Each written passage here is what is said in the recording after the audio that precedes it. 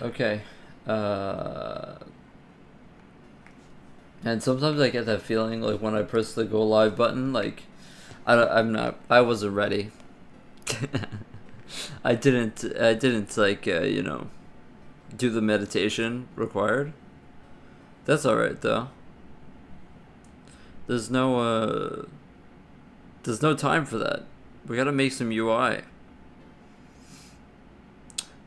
Ba-dum. Boom-ba-dum, ba-da-da-da-bum-bum. Okay, so something bad happened. That sucked. Uh, Yesterday, last night, I discovered that I had put my dongle that connects my phone to my headphones into the washing machine. Okay, so my night was ruined. However, it still works somehow. I don't know how it still works, but it still works. However, I did connect it and then listen to music last night, and now my ears feel fucked up. So I am kind of worried that there may be something wrong with these headphones now. It kind of does give me a headache. And so it may be that there are like some sub frequencies that I can't hear that are damaging my ears. Okay? Now, if I should be worried about this, I'm not really sure. But I just thought to let you know. That if I have to take off my headphones today, it's probably because my ears are getting irreversibly damaged by my own folly. Okay, so that's one thing that happened last night. The other thing that happened last night was that I discovered that I had completely fucked this up in a very stupid way. Okay, it's actually not a completely stupid way. Okay, it's just I'm stupid. I'm not that stupid. I had messed something up that I didn't even like realize was this.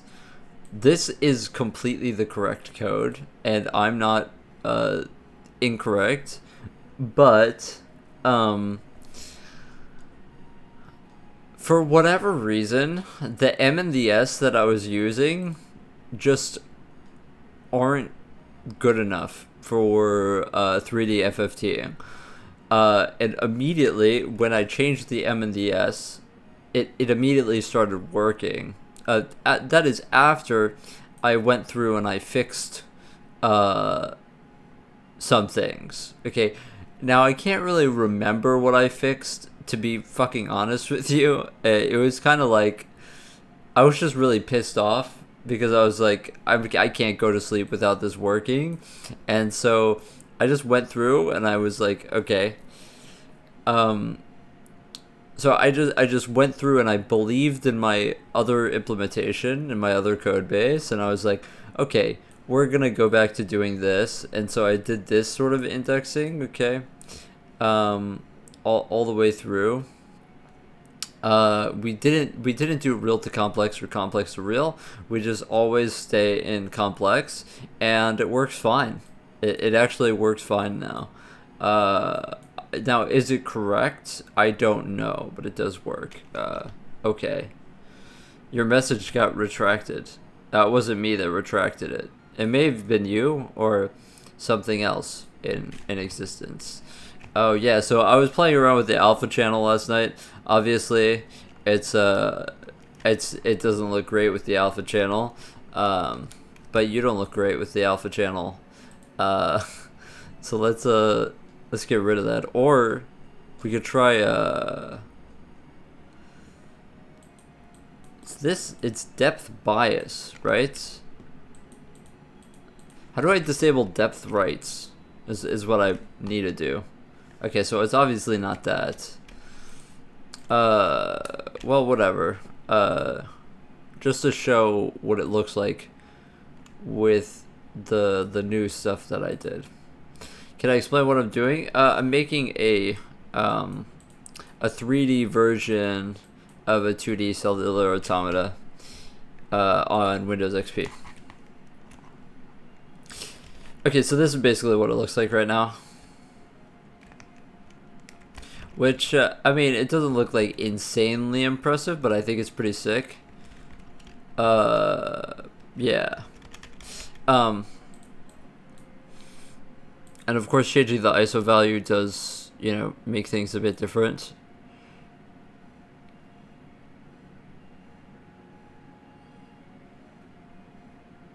Which is cool.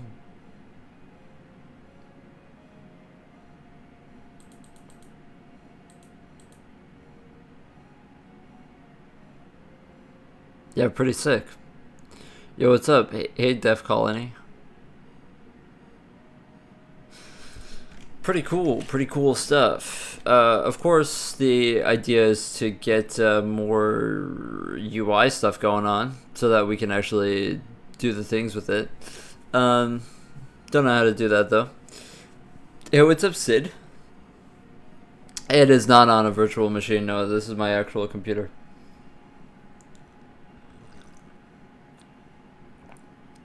That's good. I was honestly, I've been doing this long enough that I know when YouTube stops recommending people my stream, because like overnight I just won't get any views or subscribers or whatever, and then I'll be like, okay, well, there goes my 15 seconds. But I'm glad that it's not actually up yet.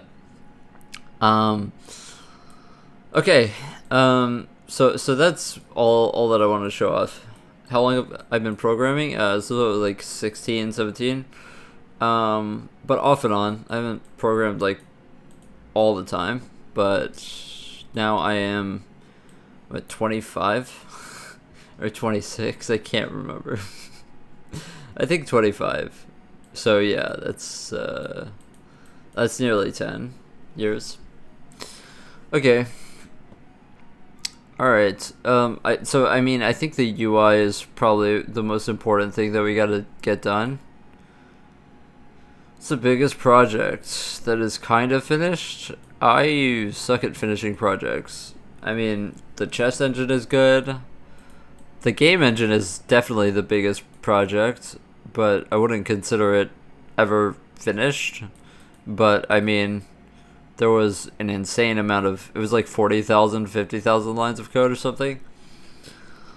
It had pre-computed light maps, pre-computed 3D volumetric light maps. It had its own terrain and model editor. It had its own skeletal animation system. It had, you know, a billion fucking things in it. So it was impossible to finish that. So, but I've got 400 hours of me programming that on this very YouTube channel. All right.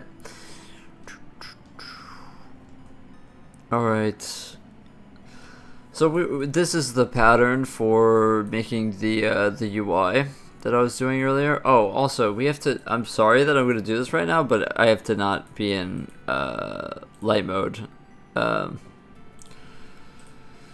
Somebody paid me to turn it off of light mode yesterday, and so I of course had to do it. But we're going back to light mode. I'm sorry. It's not nostalgia. There's a couple of reasons. I don't have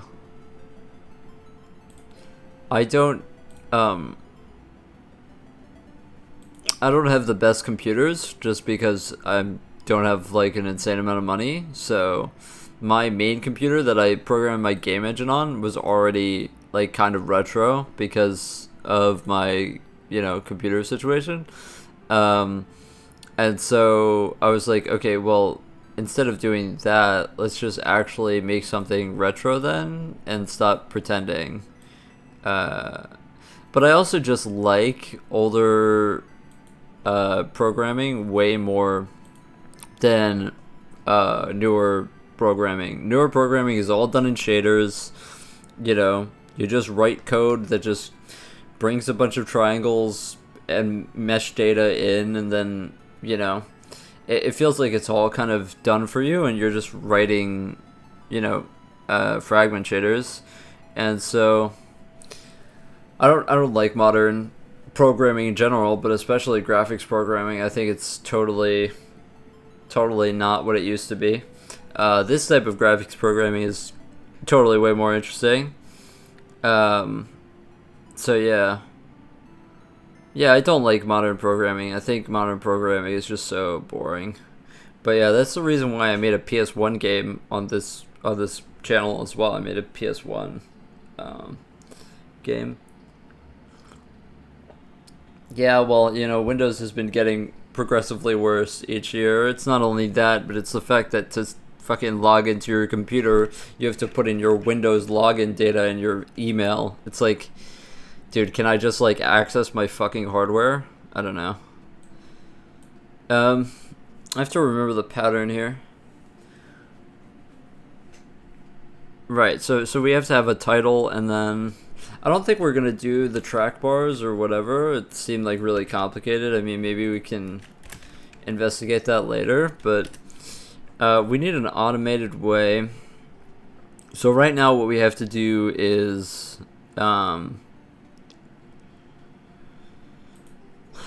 so there's channel data and then kernel data, but we also need a ability to add and remove channels and update the menu based on that. And I don't really know how to do that, how to actually clear the thing. How to delete all of these elements. So I probably have to look at the documentation. So I'm just gonna have channels, and then have I ever used AI to help me programming? Yeah, I'm not gonna lie, like, there are some times where I've been staring at the same thing for like, you know, 5 hours and I can't figure it out, you know, and it gets me out of that same headspace. But I also think that AI itself is not good at programming, so it's not like I rely on it very much.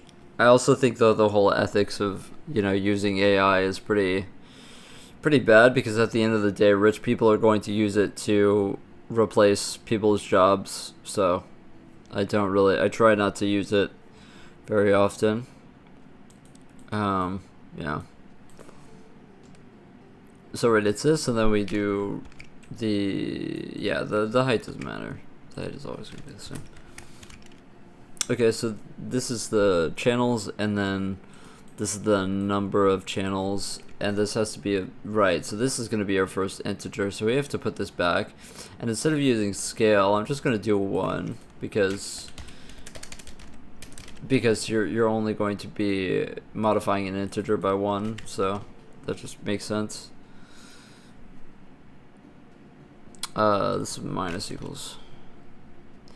Yeah, I should have just said plus equals. I was being stupid.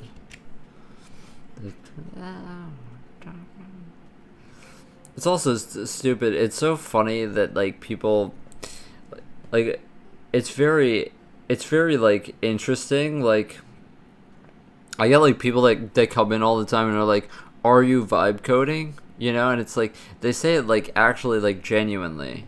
You know what I mean? Like, that's just like a normal thing for people to do nowadays. It's like just vibe code or whatever, and it's like, how is that like normalized? Like, do we just like not care about like craftsmanship? I don't know. Like, for me, it's like, I don't know. For me, it's like I take kind of pride in what I make, you know. So for that to be a thing is like super weird to me.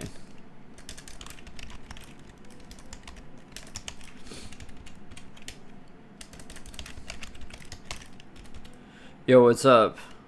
I went back and I saw the volatile thing. I think I was so in the zone that I didn't really clock that in my head.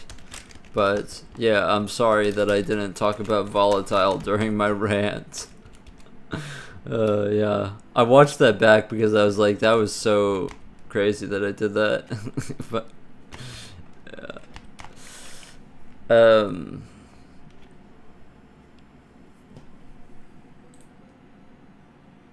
Okay, so that did it get rid of the blue channel?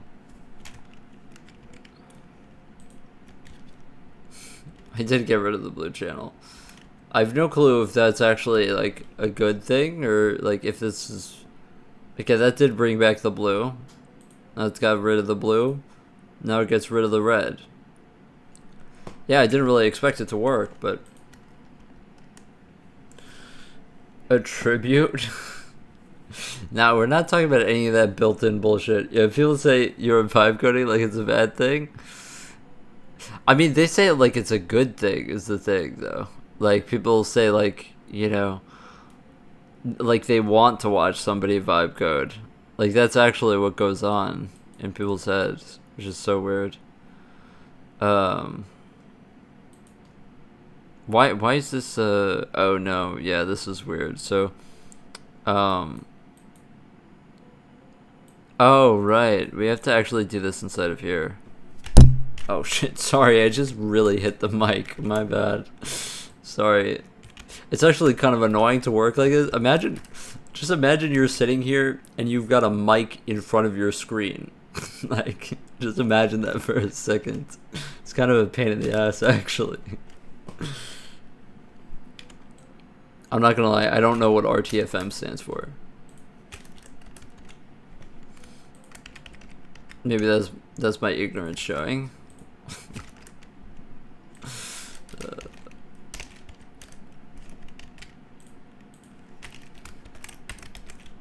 Read the friendly manual. I don't think I've ever read the friendly manual. But I mean, you're the OS dev, so I don't know anything about the friendly manual. So are you gonna make the next? Are you gonna be like the next Bill Gates? I did that last stream. Is that a friendly manual? That's the MSDN. That's the least friendly manual that exists. Let's do 0.3F.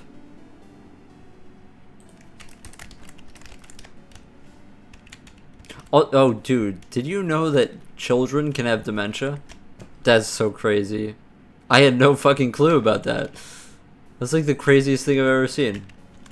I got 15 viewers? That's sick. Replace fucking with friendly. Yeah, those are two very different words. Yeah, children can have dementia. I saw it in my recommended this morning. Like the Children with Dementia Initiative. Or whatever. It's like, dude, that's fucked up. That is fucked up, man. That is like the worst thing I've ever heard. That is so bad. Like, I was legitimately like, damn. I'm not laughing at dementia, by the way. My grandma had dementia, so it's not like funny to me, but yeah, it's crazy. What's my peak viewers ever? Probably like 30, 40 something. You're inviting more people? Yo, that's awesome. I mean, thank you so much. This is strange why this isn't oh, I said it twice here, but it still is strange that yeah, this is not the correct integer, by the way. We don't have negative int max channels.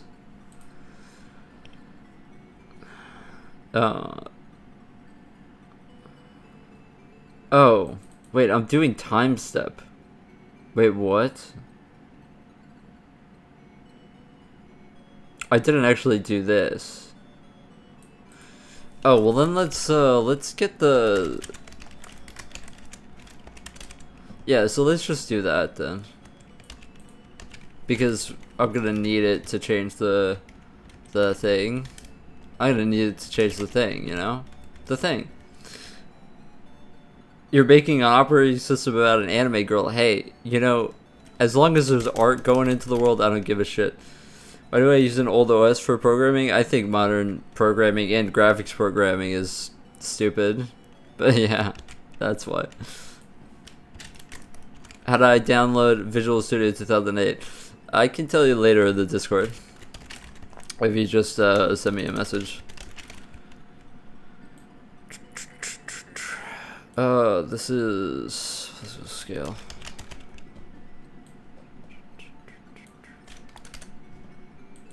Okay, let me see if this fixes it. Dun, dun, dun, dun. Like what? Like that's annoying. Wait, hold on. Was this was increment?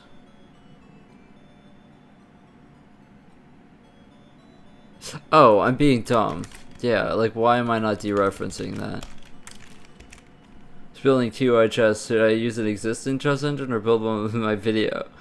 I mean, do whatever makes you happy, I guess. I feel like you could definitely do both. I actually advocate for you to do both in the video. That you know, should definitely try to use a reference engine. You can also use my code as a reference engine, but yeah. That's completely up to you. But yeah, good luck with that. If you have any questions, just let me know. I am here to answer them.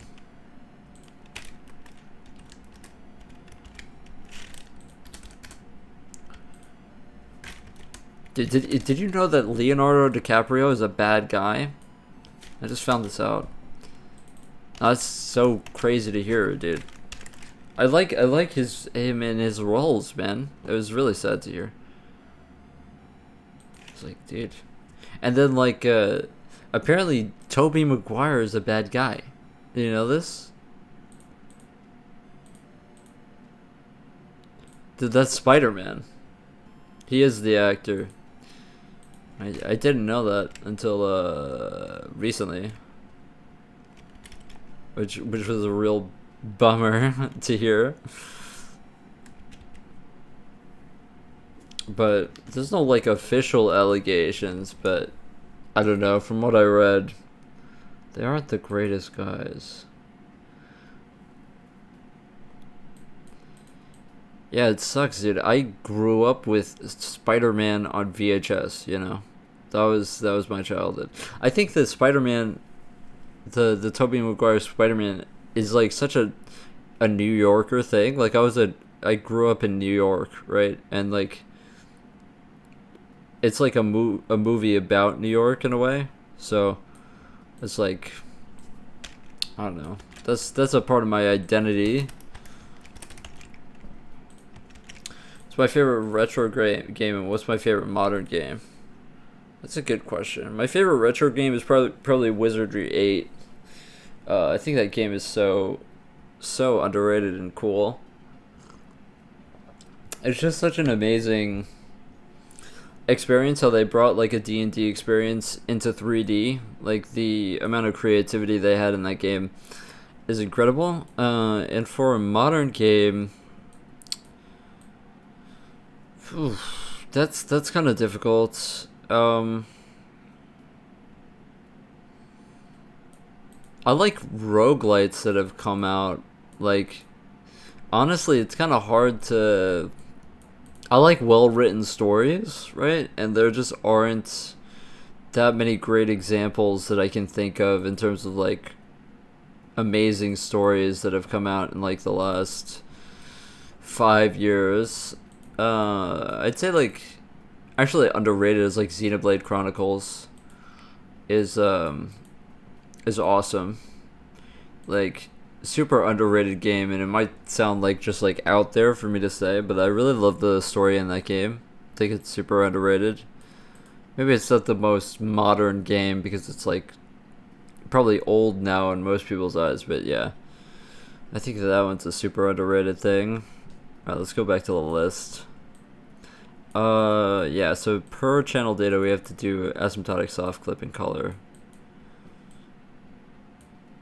And so that's going to be a for loop through all the channels and then doing that stuff per channel. Yeah, the thing is, like,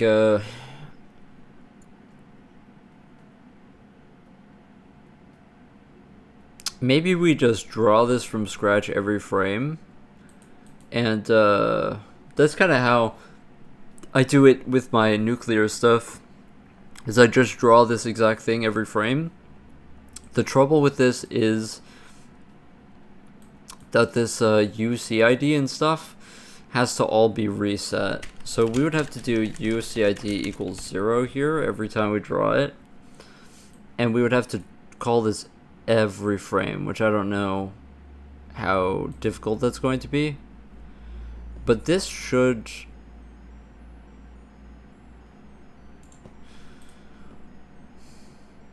This is box count is the problem. Box count, component count. Yeah, this might seem crazy, but we could technically do box... Oh, but then... It's still not going to empty the other ones. But maybe it doesn't matter if we're drawing over it. We probably have to paint over it white, though. Yeah. Okay, I might have to read the documentation to figure that out. Yeah. But yeah, that's the idea. Component count. So you just set everything to 0 when we start drawing again. And then that's gonna be button count. Okay. So those are all global, so we can still just set them to 0 at the beginning of drawing, but yeah, if we do that, then we're gonna have to... Yeah, I need to figure out that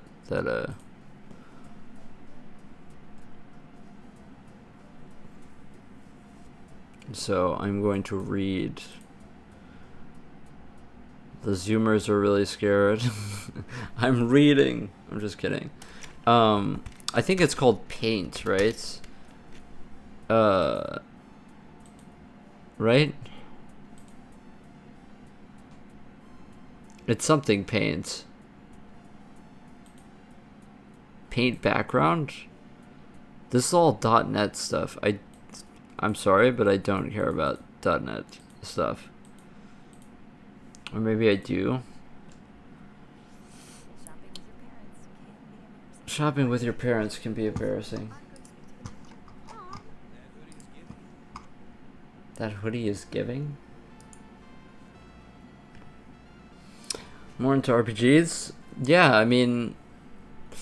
Not necessarily. Like, I played, like, a lot of FPS games growing up. And I love Quake and stuff. But... I think, like, as I've gotten older, I really appreciate well-written stories. I think retro programming is harder than modern programming. I think it's totally different. Like, modern programming is, like, it depends what you do, right? Like, modern programming, depending on what you do, is, like, way easier, right? Modern programming is, like, doing an entity component system and this and that. Well, in more retro programming, you're really, like, you're down in the hardware, you know, in that sense. But modern programming can also be incredibly difficult, like when it's ray tracing and all this, like, very incredibly mathematical stuff that's going on. That is, that stuff is really, really complicated. So it depends, for sure. There's, like with everything, there's always going to be, like, subsets of something that's, like, incredibly complicated, and then the majority of it's going to be, like, kind of easy, right? That's with older programming too. I just have to look this up because I can't find it. WM Paint. Okay, so that's what it's called. Okay, that's what I was looking for. Oh, hey, what's up, Appetite? Hi. Have I seen how someone optimized SM64? I did see it. It came up in my recommended. That was pretty cool. That was pretty crazy. Oh,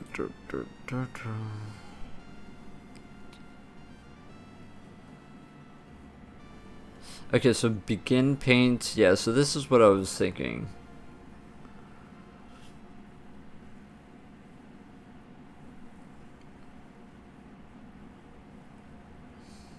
Redraw a window using the WM paint. I want to redraw the entire client area.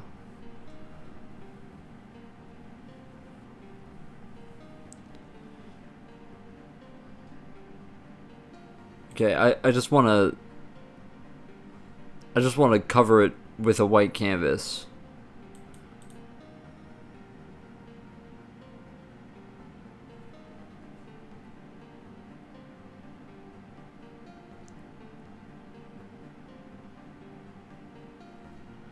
I am using Windows XP. Yeah, this is my computer with Windows XP. Alright, let me see redraw a window. What redraw a window looks like.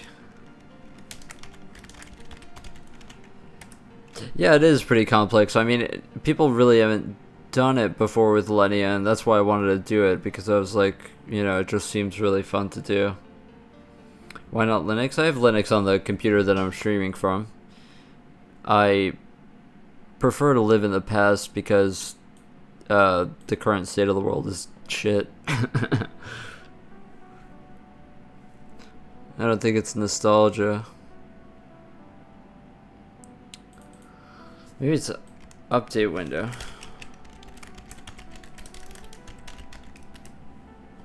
Update the client area. Okay. Okay.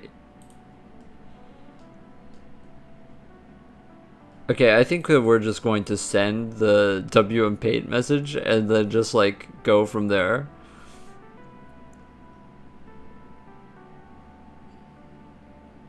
Update window or redraw window member function is called. So we have to do update window or redraw window and then begin paint and end paint. And what does begin paint do?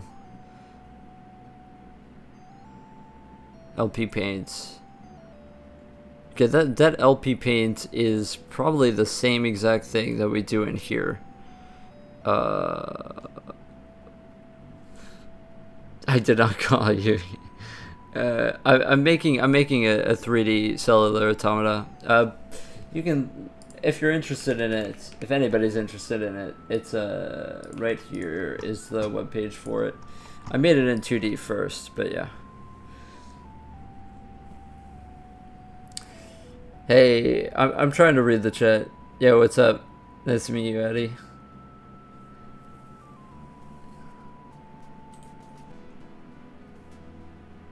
Okay.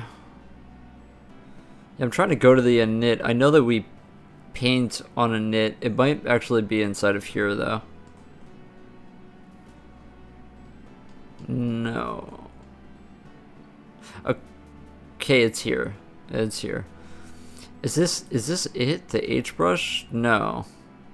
No, it's not H brush.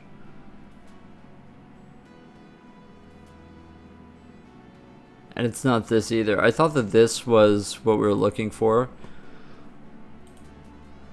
The XP interface is so cozy, yeah.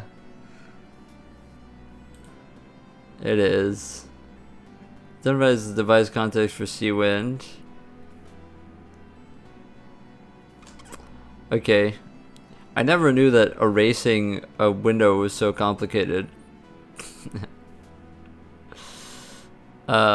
Begin paint, the rectangle end paint. Paint struct, begin paint. Okay, so this is what it looks like.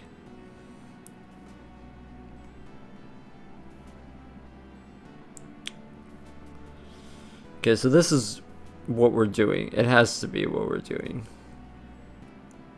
Okay, so we're gonna try this. I have genuinely no clue what I'm doing, but that's alright, we're gonna give it a shot. Everything went downhill after they released Windows 7, yeah. I'd argue that even Windows 7 was definitely where it started. But, I mean, definitely, like, Windows 10 is, like... Oh, you are saying that Windows 7 when it started, yeah. I don't even think like I think Windows was always kind of a bad company. It's like, but it's like Windows XP is like good bad. You know what I mean? Like, that's what I think about it. Okay, so I just forgot what I read. Okay, so we need a paint struct. I thought that there was a. Is this a real thing? This is a. What? That's a weird naming convention. There's no underscore.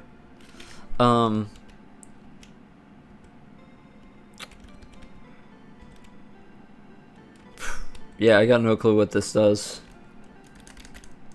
Should rules be a direct lift? So that's the interesting thing, is that I've had to make like some modifications in terms of the values just need to be kind of higher with the M and the S that we use for kernels, but for the most part they're the same. I'm not even sure what this syntax is. I've never even done anything like this. This is so weird.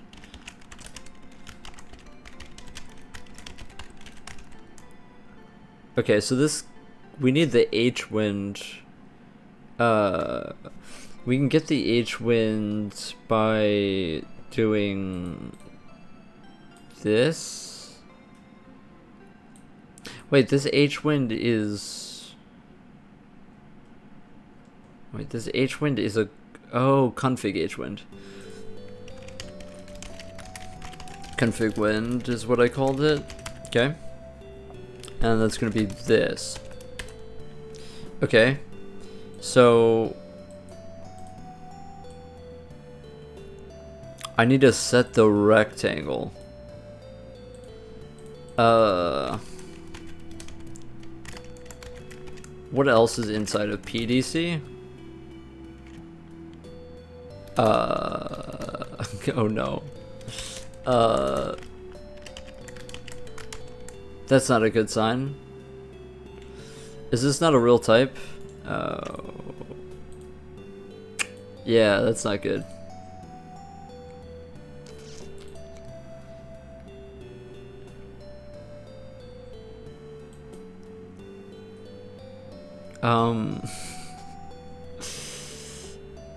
I'm just gonna try this. It may be that we're barking up the wrong tree though. What's a CDCA dev? It's cellular automata, so it's linear. I'm doing linear in 3D. Can 2D layers influence each other? Well, it's not necessarily layers. Like, if I can show you if this compiles right now, if I don't know why that just okay, it's getting mad because I included that file.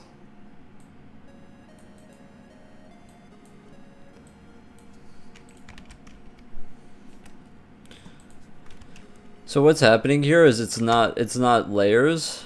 It's actually like a 3D volume, right? So when we're convolving it in 3D. So that means that the entire volume, like we have a 3D kernel, right? So you can think of it as spheres are convolving through the 3D volume. So it isn't necessarily layers at all. The entire scope of it is in 3D. But it is more touchy than 2D. Like, it's harder to find lone shapes that are moving through, you know, and stuff like that. Just because it's super touchy. But that's kind of why we're making the UI for it, because once we have the UI done, then we can actually like start playing with the parameters easier. So this CDC thing apparently isn't working. Maybe this? No, yeah.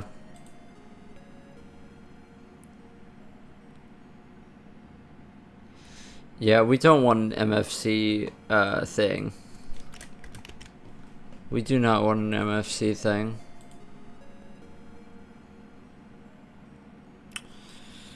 So I want to avoid the MFC thing.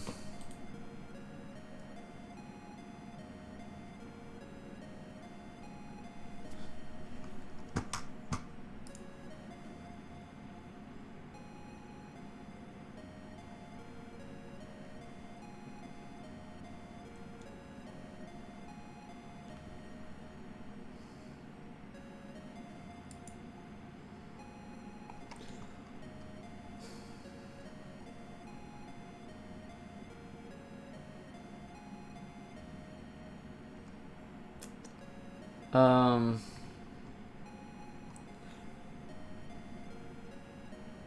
call update window.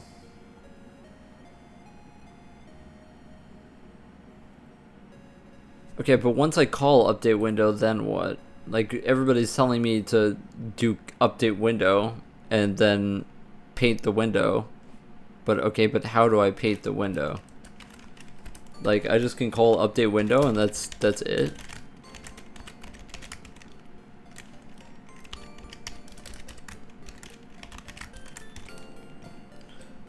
I want to try just like doing that at the end just to see if it deletes everything. Okay, it didn't delete anything.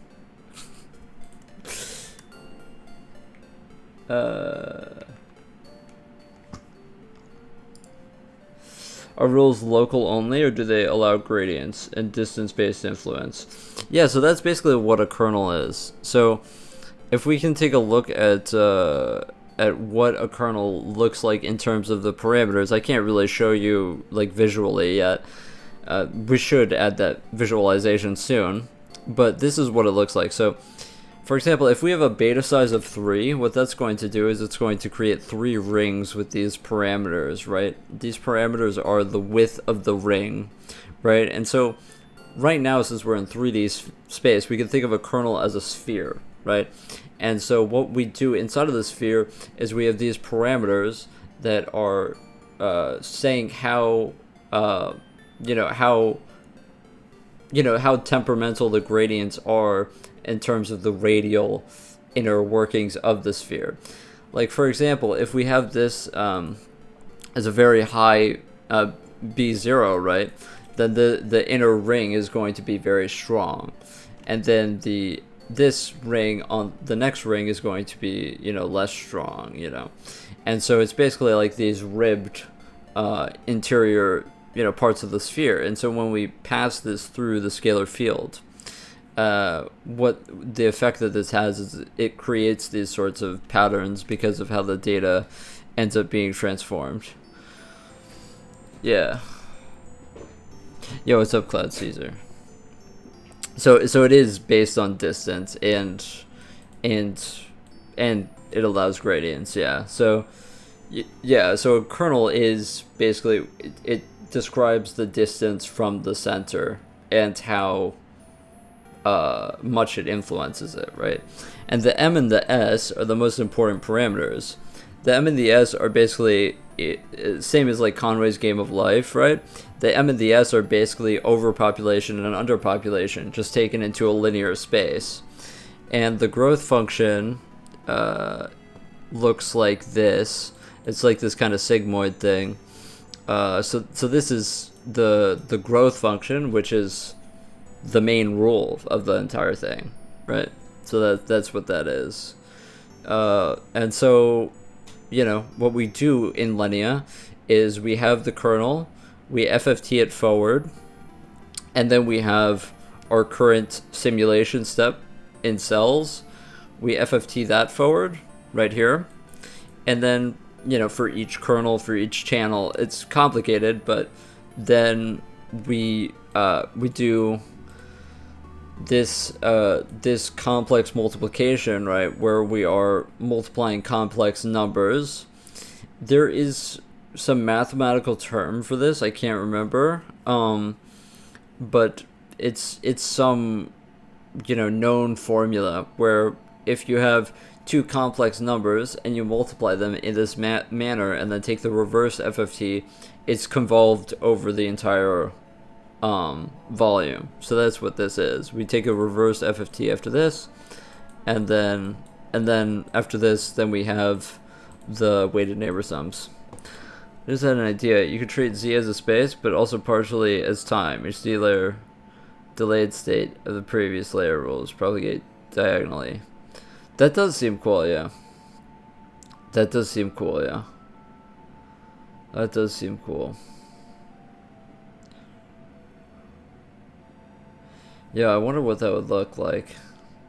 It'd definitely be incredibly difficult to do. It would be incredibly difficult to do. Because we're already so constricted with the amount of vertices and stuff. Like it's incredibly, you know, resource intensive to do it, so it'd be really hard.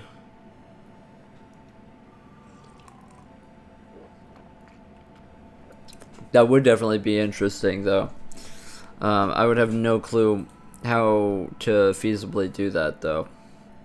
In terms of, like, you know, storing that data would be really hard. Because, as you can see, we have, like, it being a 3D volume is, like, a lot, right? And to get it in 3D, we have, like, millions of vertices already. So to store all of that and have it persist would definitely be an interesting thing, for sure. And you would basically have to, if you were to do that, you would need basically two sets of data, right? You would need one set that is the working set, right, that it's working off of, and then you would need the history, right? Because it is convolving in 3D, so you would still need the current state, which would be quite challenging for sure. So this update window didn't actually do anything.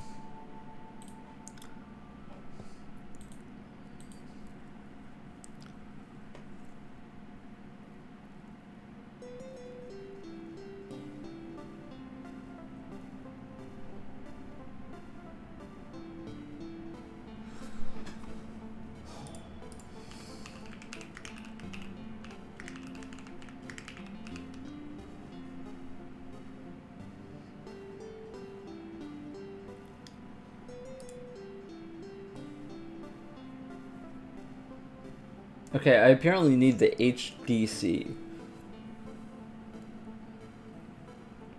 For some reason, this isn't in the MSDN, so this is like really annoying. But apparently, I need the HDC. Is this a real thing?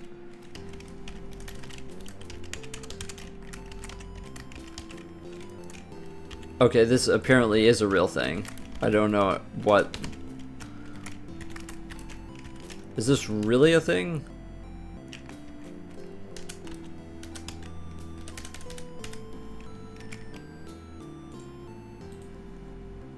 Okay, apparently it is a thing.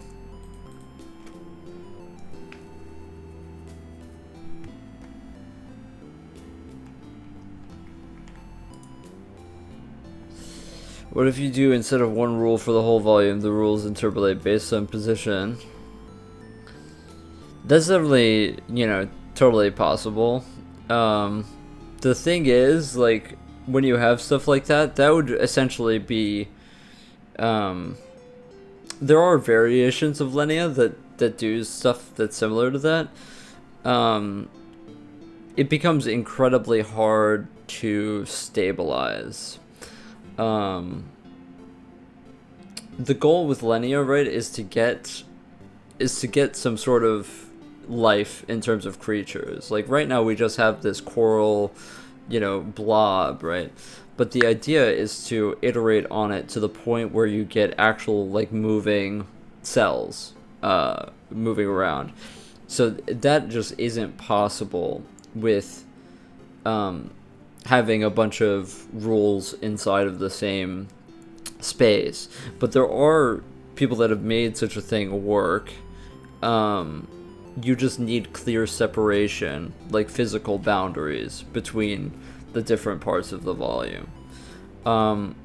You can look up, there is a video about that though, of somebody that did something very similar to that. You can also probably look up flow linear as well, which probably is similar to what you think. It's got like reintegration mass tracking, which is pretty interesting.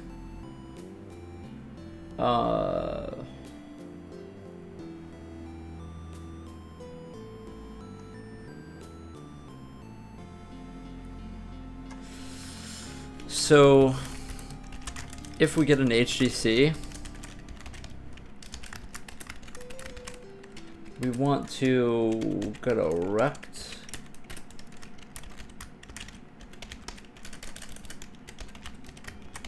Yeah, I'm sorry, I have no clue how to do this, so bear with me.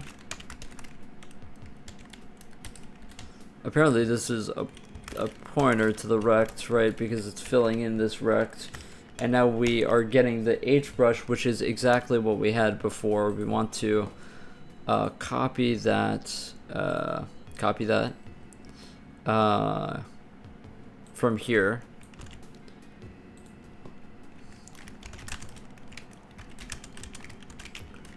Okay, so we get that, and now if H, I don't know why we need an if H, but we are filling rect. Sorry, I can't reach out right now while I do this.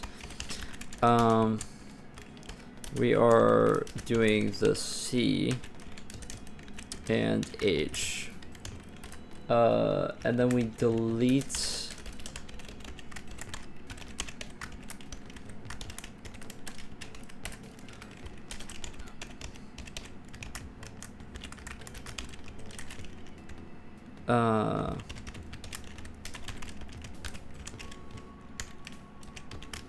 okay, I would have never figured that out on my own.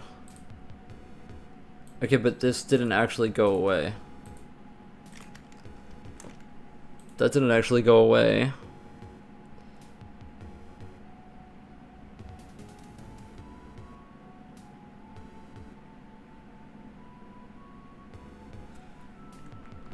I wonder if I call this twice, actually, or something. You could also try where cells don't represent alive and dead, but they're stress load. That would be interesting, you know, actual, you know, physics into it. But I think that it's definitely what flow linear is. Like, I implemented flow linear as well. It's very much like that. They've got, it literally has a physics component to it, as in the reintegration mass tracking is quite literally a formula for you know, physics that's inside of how the rules are. Yo, what's up, zombie man?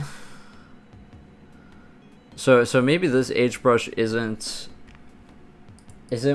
what I need. This is so strange that this isn't working.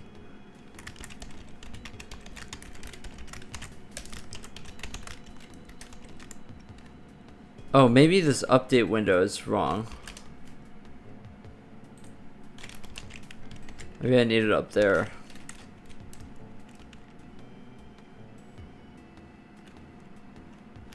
Can I just do...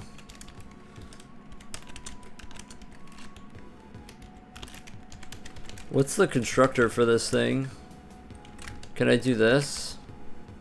No.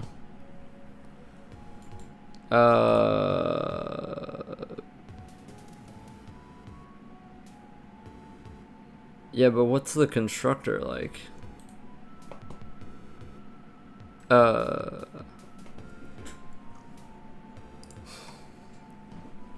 What's up? I'm working on I'm trying to paint this window right now, which is, it's proving to be a lot more difficult than I thought. This color ref.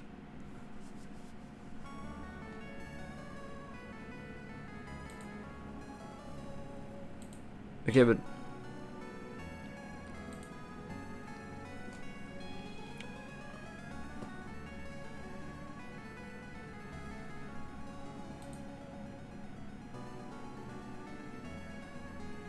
use the RGB macro.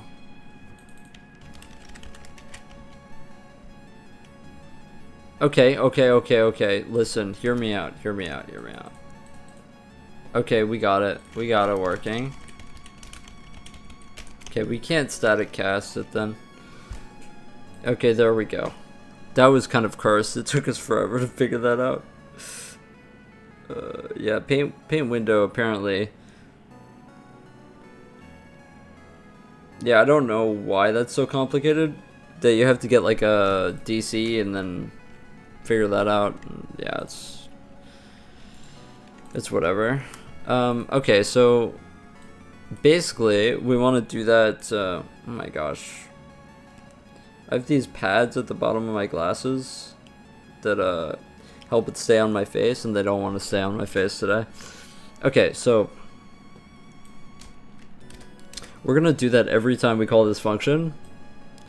We're just gonna clear it and then paint it again. Reason being, we might actually change the amount of channels that we have, and we need to loop through the amount of channels for the UI purposes. Like so.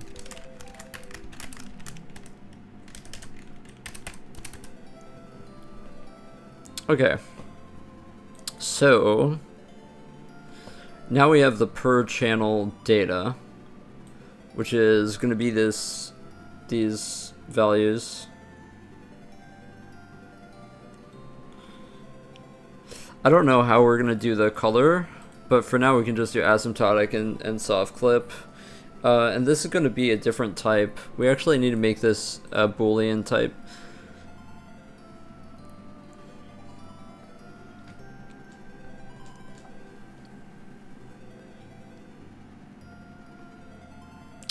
Yeah.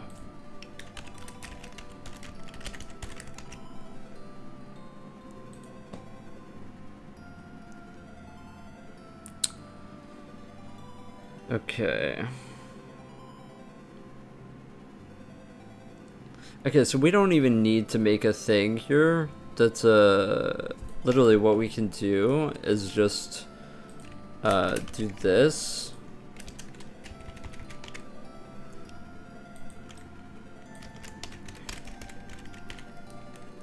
Asymptotic, and then just make a thing right next to it that says this.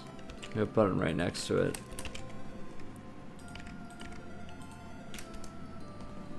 I don't really know how to get it right next to it, to be honest. Is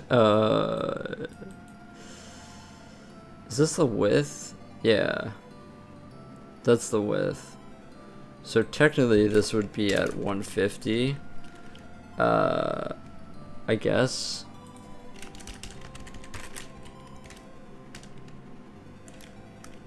What's toggle?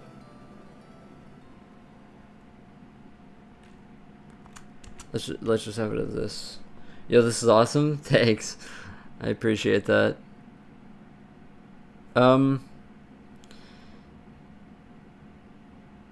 Actually,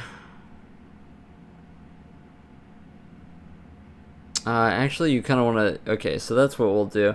We want to make another text box actually, next to it that just says what the current state is. So, let's just have that, and it's just going to.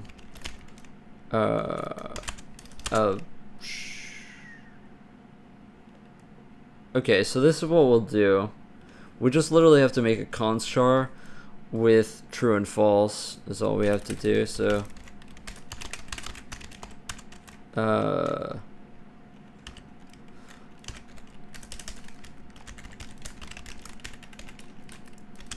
okay, so it's gonna be this, and then just yeah, I mean, this is fine.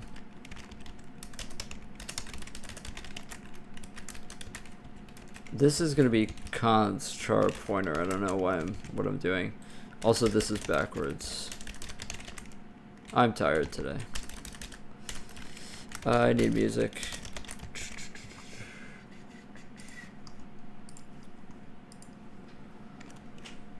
Okay, so now we have that. I need to basically put that over here, bool val, and it's just going to be indexed by the value of this channel. So I forget what I called that.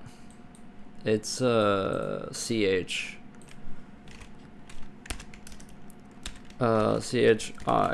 dot asymptotic. Yeah, so that should work. We want to have that next to it, so this will be at 150, and then right next to it at 170 will be the button to toggle it, and then this will be to ci dot asymptotic. Okay.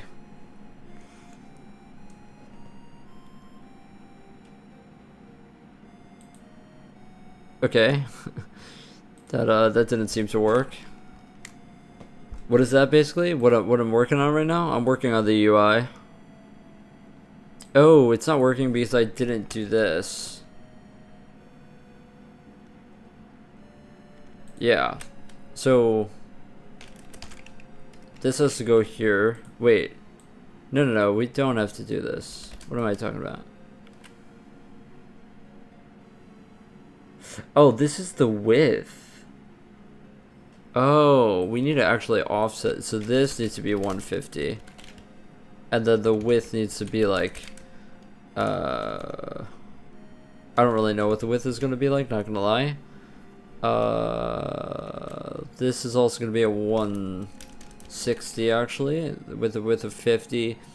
And then we still need 10 at the end, so that's going to be 220. With a width of, oh, 220 is going to go off the window actually. So this has to be smaller, so 100, if this has a width of 50, that's going to be 110.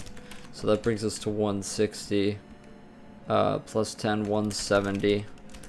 And then we have 20 left over for the button. The asymptotic field?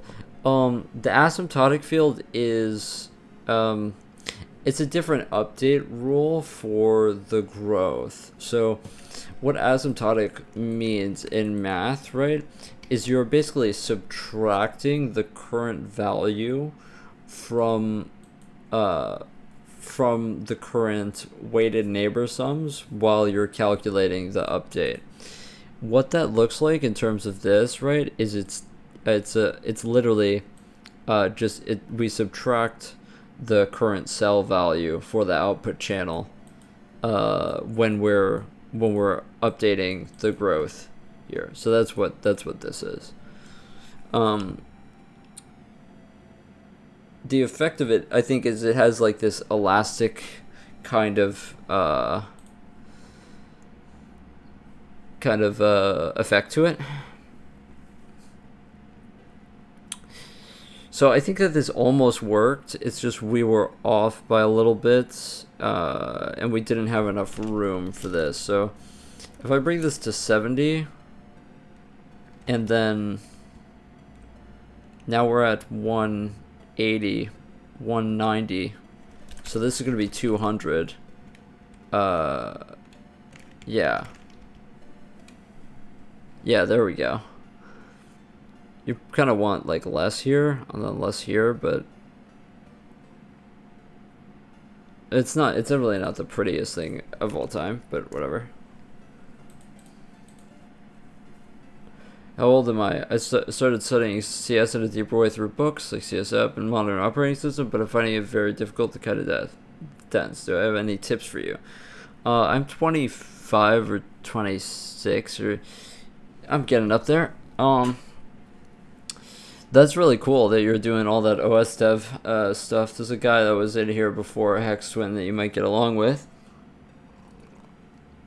I think the best way to do it is just do projects. I think that the world wants you to believe that programming is a white collar job, like being a lawyer, or I don't know, being some sort of government official, or being a doctor, or being an engineer. I think programming is more like a craftsmanship thing. Like it's more like a trade, like being a carpenter or a plumber or electrician. I think you just have to get your hands dirty. You know what I mean? And just sit here with the code, just you and the code, and try and figure out how to do it, you know? There's only so much that a book can teach you about it. For sure. That's my view on programming as a whole. Look at this. Oh, sorry, Nepal. I don't know what that is. Why Windows XP and not Windows 7? Windows XP because I like older programming. I think it's a lot more fun than modern programming. Uh, it's just way more fun to do. Where do I get software for Windows XP in a safe ISO file? You can hit me up on Discord, and I'll send you it. Uh, but yeah.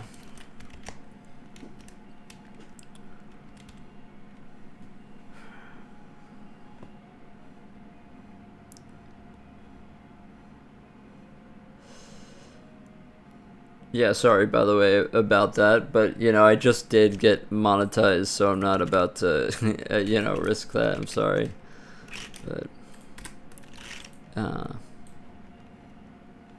I've been trying to be very careful with the music and everything, so I've been trying my best. It's kind of a miracle that I got monetized in the first place, to be honest. So.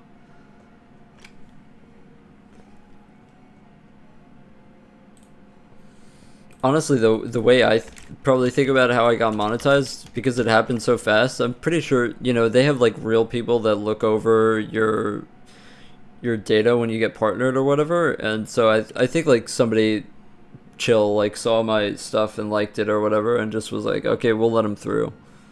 Because it happened overnight. Like it wasn't like I didn't have to wait at all. So I think I just kind of lucked out, to be honest. So trying to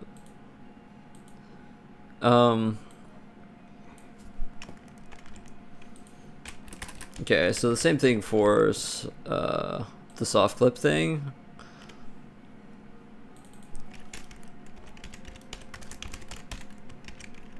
How does this YouTube monetization thing work? Basically, there's two thresholds, right?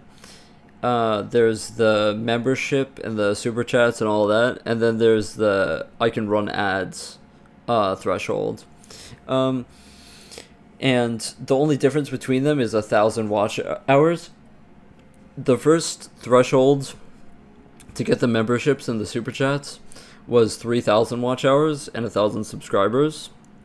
I obviously got the 1,000 subscribers a long time ago, but or I didn't. No, that was just recently. But I still was off by like 1,000 watch hours, even though I streamed like so many, like hundreds of hours on this channel. Getting watch hours is incredibly difficult. It's incredibly difficult. But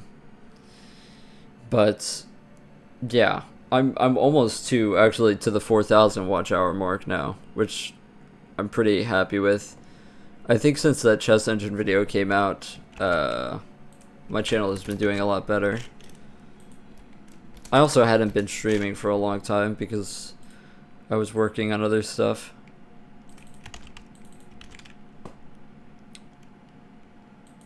Also, this can't be decrement. Well, I mean, it doesn't matter for a Boolean. Boolean can have both. Let me make sure that I'm doing this right first. I think it's fine. Hi, have I tried Zig language? If so, can you tell me what's wrong with it? That's funny. No, I haven't tried Zig myself. Out of all these like new languages that have come out, like Nim and Zig and Odin and etc., etc., I really only really respect Rust. I think the rest of them are just too niche to the point where I don't trust their compiler, There just are too... The people who've worked on the languages, it's too small of a community. I would never trust it. That's my opinion on it. It's just like... I think like conceptually it's cool. Like, I didn't look into it a lot. Like, I think the... whatever they had like in terms of like memory and stuff that's kind of special about Zig, I think like all that was neat, right? But there's a reason why C and C++ have been around for like 50 years, and it's because they will C, I mean, has been around for 50 years. It's because it does what it does very well. And so there's these other takes on it, like Rust, right, where they try to make it more safe, and Zig, where they try to, make things more explicit in terms of memory. Uh, C and C++ are never going to get replaced, though. It's kind of the thing. So, I don't know. C and C++ are just so versatile, and that learning C or C++, I don't see the need to learn another language, for sure. I just wouldn't find it useful for me to ever learn something else. But I don't think that there's anything wrong with it necessarily.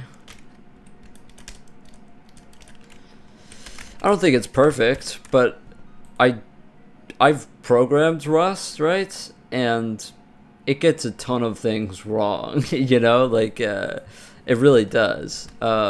It's incredibly hard to make something better than C, to be honest. There's a reason why it's so widely used. And if you have a problem with the standard library or whatever, if you even have a problem with this, then, there's ways to implement these functions yourself in a safer way. Yeah, out of all of them, I haven't looked into Odin as much, but Arya, my mod on the channel, likes Odin, but I don't know much about it now.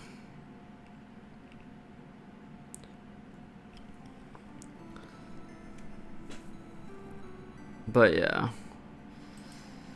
But I'm someone who, I don't use C++. I see no need for operator overloading. I see no need for any of the namespace bullshit. I have no need for any context expert. I don't have any need for it. And so here I have all my stuff in C++ because that's what the compiler here requires, but I never program it in it otherwise.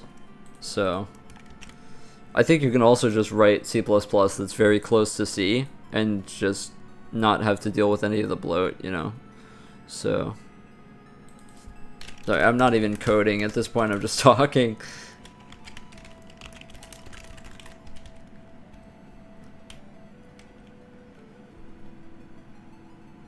Oh, it is math baked in, so you won't need a lot of operator overloading. Yeah, I might check it out. I don't really I don't know. Maybe it's just that I'm used to C or whatever, but I don't know. C is just so fast to write. Seriously, I can just write whatever I want extremely fast. It's just natural, the prototyping just comes to me. And so yeah, I'm gonna have to change the things on my glasses today. This is going to be the bool value. There. I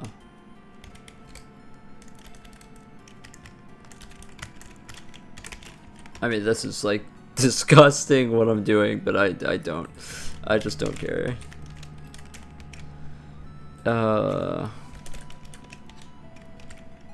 Okay, there we go. I'm just gonna put this into. Okay, yeah, I need to change the things on my glasses. I have these pads on my glasses, here, that I need to change. So I need to do that real quick before it really starts bothering me because they're falling off my face.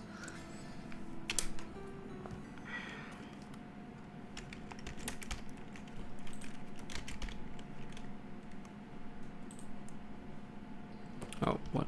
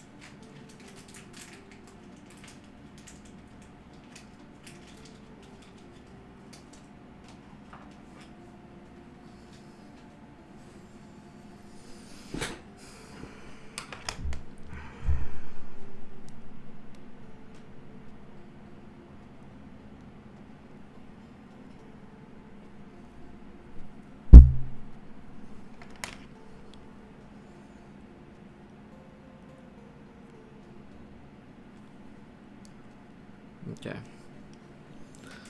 You need to extend a C program without making it too complex. You can even use scripting. Yeah, I'd never really do that. Oh wow, it died out. And it made a cool pattern.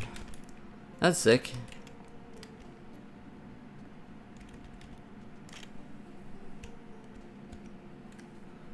I think tab restarts the field, right? Yeah, it does. Okay, well that did the wrong... I think it linked it to the wrong text box. But it still is changing it, yeah.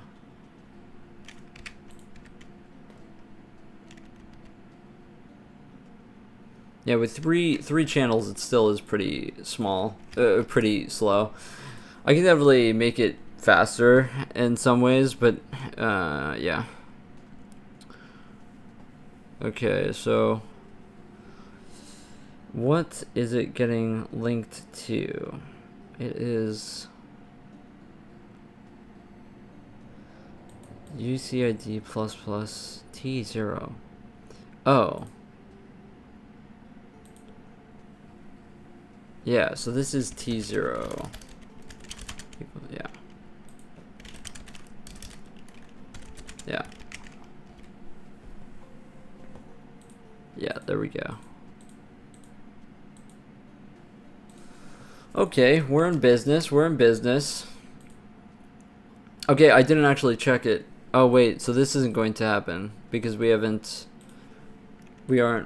calling the function every frame like I said that we would. I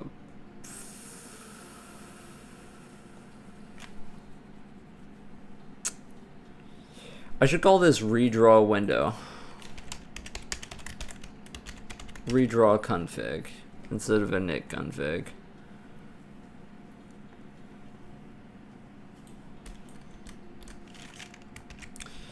And then we can call this, let's just like make this in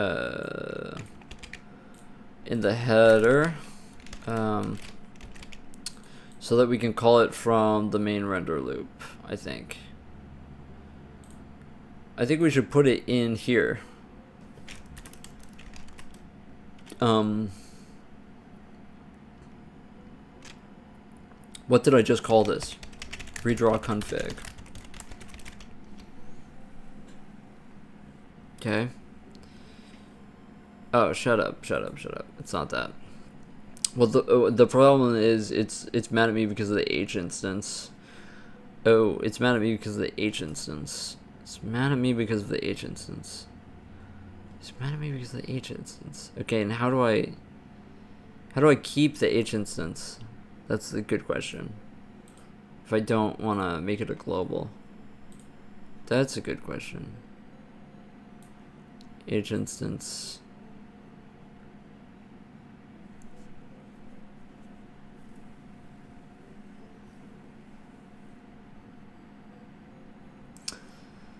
I might just need to make the H instance a global. Yeah. So let's do that. I feel Rust faces a bunch of big team development. Yeah, exactly. Gives you nice, ready to use stuff. Yeah, I think that's really cool about Rust. Is like it's definitely made for like large scale, like development, you know. And so that part, it definitely appeals to you. It also appeals to that way in that like it requires you to write clean code, you know. I'm someone who I like prototyping, right? I work on a lot of these projects that are just like this linear project. I didn't even know if this was going to be physically possible to put it in 3D space, right? If I was to write this in Rust, it would have taken like 3 weeks, you know? But instead I've been able to do it in like 4 or 5 days because of how fast C is to write, right? So there's definitely a trade-off there. I would never use Rust for like any like prototyping thing, you know. So there's that, you know. I also think like it's just like a personal thing. Like I'm not a normal type of like programmer where I like to like engineer things to like some perfect degree, right? I like prototyping, like, you know, researching and stuff like that. There's also some things that Rust doesn't give you, right? Like in the C standard library, there's a lot of stuff, for example, reading and writing to binary. This is something that when I used Rust, I was like, wow, why is this so much, complicated, so way more complicated than in C, right? And it's because they try to be like super safe, right? It's just for my purposes where I make a bunch of applications where I need to write and save files to binary and quickly iterate that and figure that out. I don't need the extra safety and the extra guardrails. I need, the ability to write the code, So in that case, in those cases, I don't like Rust for sure. But I respect Rust, right? And I know a lot of great people who do a lot of Rust, so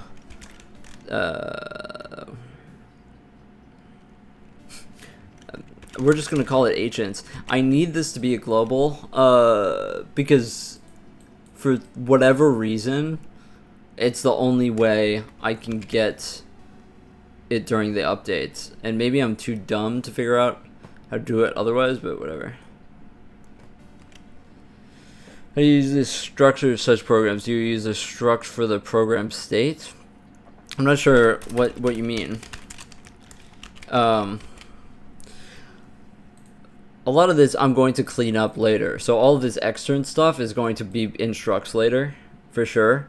But like when I'm just like prototyping things and I need a variable to be accessible in a different file, I'll just set it in an extern. It's the only way I'm able to code these things in like a week, Same thing with like the allocating things. Like you may see like inside of here, me like allocating this, random buffer here and letting go of it, right? I don't have like a custom allocator for anything, It's because if I did have all that stuff and I needed to rebuild that every time, it would take me like hours. Okay, so I'm just going to set this up like when we get it right, from here. H equals H instance, and then we never have to worry about it again. I just need to, let's just literally just get rid of it from the argument then. If we're just going to do that. Yeah. The worst part about that though is now that this has to be agentsed. I think probably I'll just like do the H instance.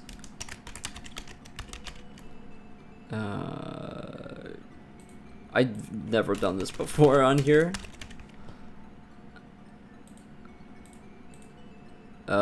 Can I replace all in here?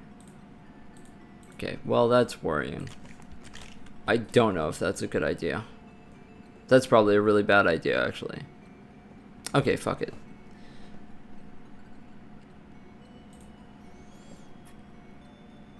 Yeah, it was a fucking awful idea.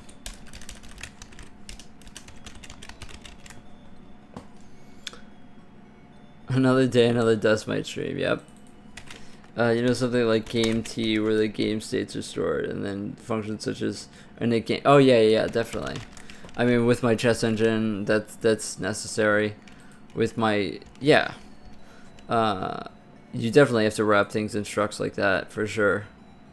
But there are also times where wrapping it in pointers and stuff makes you slower because of all the pointer dereferences. So.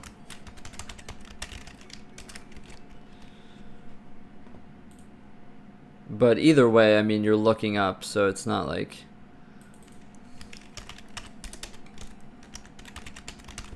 I don't really know what's faster sometimes, but...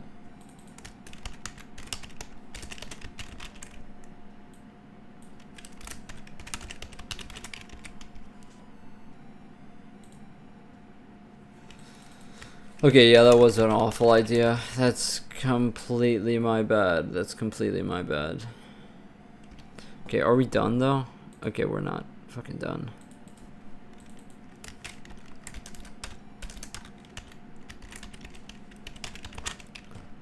Okay, are we done now? We're not done now. What? Wait, what? Oh.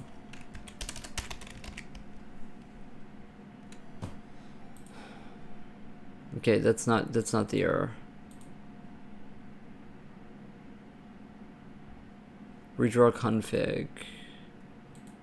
Identifier not found. I need to include the... Yeah. Yeah. Okay, are we done? Okay.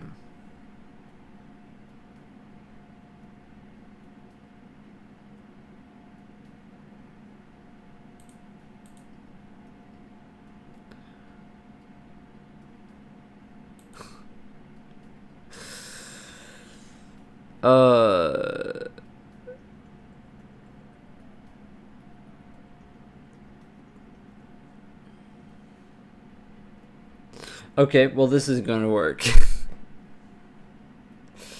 This is not gonna work. We cannot redraw it from scratch every time, it looks like. God damn it. That really sucks. That really does suck. I expected that to not be that shitty, because that's how it works in other and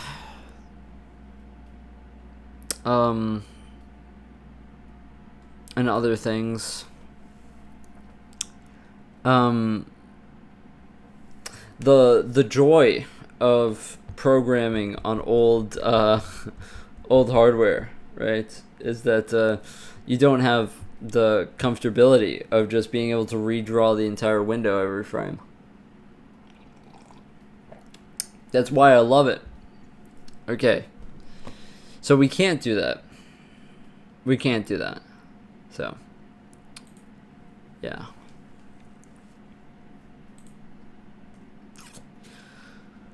Well, that sucks. Okay, this is gonna get a lot more difficult now. Okay.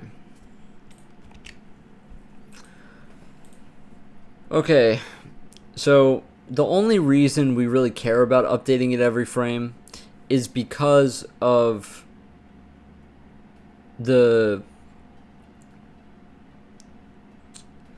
because when we delete a channel, we need to move everything back up. We use some sort of messaging to tell the program to update UI. Yeah, that's what we're gonna do. The question is, how do I do this in a way that's like not hard coded? Why is bro coding on XP? Because modern coding is boring as fuck. More difficult means more dust my time. Yeah, exactly.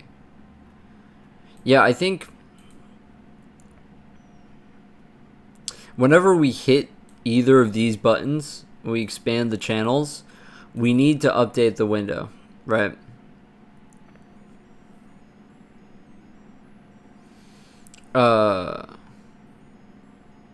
What also was weird was that we were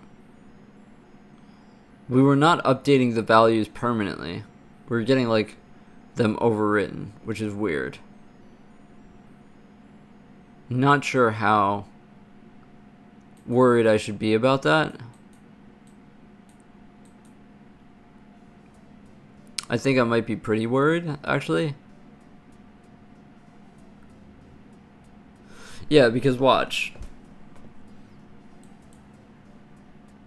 Oh, I got rid of the thing.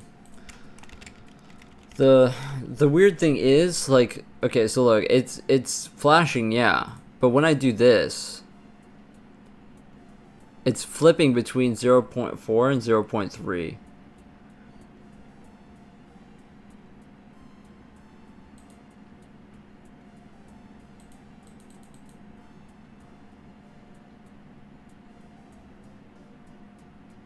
And 0.9 now.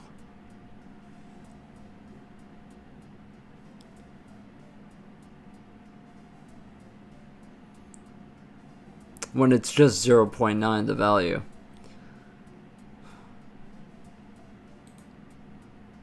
And now this is flipping between true and false.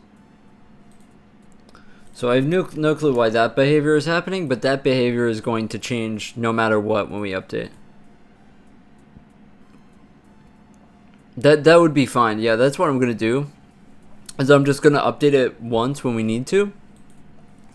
The strange thing is that the values are not correct that we're displaying.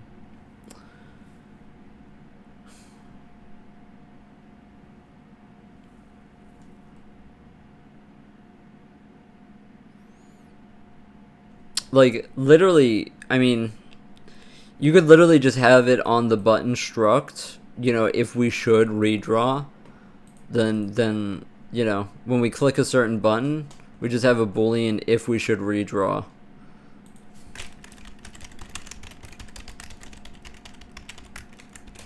Let's just call it redraw. Right, and so when we click one of those buttons, we're just going to redraw. That's completely fine.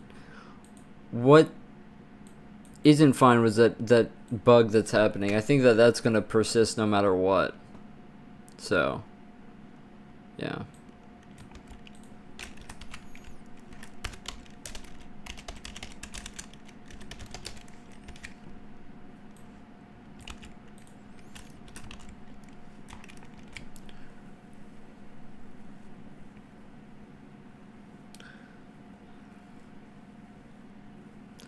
We can try mem setting everything to 0.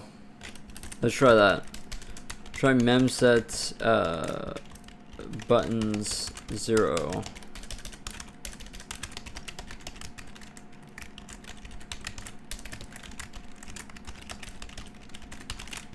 Like that.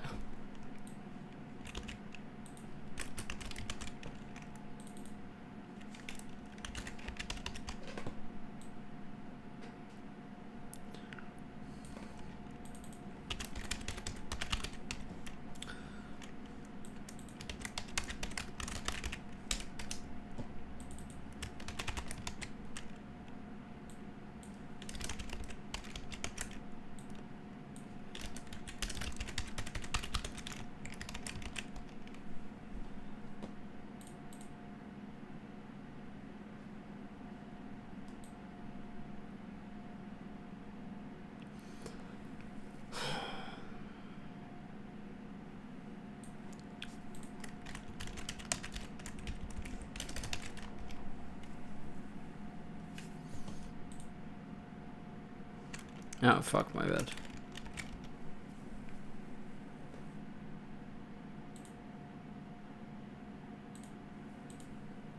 See, it's flipping between them.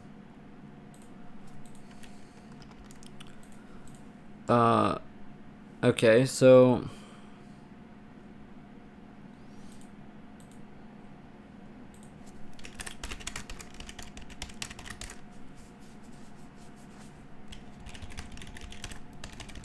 So if button redraw, then we have a global flag that redraws it. That we'll just put here.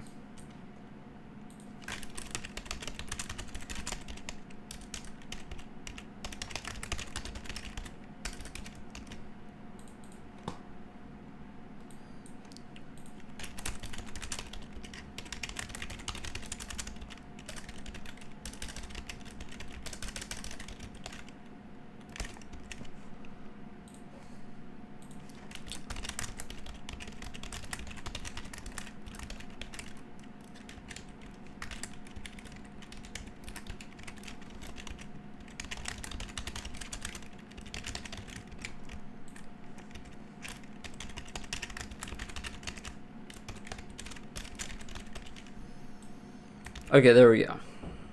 So that's the entire thing figured out.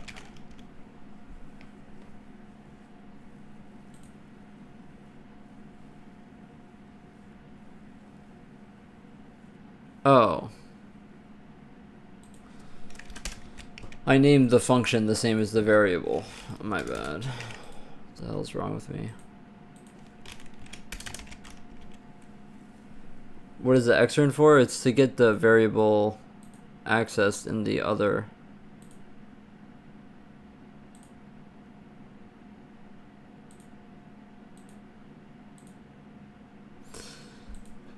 In the other file. Because we need it during the render loop to tell it if it exists, to redraw it. See how it flips back to what it was before?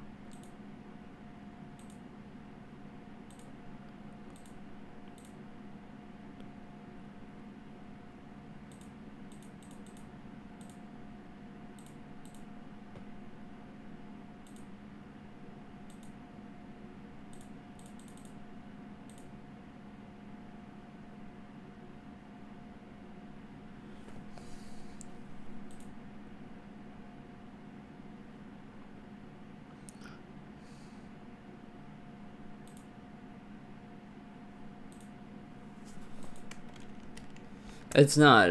I mean, it works fine in terms of functionality, but it is scrolling through all of the past values of the text every time.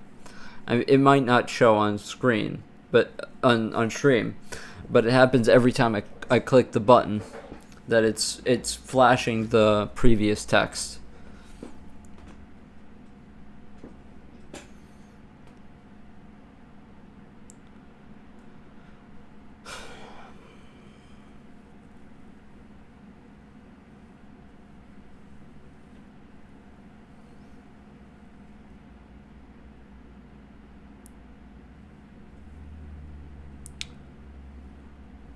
I'm worried we need to actually delete the previous buttons.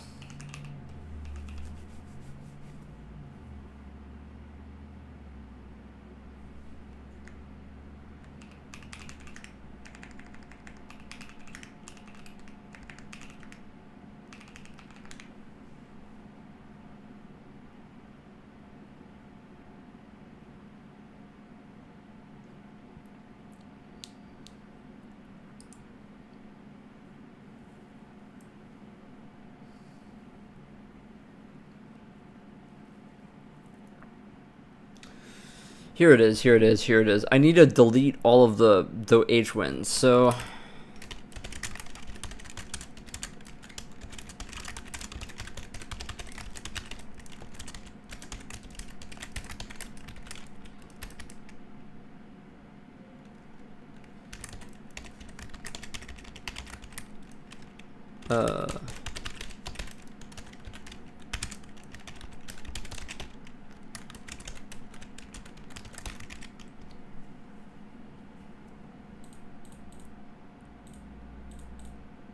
Yep, that fixed it. That did fix it. Yeah, so what I needed to do is I needed to delete all of the components manually. They were drawing over each other. Even though we paint over it, you still need to delete those components. Okay. There we go.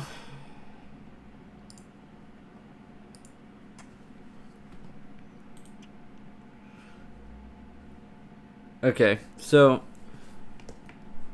I got dust in my eye, which means I'm gonna have an allergy attack. Very fun, very fun. Which OS do I usually code on? Lately I've been coding on Windows XP, but you know, in terms of like, you know, what I've spent 400 hours streaming on this channel is Helix on my Linux machine. For sure.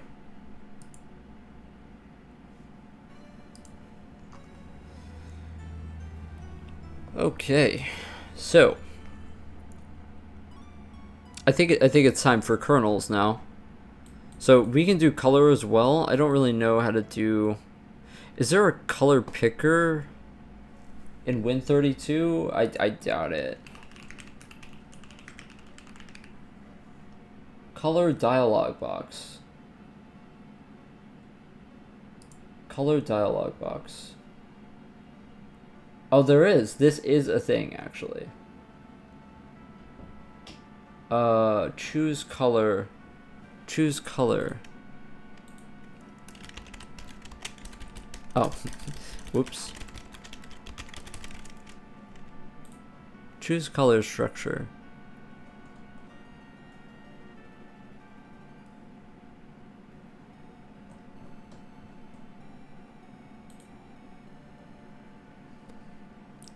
Color dialog box.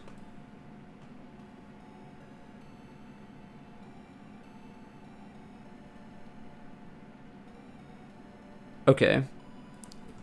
So it's a separate window that we need to make. Okay. Choose color function creates a color dialog box. Okay, so we can try this. Let's just make a button that when we click on it makes the dialog box.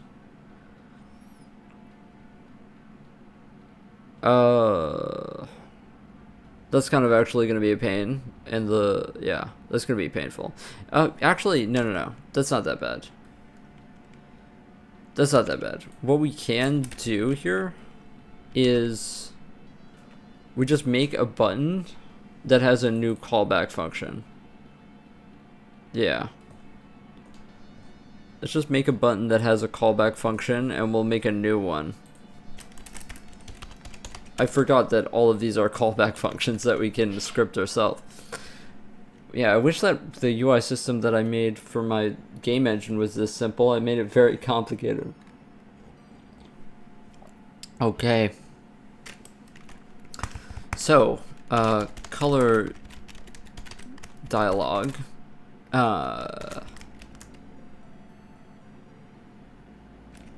Yeah. I mean, I was thinking like maybe we actually just put the thing in, but you know, we can't actually because the function signature says that it's a button pointer button, so I want to point the game engine to window XP. I mean, that's an idea. Yeah, I mean, that would take like another 400 hours of coding, but you know, I definitely want to like keep doing graphics on Windows XP. I think it's a lot of fun. And it seems like people like watching it, so that's also a thing for me.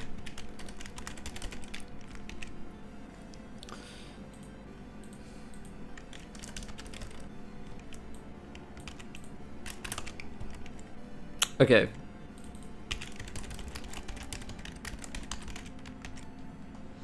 Hey, what's up?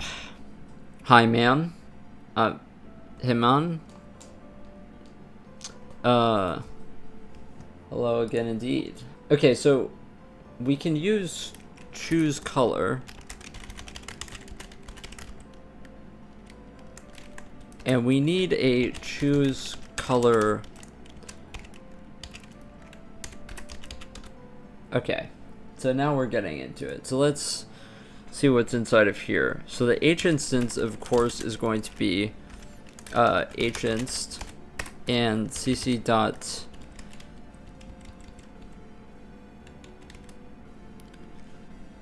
template name, custom colors. I don't think we care about any of this right now. What are the flags? What are the flags?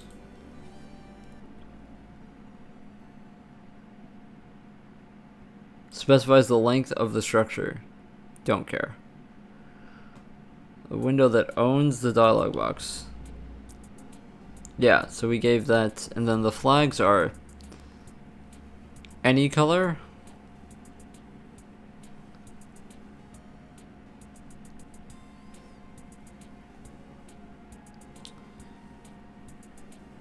Let's do any color, I guess. CC any color. Okay. How do I close the thing though? Does this give us a handle or something? It gives us a boolean.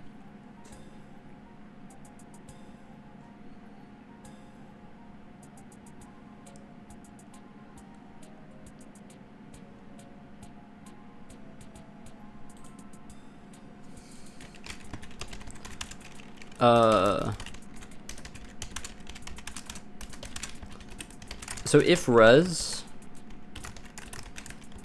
then cc.color. It's a RGB result, right? That gives us a color ref. How do I get a color ref into usable values, into like a D3DX color? That's a good question. That's the question of the day.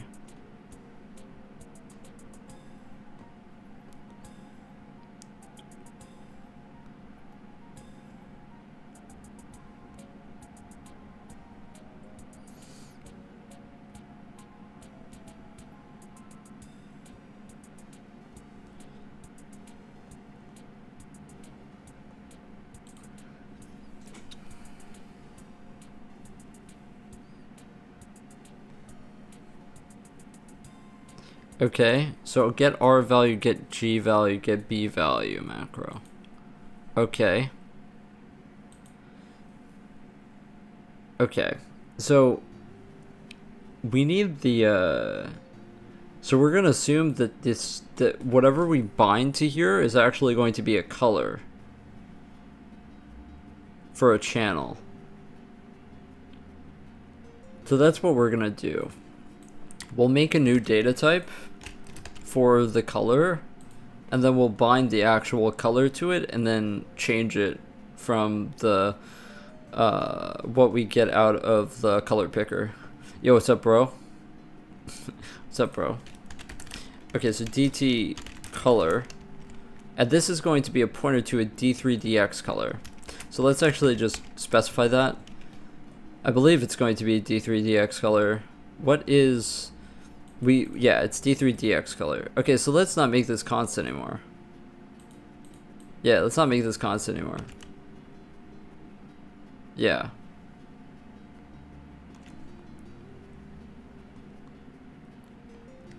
No, I did not change the Visual Studio version. If last time you thought that it was because it was dark mode, somebody paid me to turn it to dark mode.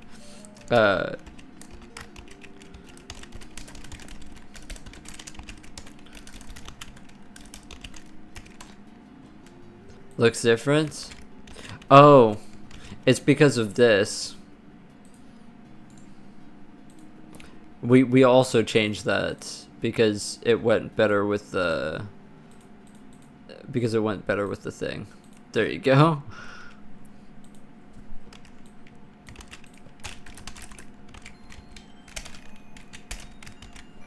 Okay, so these will also just be externed, because we need to change them during runtime now, and so we can just get rid of them from the.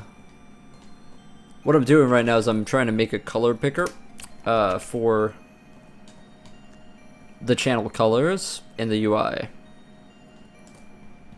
which is a bit of a detour right now, but I think it's worth it. Okay, so this is going to be once again C0.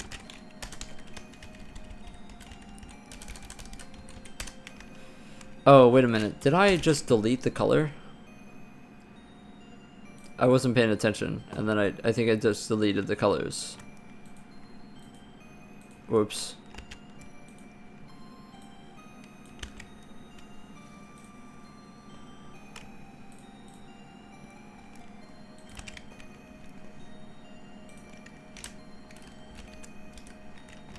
I don't know if that's the correct constructor, but whatever.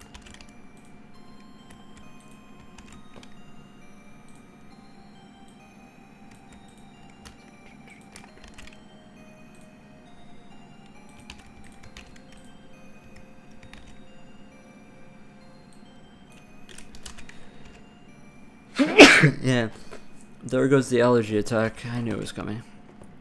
Okay.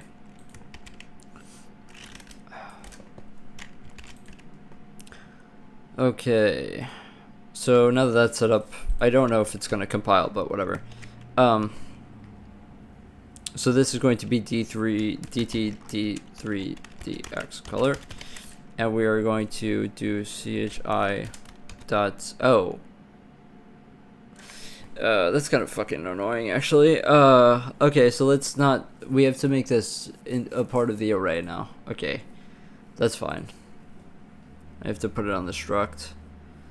Yeah, honestly, it should have been on the struct anyway. I was just lazy. Okay. It's definitely not an allergy to Windows XP, for sure. Not. Okay. So these are gonna get commented out for now, and now we need to go to the setup and fix this.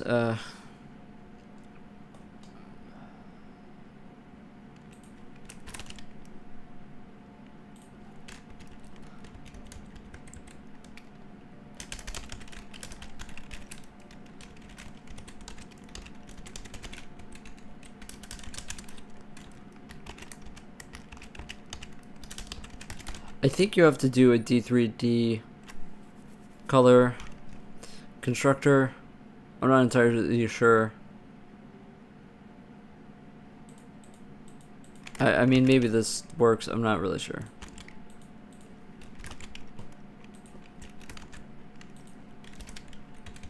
Oh, no. It does work because we are passing in 4 values this way.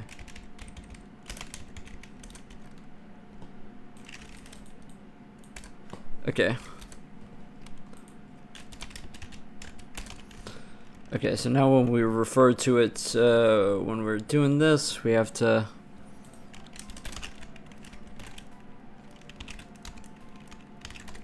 Yeah.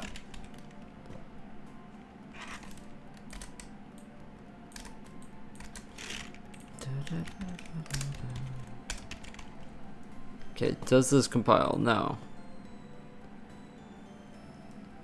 Okay, I don't care about this right now.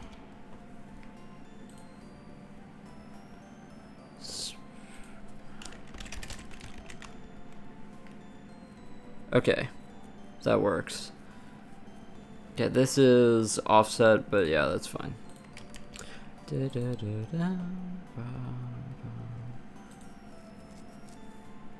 Where's the regular? It's 10. Okay, there we go. So we are setting the pointer to the D3DX color, and everything is doing dandy. Okay. So now we need to do this, right, we have the, we have to cast this to,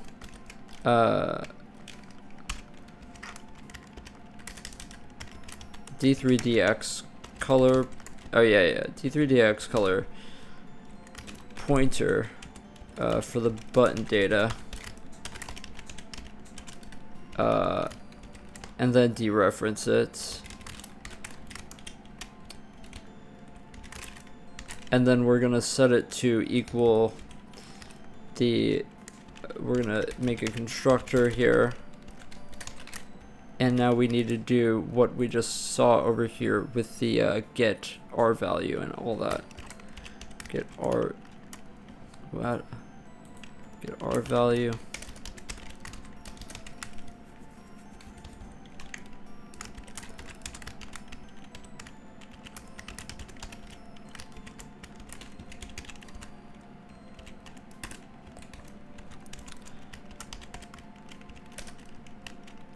What's get RGB? This is supposed to be a G actually.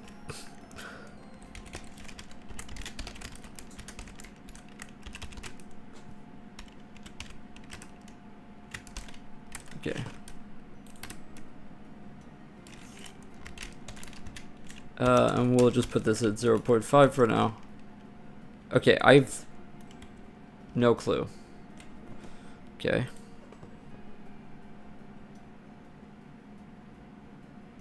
Wait.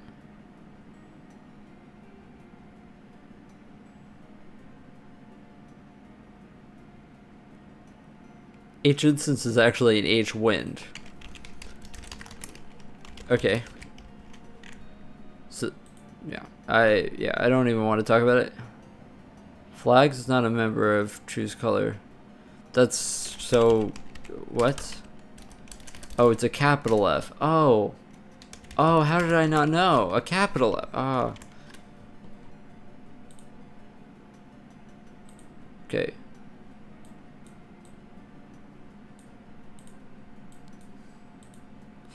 Oh, I think I know why. Oh, whoops.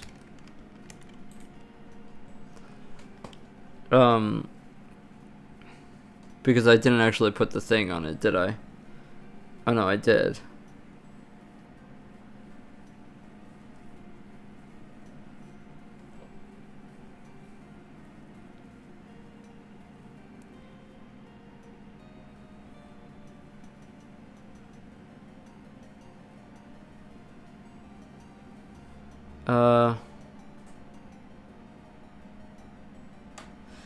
Yeah, I've been working on it. I have been working on it. So why did that not work?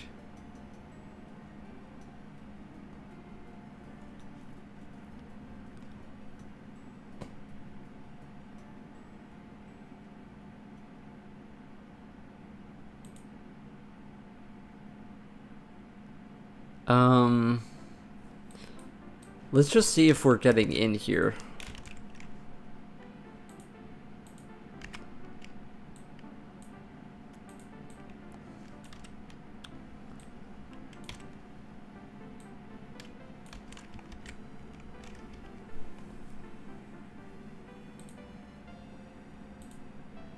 Okay, we are getting in there. Yeah, it turned it all white. Which is, you know, it just proves my point. Okay, so...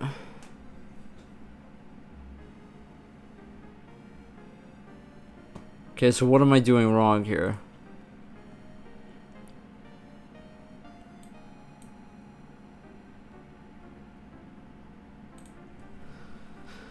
So each instance...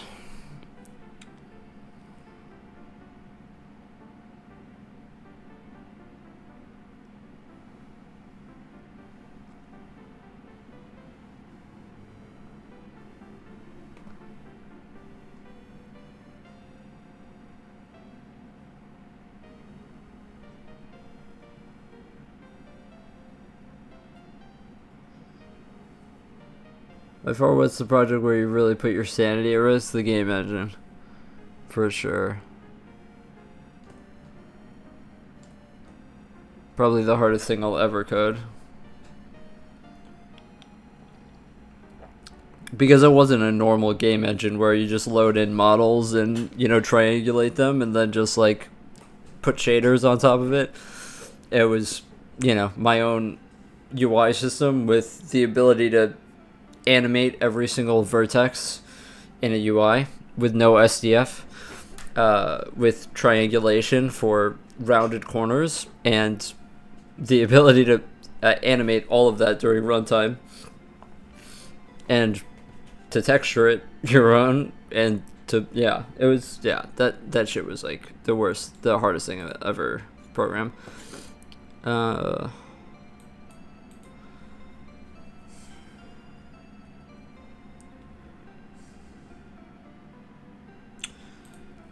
Yeah, I probably...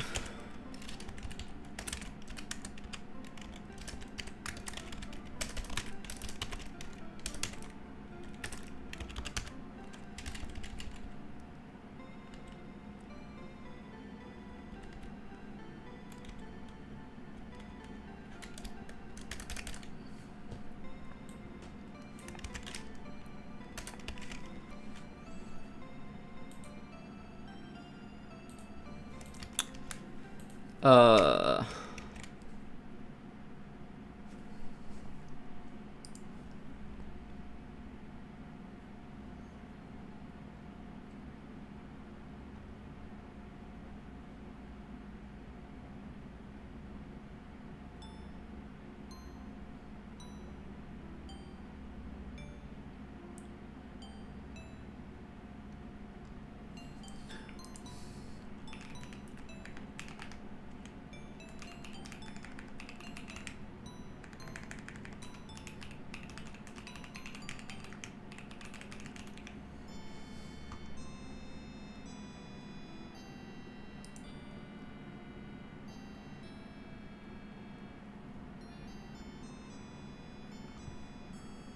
Uh-huh. Okay, okay, okay.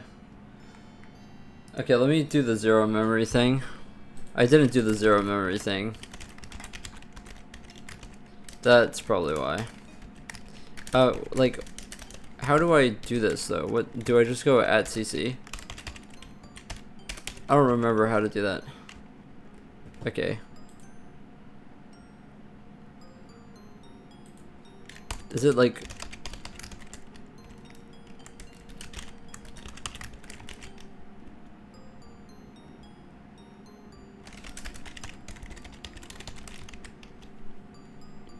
Okay. Never mind, I guess. What am I not doing?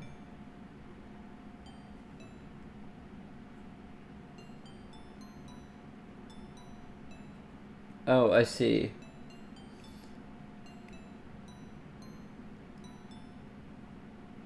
Okay, it says that I need LP custom colors. You absolutely need color ref cust 16, and then you need to pass that.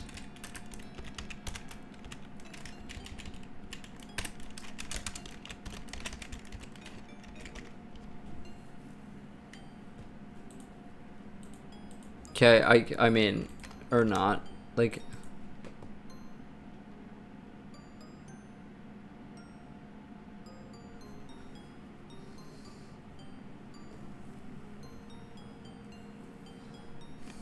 I don't understand why...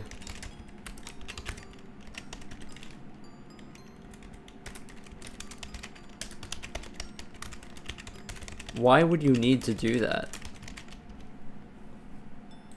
What the fuck is that? What? Why? What?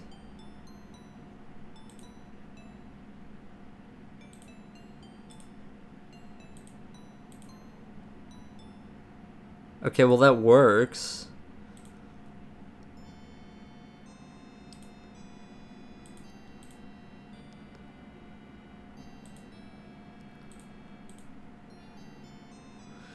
Okay, well this works. I think that might be like the dumbest thing I ever have seen. Okay, so you need to pass... Okay. So you need to specify that the struct of choose color is the size of the struct of choose color. What? What? Who the fuck programmed that? Why? Like, literally why? That makes no sense. That makes no sense. That is the dumbest thing I've ever seen.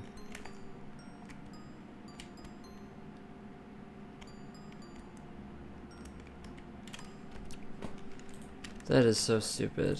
That is like the stupidest thing. Okay, well, there you go. We got the ability to choose color now.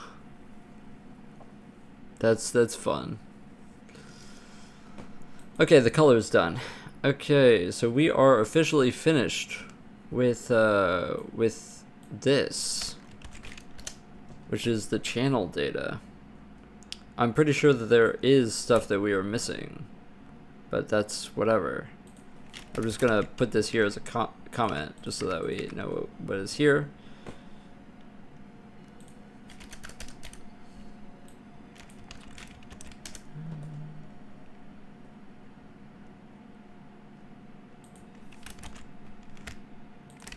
Okay.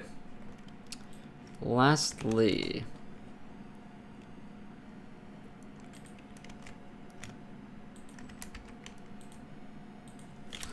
the kernel stuff. So now's the fun part. This is going to be the hardest part for sure. We have to loop through all of the kernels, of course, now.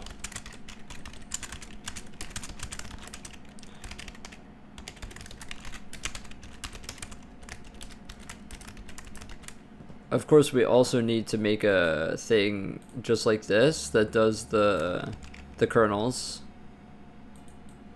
stuff. It's going to be the exact same pattern.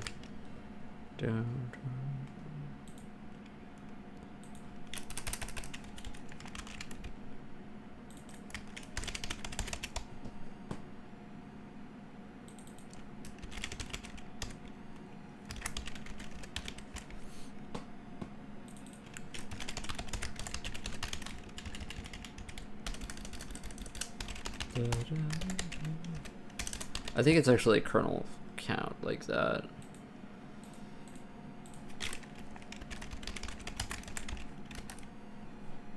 Never mind.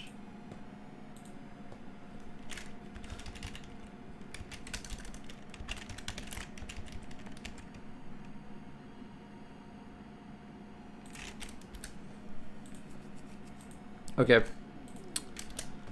So what do we need? We need R, RA, M, S, beta size, and the beta values. The beta size and the beta values can also be expandable. That's where this gets confusing and frustrating, is that we have the first thing that is not just, this can be 10, this can be 12 different inner rings. I had it maxed out at 3 because 3 is, you know, a good value to have it at. But in my last engine, it was literally just float pointer that we reallocated. Do I want to do that again? Not really necessarily.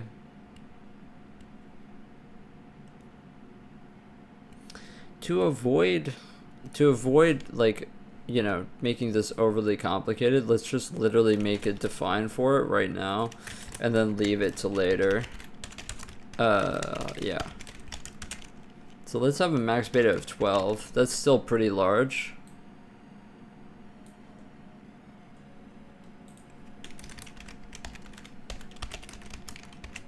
But yeah. Because the kernel stuff is going to be complicated. Like, there's a lot of... This is by far the most complicated part of doing this. Okay. So similar to this, we can copy the same pattern here. It may look, by the way, that like, oh, I'm just not reusing code. I'm not abstracting it away. You can't abstract this away anymore. Unfortunately. It just doesn't allow us to. Or you could, like, we could have, like, we could put this in a function or whatever, but it would literally be like, you would still end up with these 3 sections of code, you know, it'd be whatever. Okay. So, this, the first thing we want to put first, I think, is R. So let's call it radius, and here we're going to be looping through the kernel's I dot, yeah, dot radius.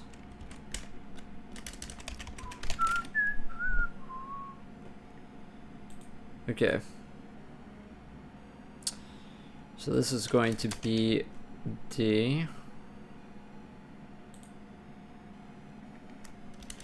And we're going to have the minus and plus for this. So it's not going to be this...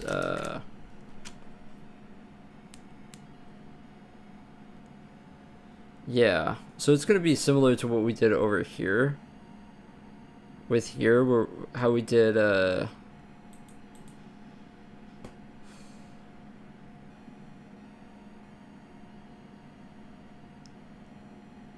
yeah. So this was in the center. Okay, so this is what we'll do. We'll go down a row like this.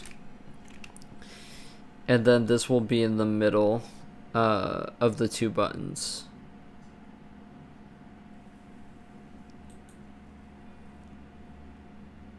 Okay, so this is going to be, I believe, 20, or is it 10? It's 10. It's 10. And then this one's going to be, we're gonna have to do math for that one. Okay, so if it's the length of, I think that the last time I did this, I did a length of 130.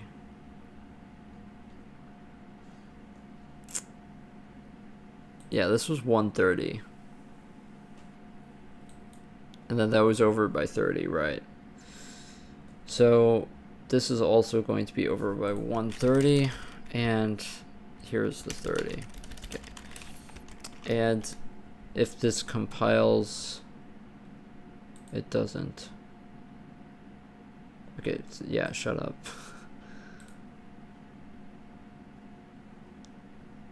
Yeah.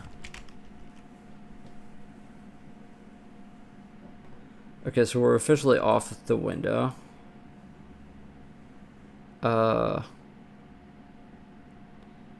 Yeah, we just need to move that inwards and center the text. It's not the prettiest thing I've ever made, but yeah.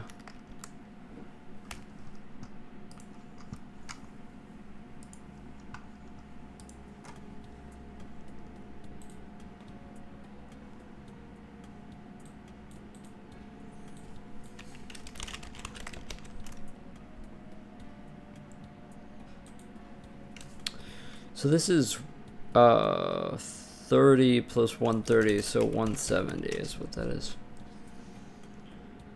Okay. Yeah, how do we get a scroll bar? That's a good question, huh?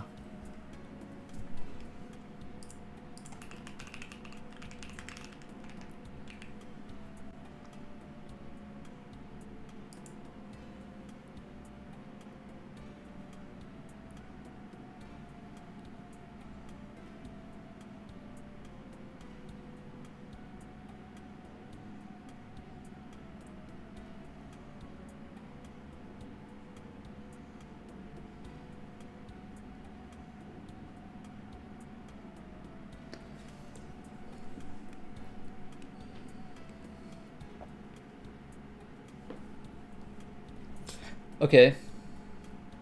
So apparently you can make it with the window when you create it here. You put it as a thing here. WS via scroll. Okay.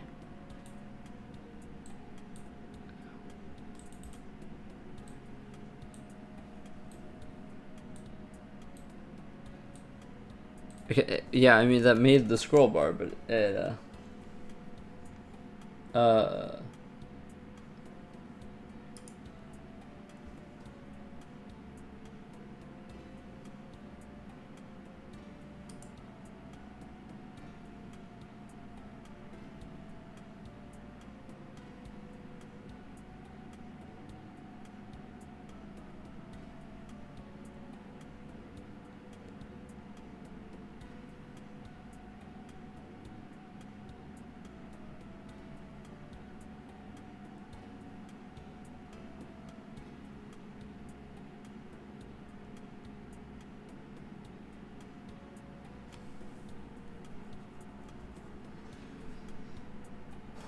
how do I get the okay.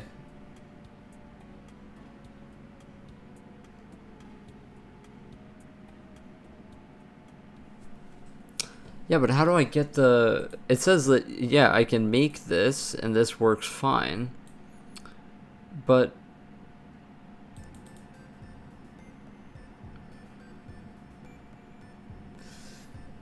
I don't actually have the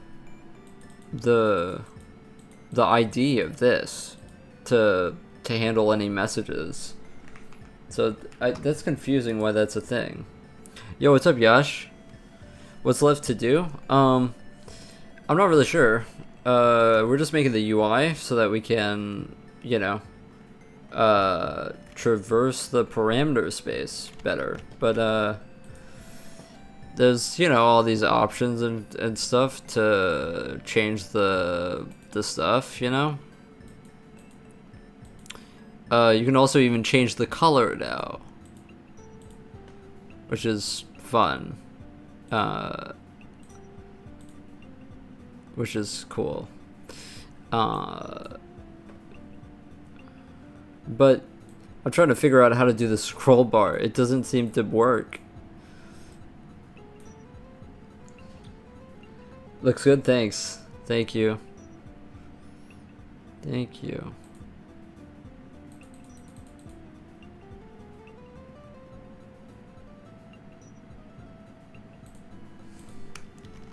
Yeah, I don't know how to make this scroll bar work.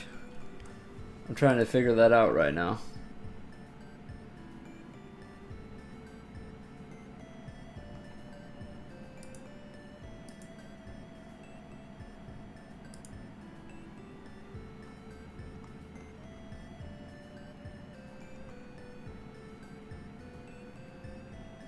Oh, okay.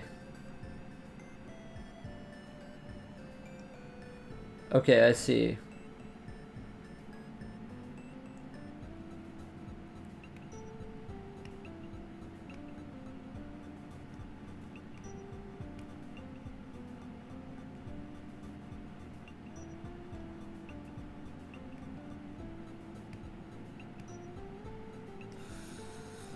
Is this actually a thing, though? Hold on. I need to figure out if scroll window is actually a thing. It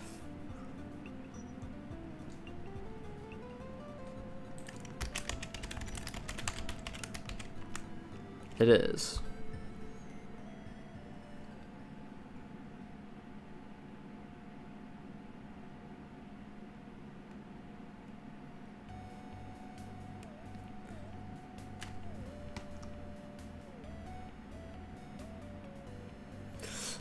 I'm trying to figure out how to make the... Yeah. I'm trying to figure out how to make it not... Like right now, the scroll bar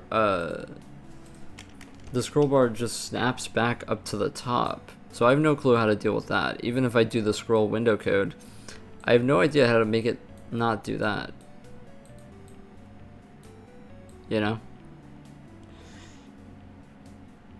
Hey, what's up, Harold? Nice to see you. I did finish the chess engine. This is a cellular automata that was created by this guy, you know, this mathematician in 2D, and I'm trying to make it in 3D. What resolution is this on? My Windows XP monitor is 720p.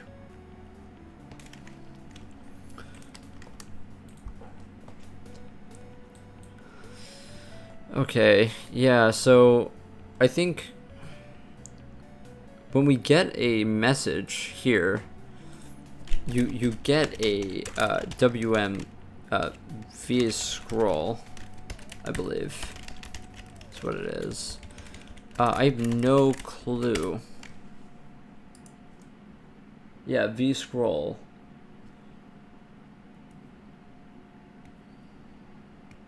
So the L param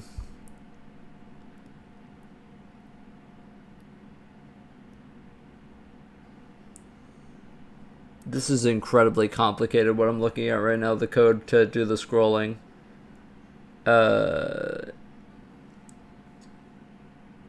G scroll Y. How do they get G scroll Y? What is G scroll Y?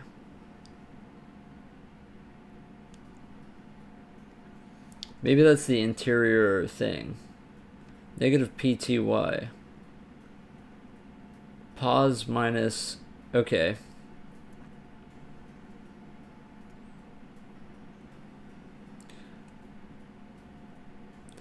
Yeah, what I'm watching here is incredibly... Yo, what's up, Luca? We're doing good. I'm trying to figure out how to scroll a window in Windows. You know? If you have any, you know, input on that, that would be fantastic, you know. Otherwise, I'm doing fine. I'm trying to figure out how to deal with the message. I think... Okay, so let me just look it up here. WMV scroll.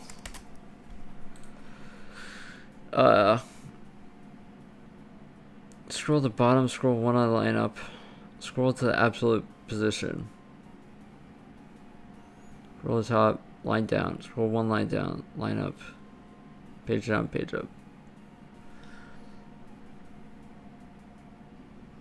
Yeah, I am on Windows. I'm on Windows XP, so it's I have to do Windows stuff here. I wonder if thumb position is what it is when you do this.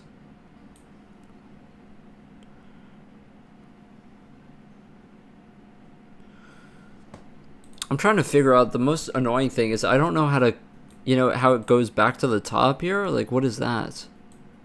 How do I deal with that?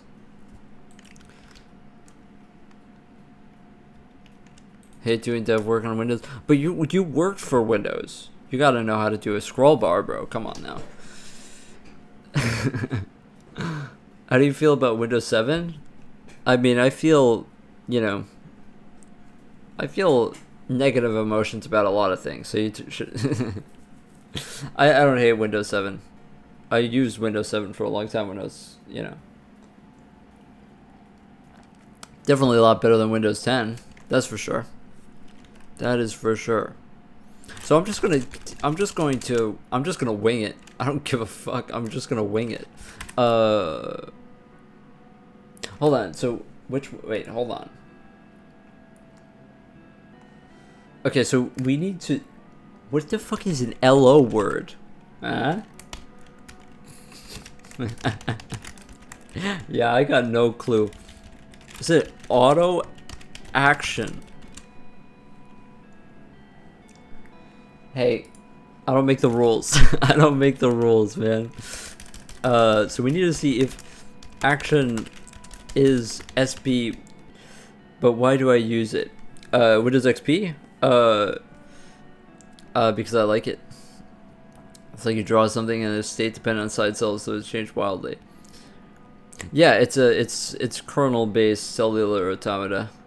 Non-ironically, one of the clients at my job still runs Windows 7 VMs. I mean, Windows 7 is cool. Maybe scroll wheel position is null, so it defaults to something. Yeah, I don't know how to change that though. I'm only receiving messages from it. So SB thumb position and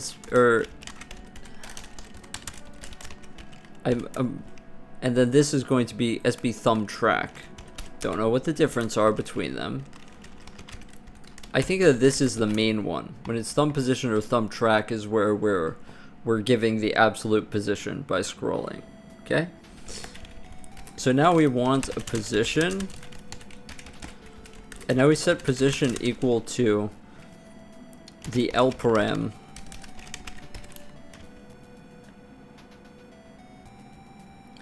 Good evening, morning, day to you as well.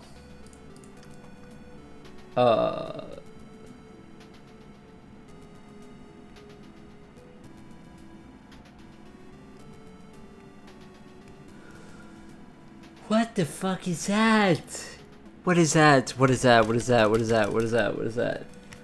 Oh my god. Oh my god. Oh my god. Oh my god. Oh my god. Oh my god. Oh my god. Oh my god. What the fuck is that? What is that? What is that?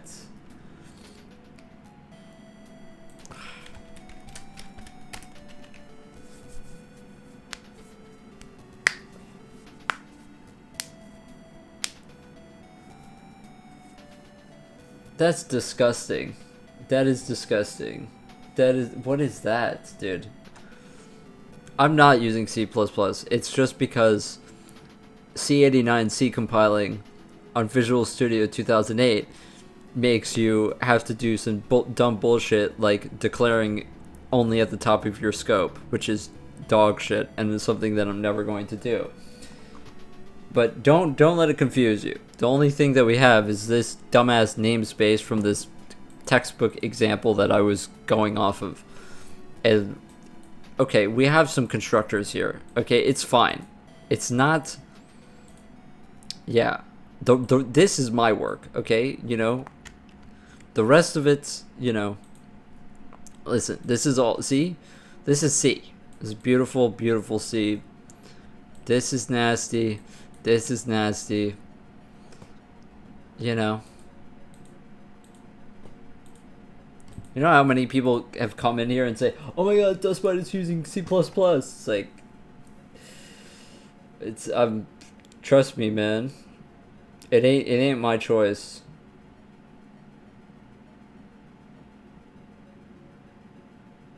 Okay, I wish I could show both screens at the same time.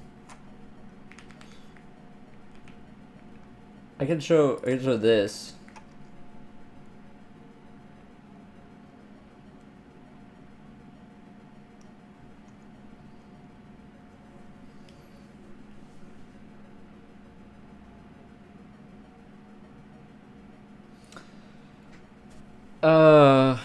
I'm just gonna copy the example because I have no clue what the fuck this is, to be honest.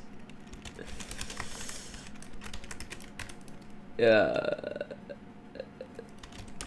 Oh, also, this Windows bullshit where you have to specify the CB size, which is just the size of the struct. Like, what the fuck is that? Why? Like, dude, like, what is that? I feel like that's just... What is it? What is SIF pause? Don't care. Don't care. Oh, by the way, I can't read chat while I'm doing this. So, yeah,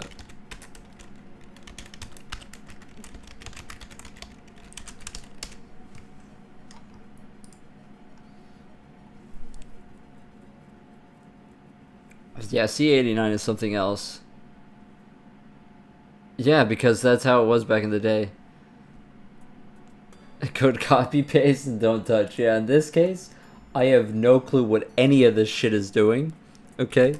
Usually I'm like all about, I gotta do this myself, I gotta reinvent the wheel. You know me by now. But listen, I just, we just can't be doing this here.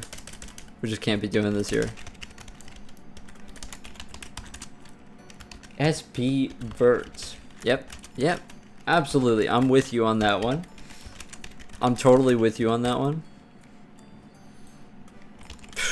Fucking Windows, bro. Like, who programmed this?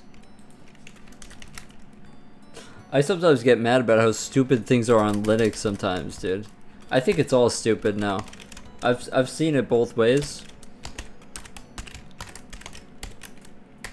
Oh, you know that fucking, that Joni Mitchell song? Yeah, that's a good song. Fucking, what's, From Both Sides Now? Both Sides Now? Yeah, that song is awesome, man. I'm still on the other screen. Yeah, I know. I know I am. I can't show both. Okay, there you go.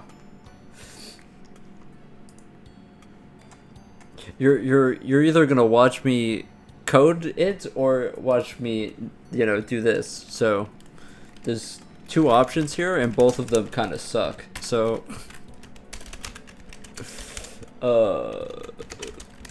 what is G scroll Y, by the way?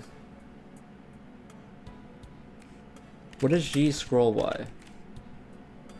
I think that has to be our...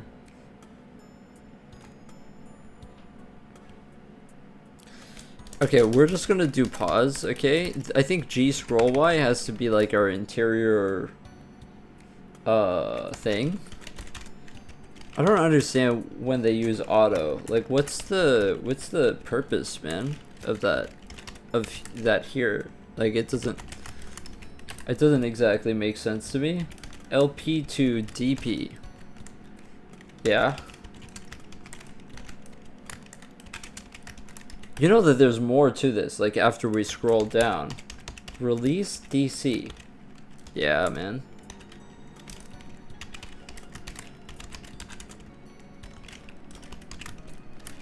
What is HDC, by the way? Oh, we get the HDC. We do get the HDC. Okay, now we finally scroll the window. I hate this song because it gets out of key. It starts out of key. Like, I just don't, yeah, it just starts out of key. Like, G scroll Y equals pause. Okay, whatever, man. Okay, we have an error. Okay, that's not the error. It's just being a jackass.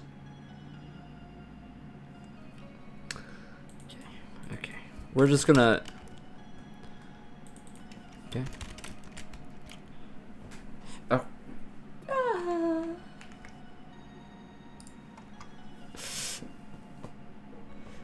Isn't GLFW way similar to this? No, I use SDL.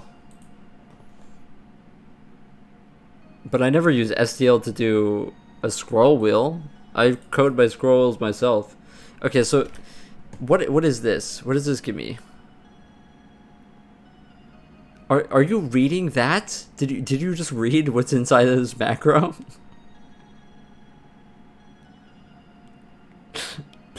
Like, are you reading that?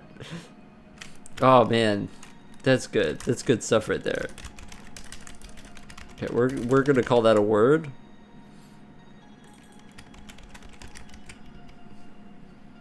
Okay, what is the problem now? What is it? HTC. HTC. Okay, I don't know why we called that auto. Fucking Stack Overflow guy. Oh shit. Oh my god. Hold on a second. Hold on a second. Hold on a second. Hold on a second. Okay. We almost have it. We almost have it. What was going on during Win32 development? Listen, I don't know, man. I do not know. Okay.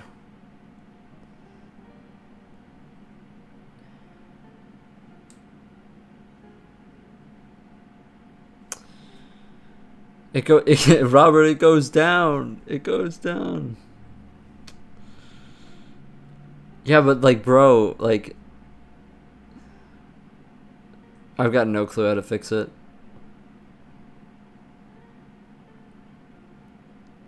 Yeah, the thing is, this example has a variable called G scroll Y.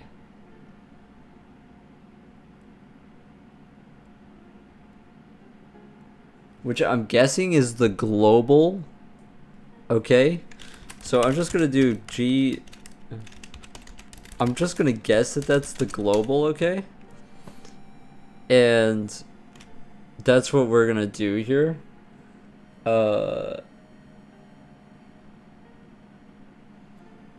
Yeah, so G scroll Y equals the pause at the end, and then it's pause minus G scroll Y. And then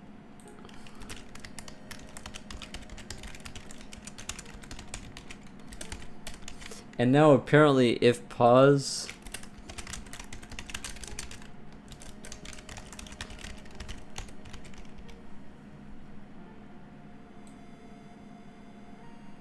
oh my god, oh my god, oh my god, oh my god, oh my god. Bro, that was all me. That was all me. That was all me. That one was all me. Okay, but why does it snap back to the top, bro?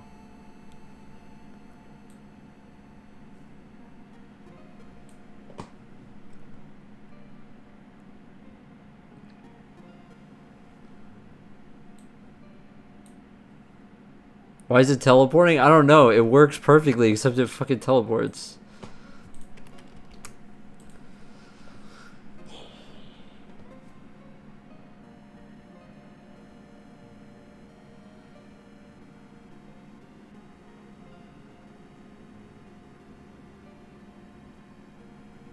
Hold on, hold on, hold on.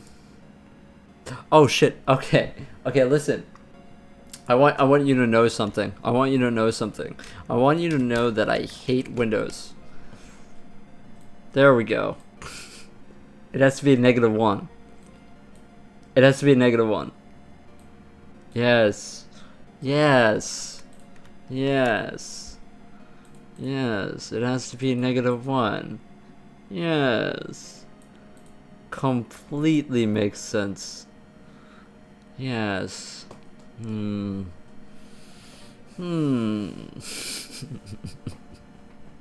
Never had a doubt. Ah, yeah, that. My bad, dude. My bad. Shit, man.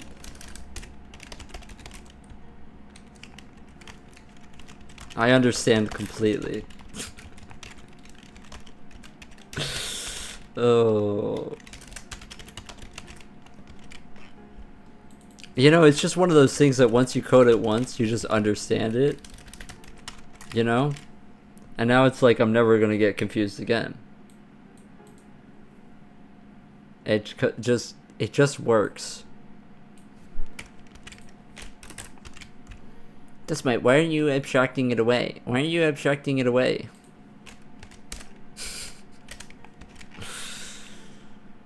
Clean code? Anyone clean code? This is a float. This one's a float.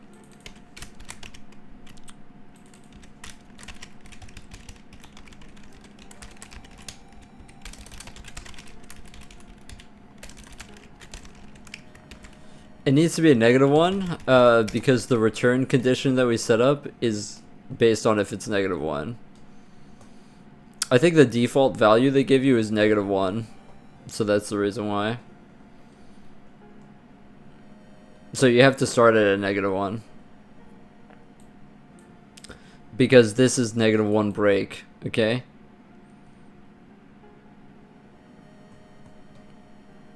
I think that they give you a -1, just normally, I guess. Or maybe it's just that example guy was smoking crack, but whatever. I don't really care, it's over. Like, who gives a shit?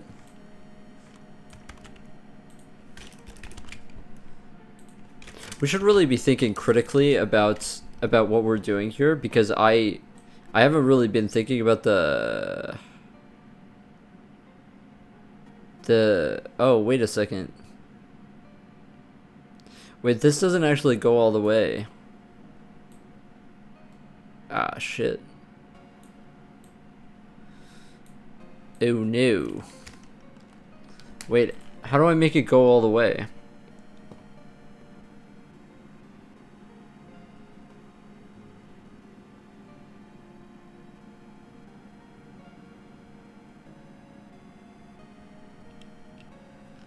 How do I make it go all the way?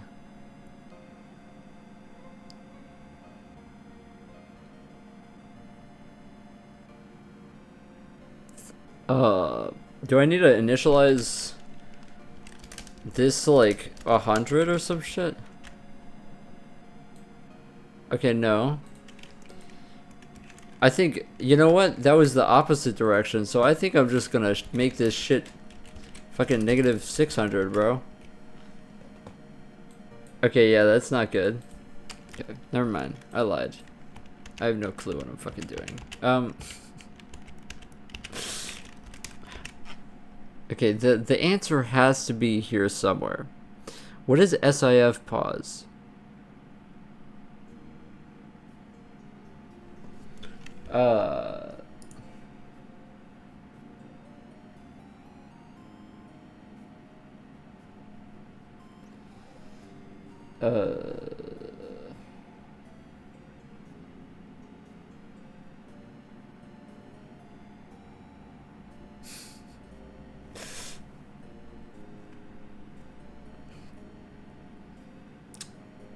I did it all correctly.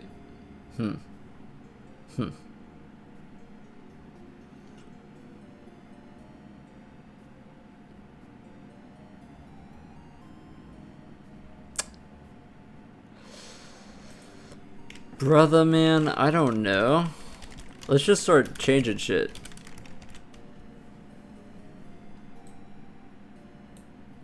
Okay, well that didn't break anything. Let's try 600.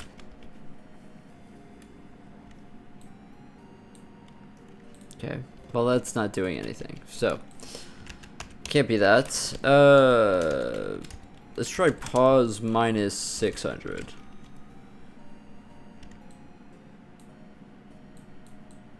Okay. Okay, no, but that's got to be plus 600. That's got to be plus 600. Okay, like...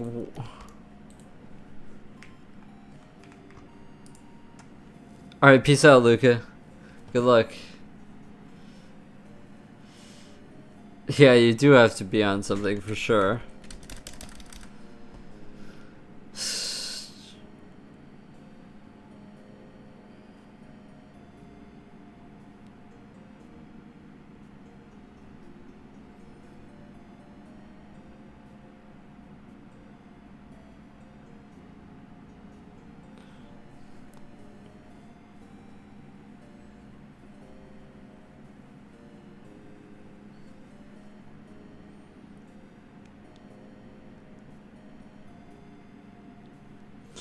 Maybe the rect.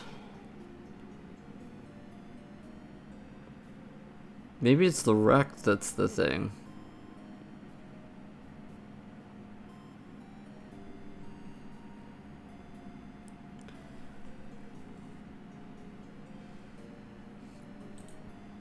Let's try it. How do I do r dot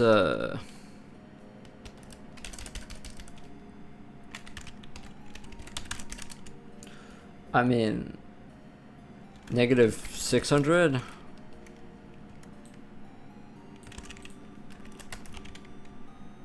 And then the rest are at 0?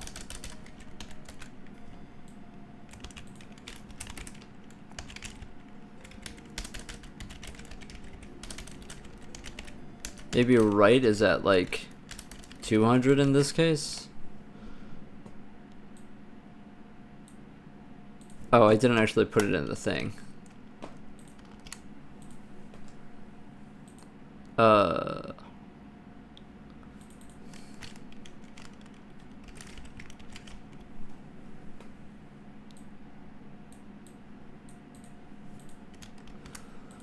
Okay.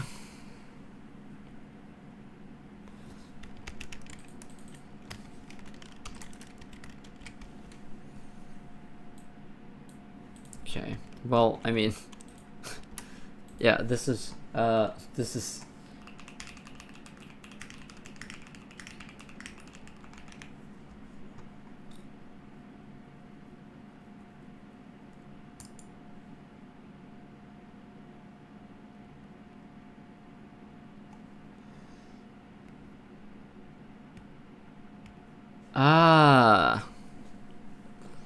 okay. Okay, hold on. I figured it out. I just need to figure out how to set it, or where to set it. We can do this here, apparently. Set scroll range.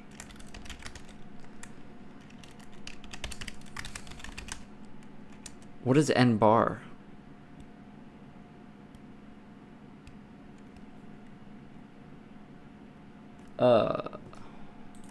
Where's n bar?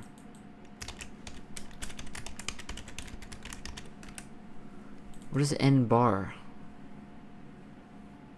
SB vert.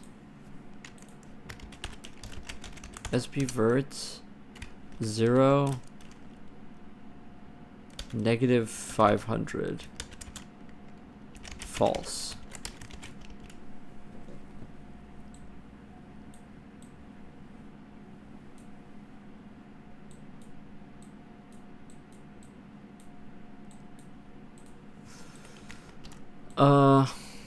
I thought that was it. Maybe it is the min value. It has to be this. Okay, now it's backwards. Really?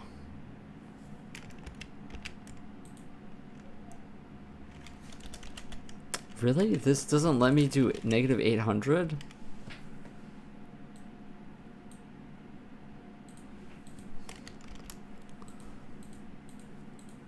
Maybe I have to do it in the opposite direction and put it at 0 and then just like have this at 800.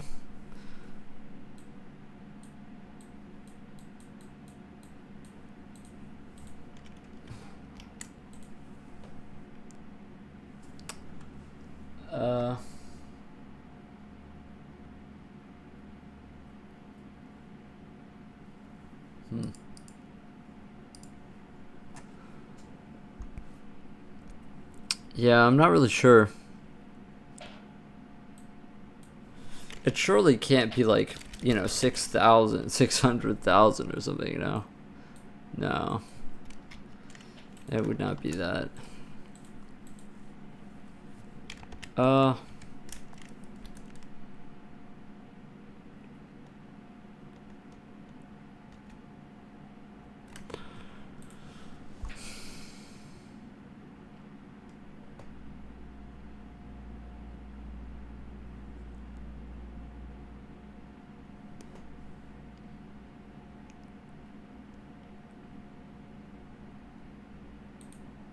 Hold on, hold on, hold on.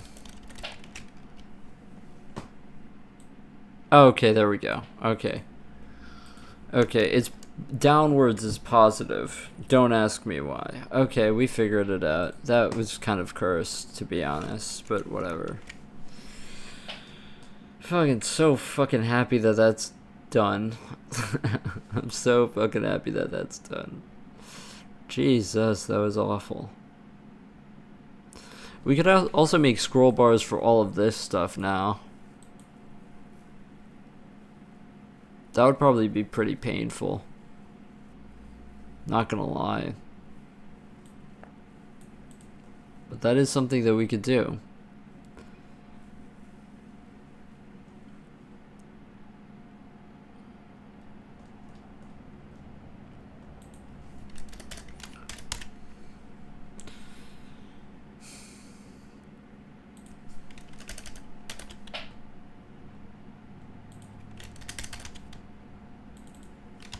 Okay. But for now, I'm just going to go down and I'm just going to do everything else. Yeah. So M, S, and what else do I have on my thing? To add more than one scroll bar? I'm talking about for the values themselves. Like I could have a scroll bar here. And for all of these values, you see? Yeah.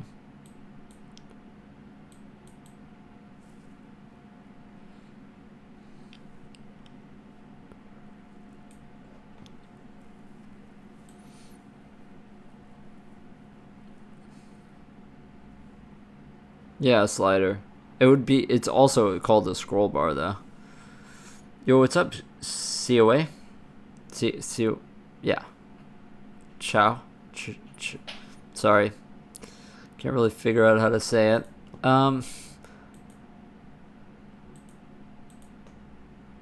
Yeah. So, this is working. M is also S twice though.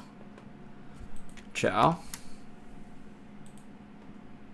Ciao indeed. Yeah, it's not S because I didn't write S. No slider exists in Windows? No, yeah, it's also called a scroll bar though. It's a different styled scroll bar. But yeah, I was looking up it over here, and apparently it is called a scroll bar. Or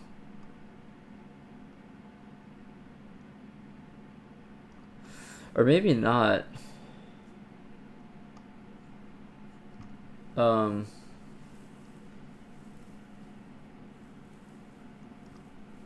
Maybe that's what this track bar is. Oh, never mind. It's this track bar. Yeah. But that also looked pretty painful, not gonna lie.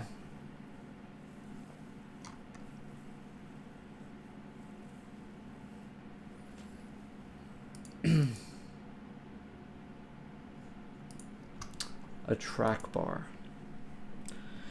Is it for settings or something? What I'm doing here? Yeah, it's pretty much just like the parameters for the simulation. Hey, what's up, Clippy? How are you doing? It's just gonna get super verbose since we have like a billion of them in a row that like it's kind of ridiculous. We could change height to see what it would look like if we just like halved the height of everything. Yeah, so the text is not tiny enough for it, see? So there's that. I could also reformat things for it to be like on the same row, but as it is right now, it's kind of like really, really difficult. I wonder if there is a way for this text to be a different size.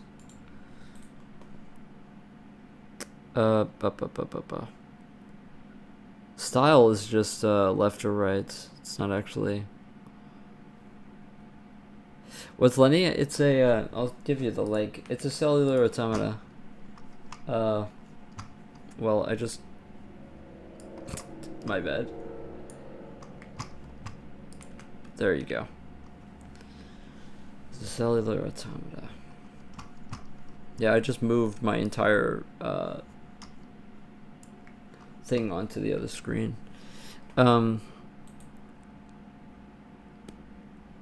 Yeah, I need to look that up if I'm gonna do that.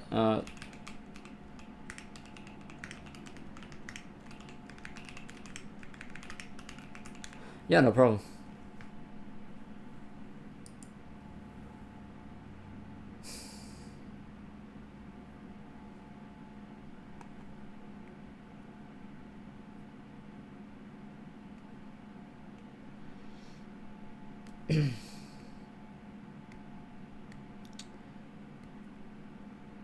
Okay, so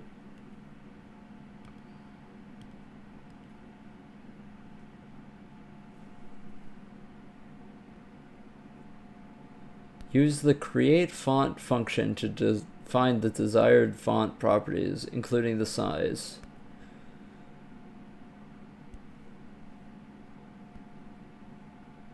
Okay, got it. So let's figure out how to do that. I need to create a font object with all of this shit in it.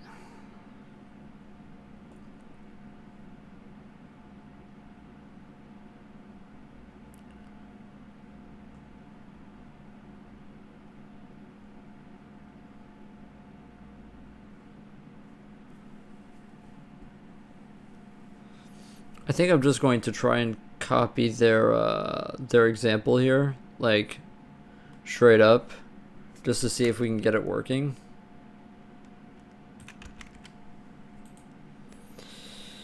But yeah, this is going to have to be during setup, and I'll just set the font to a global. What's verify? What is that macro? I have no fucking clue. Hey, what's up, Luke? How are you doing? Hey, what's up? Nice to see you again, Tools. Yeah, clean up the AI slot, totally. All right, cool. I'm happy that that I'm helping you focus. We're working on doing the UI today, and I'm trying to now make the font smaller so that we can fit more elements and make it less scroll less, you see, because we're gonna have a lot more elements than this, because this is only the S, and now we have to go to the this and the that down here, so it's gonna be a lot. Yo, what's up, Mano? What is up? All right, let's try this font. Okay, so this is their example to create a font. We want it like 8 points. So we need to set the WM set font to the H wind. So let's create the font after the H wind and then do that. Might be a stupid question. Would it not be possible to code the UI in a widget style using a language like Flutter or Dark? I don't think that it would be possible because of the whole Windows XP thing. I don't think that there are really any libraries that support it other than Win32 itself. But yeah.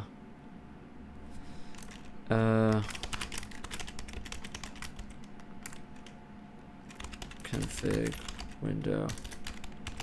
And we're WM set font with a W param. With the font.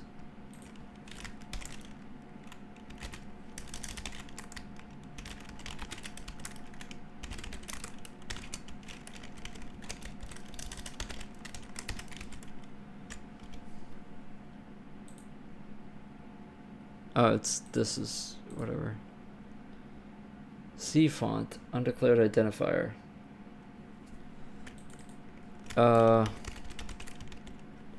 It's apparently an H font that I need. God, that error is going to make me go crazy. I have to create font W. Must have. Okay, get rid of this. Yeah, let's just. What does create font take in the real create font?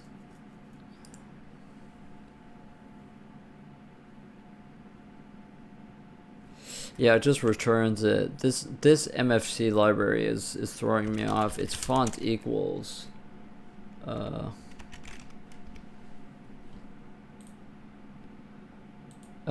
this is text.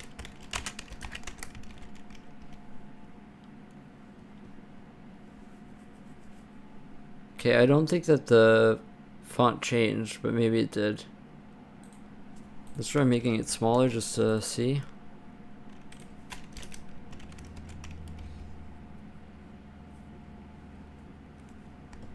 No, it doesn't seem to be changing. If I remember, Qt can be styled with XML and CSS. Try GTK. Yeah, UI is definitely painful for sure. So I'm setting the font for the window, but I think I may need to set it to the text box itself. And so let's make it a global.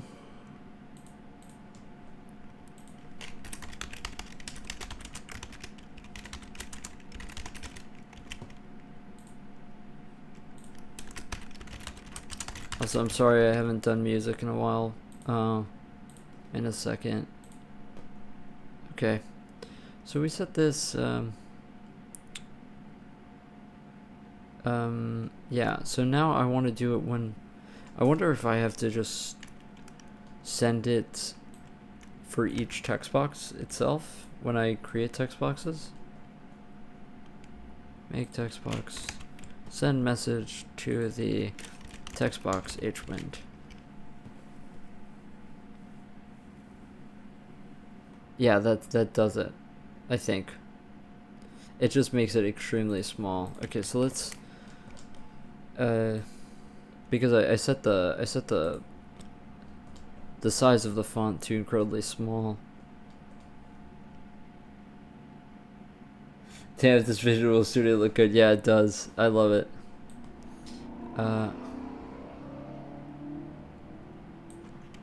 Okay, so let's keep it 12. I have a feeling like this stuff isn't good. But okay. It is a bit tiny for sure, but I think we wanted it to be tiny, right? That's the whole point. I have no clue what some of this stuff does.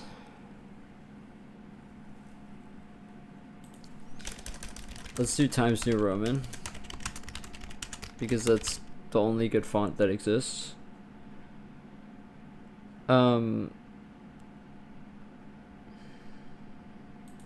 Yeah, let's put it at 14, I guess.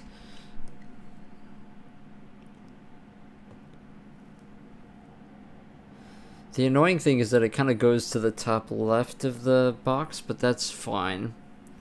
Now we just kind of need to make everything tiny with it, but I'm sure that on stream it doesn't like show up that great. But was Visual Studio free? Not professional, but I don't know if Express was.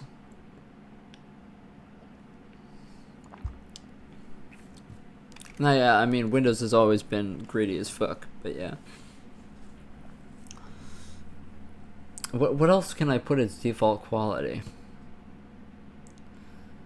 In the example that I'm looking at, they go LF height. Okay, so they do mold div 12 get device caps lodge pixels Y to get this LF So they do this. So they do long LF height, and they get it like LF height. They have to, we have to get the HDC here. So let's do that. So HDC HDC equals the get DC of null. Wow, I've never done that before, but I guess it's getting the property itself. So then we get, I've seen this multiple places here with the mul div. I have no clue what this is doing. I do know what get device caps does though. The HDC. I've never seen the log pixels Y parameter though. Never seen that. And it says 72 as the denominator. But multiple sources I see do that. From what I've been looking at. It's from the Forger's Win32 API programming manual, and then that's what they put in here to LF height. Okay. I'm not entirely sure how satisfied I am with that, but maybe we can put this down here to 8. Okay, there we go.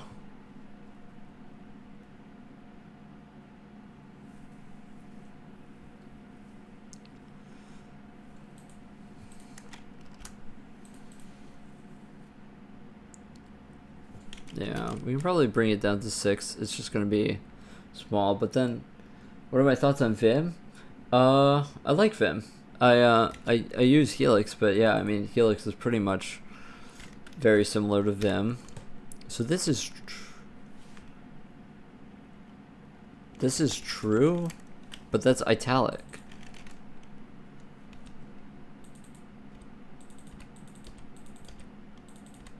I'm just looking at their example and trying to see yeah, that does set it to italic.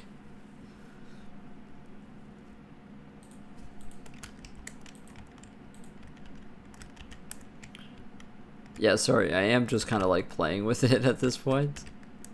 But I do just kind of want to get it to a good point. Okay. Well, what did I do? Oh.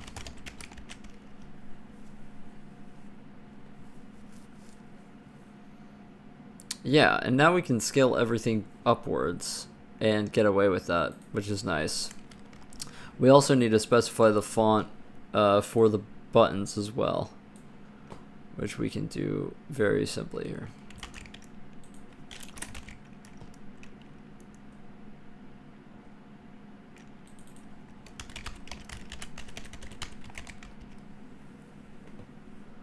Okay, so that has been handled with the buttons as well.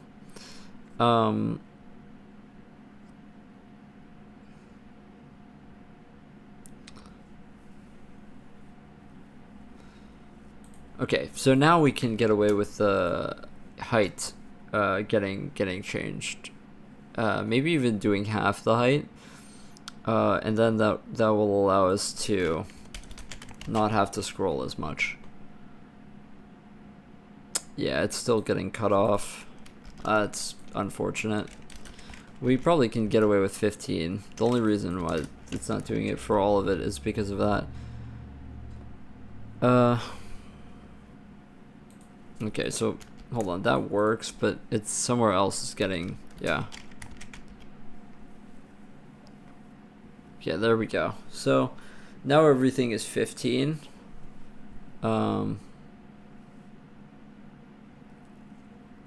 The buttons are not aligned though.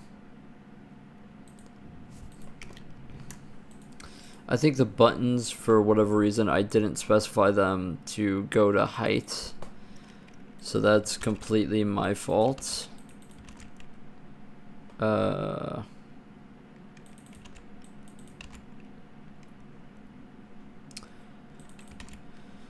But next we can try, I think like the way to go to get more on the screen is to actually just like go sideways to like put more things on a row to avoid scrolling as much. I don't know.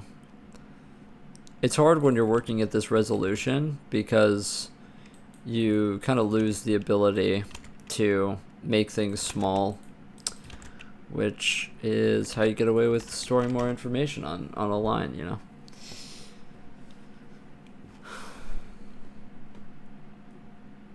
You'd also just move this up here like that. Definitely could be a thing as well.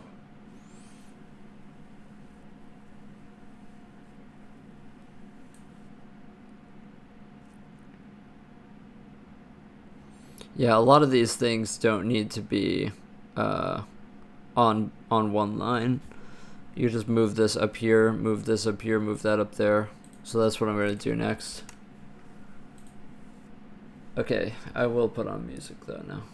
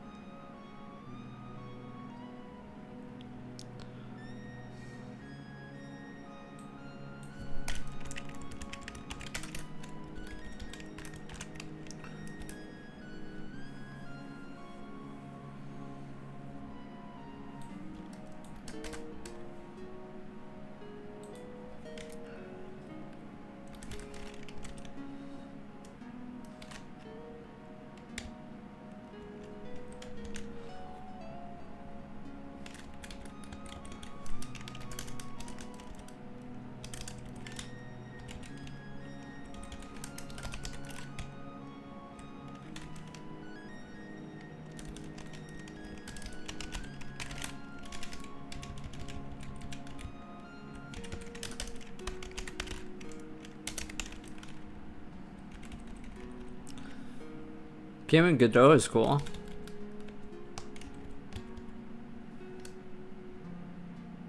Oh wait, yeah, I do need this up here actually.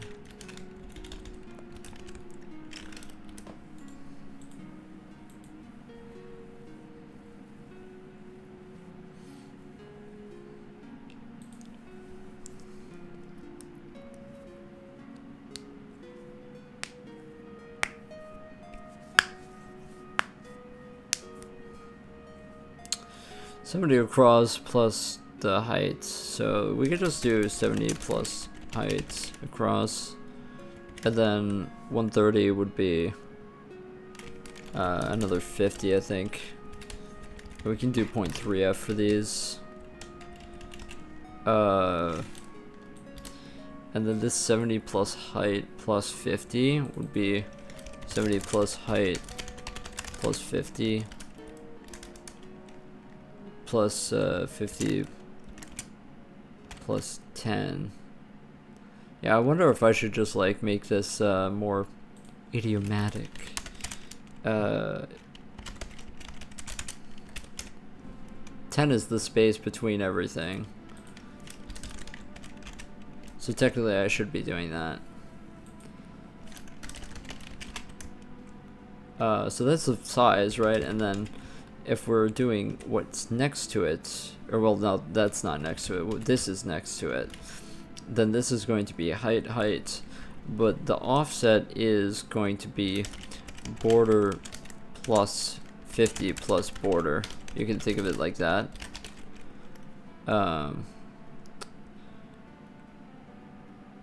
It's kind of a pain in the ass to write it out like this, to be honest. Raycaster is cool. I made a Raycaster as well.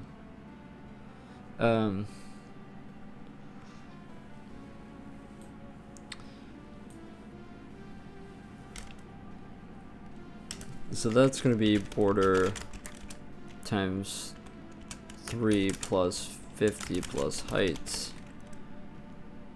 And then that's 150.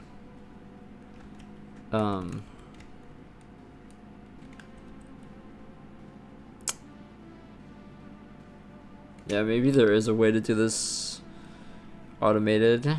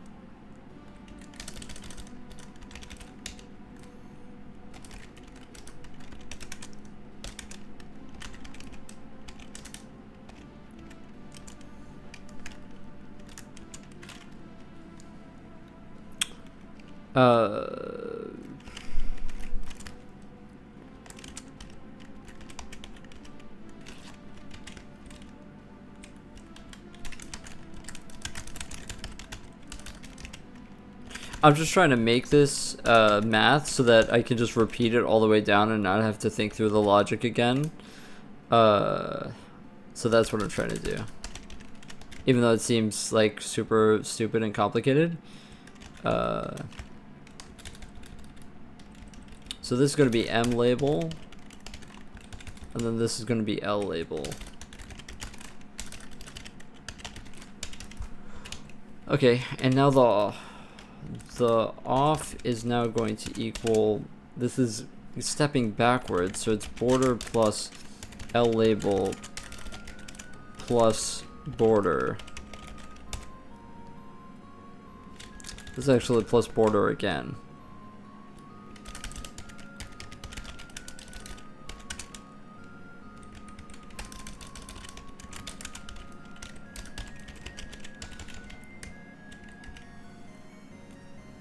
Yeah, so that's this.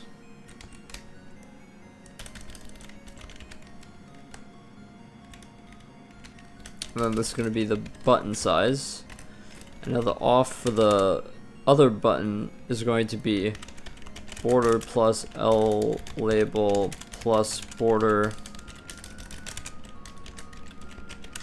plus M label. No, plus BT plus border plus M label plus border, and that's the offset. And then this goes back to BT.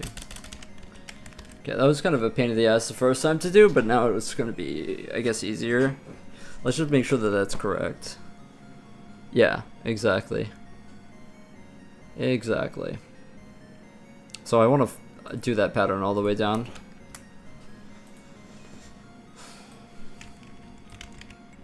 That was very painful to do, though. Okay, so we're just going to reuse these variable names all the way down and keep them so that we can style it later without having to, you know, have it too painful. Actually, yeah. Let's just keep it all the same style because, yeah.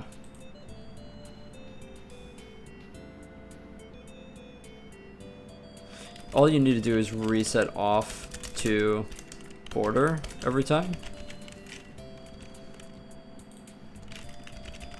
Although the math should technically be the same if we have this as M label or L label. Do I still have my raycaster somewhere? I do. I can see if I can find it.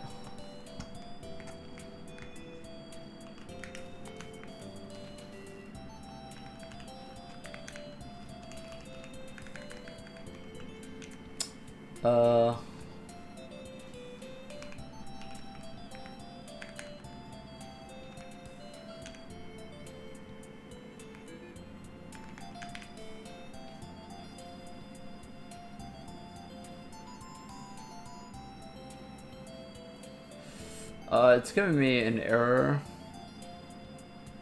that it cannot open shared object file for libglew.so.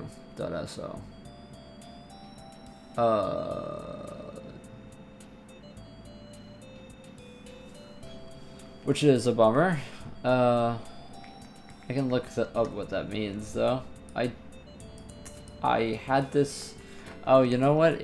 I haven't actually used this on this new installation of.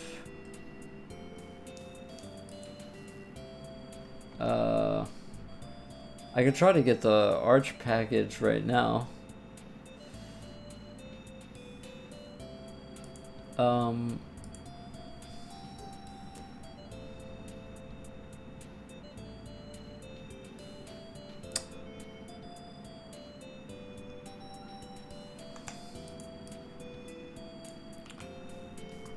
I want to make sure that I'm getting the right thing though. libglew 2.2.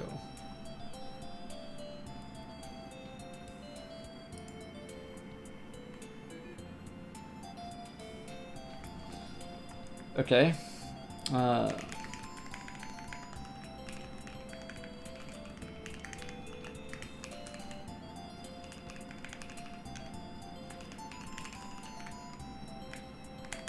Sorry, I'm going down a rabbit hole here.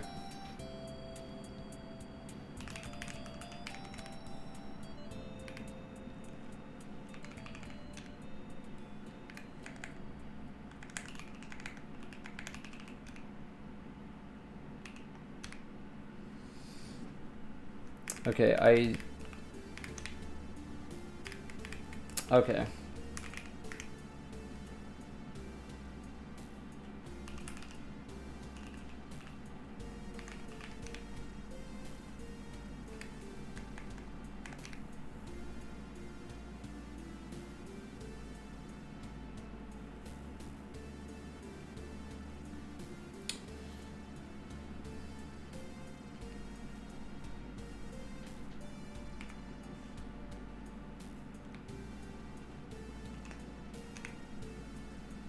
Okay, well, let's see if this this is it. Okay, this apparently isn't it.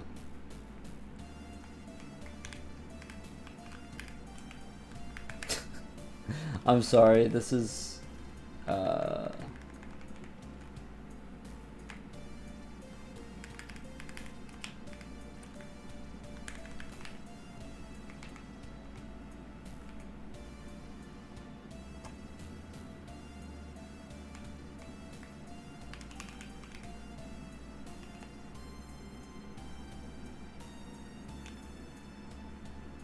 it says that I already have it, so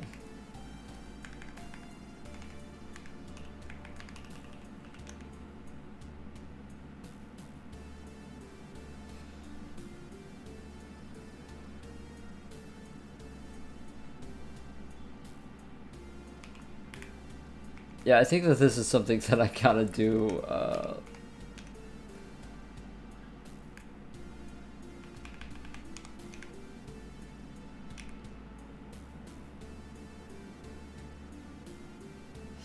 yeah, I don't know. It's not working, so for whatever reason, I'm not really entirely sure why.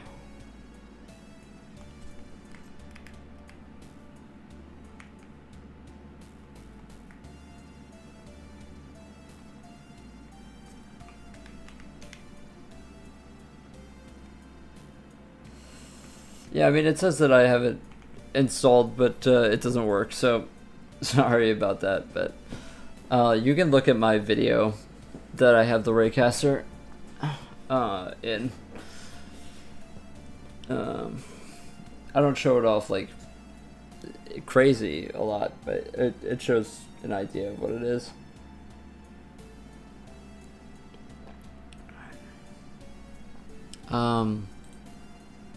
So get rid of this.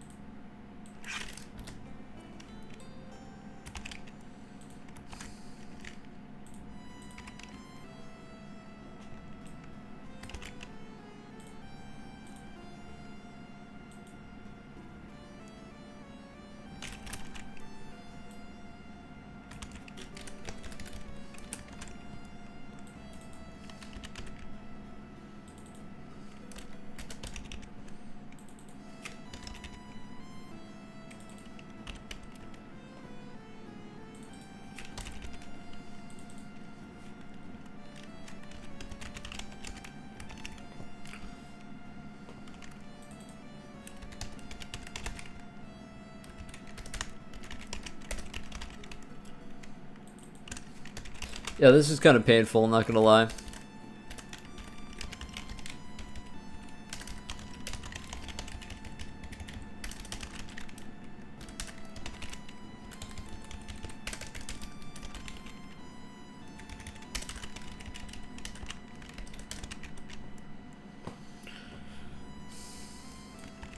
But I'm glad I did this now before I got kind of sucked into it later and, you know, would have to do it with more parameters. So, much better to do it now than later.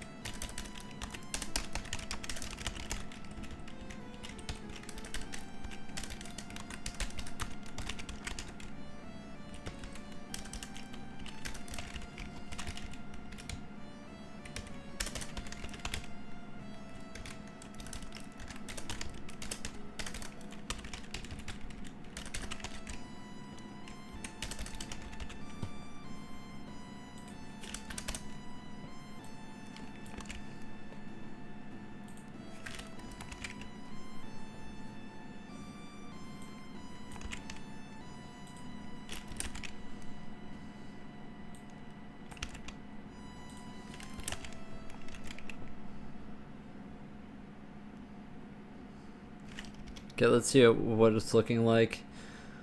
Okay, this is looking correct, except the M labels don't seem to be right there. And this is shifted downwards.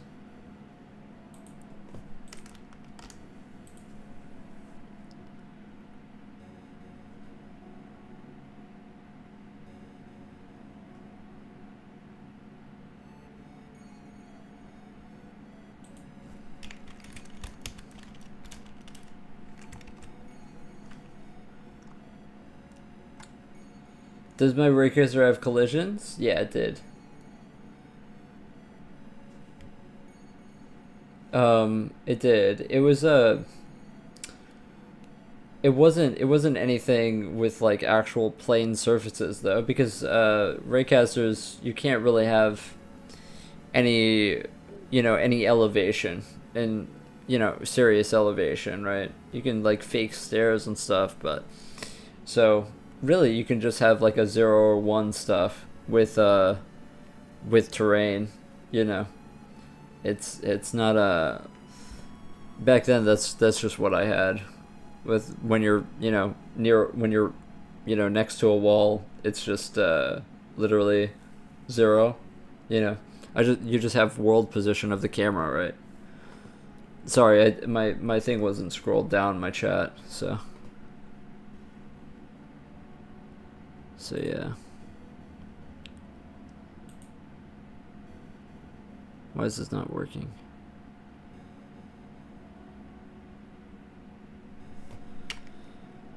That's because this is off. And then this, you gotta get rid of this. Okay. This stuff is already on the same thing.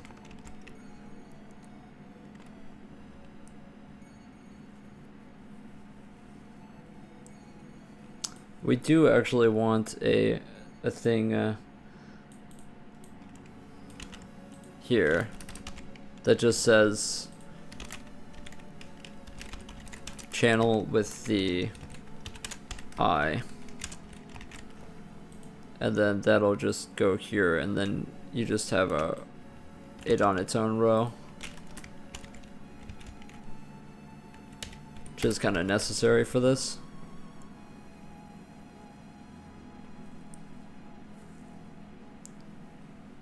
Yeah.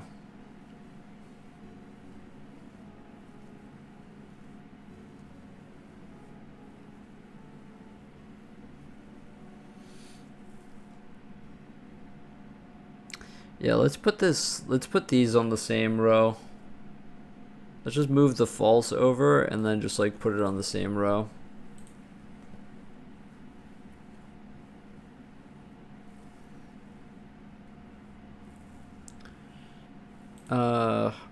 How do I calculate this though? First of all, off equals border. Switch this to box. Or off. And then L label will equal 50 again. Or yeah, let's go L label.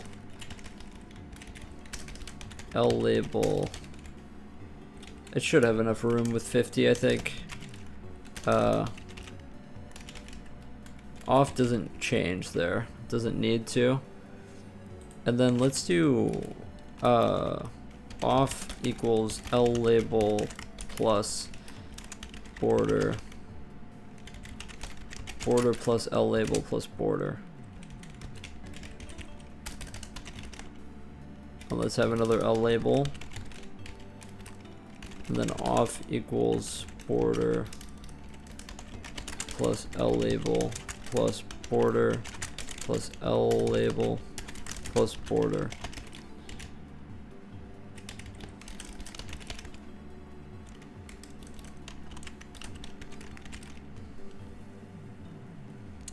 Debug assertion failed. Okay. I assume I fucked something up, huh?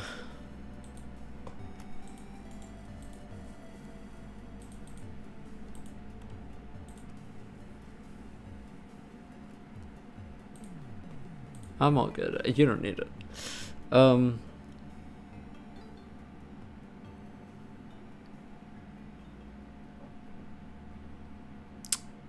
Why did that happen?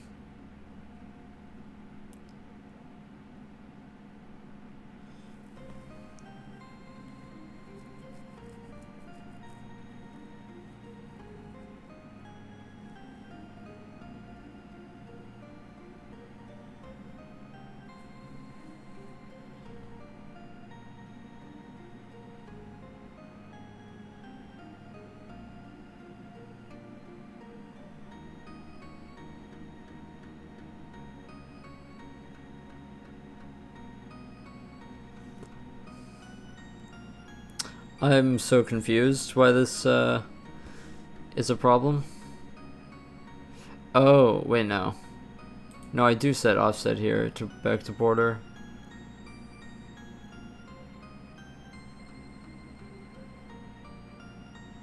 Makes no sense why that would give us a problem.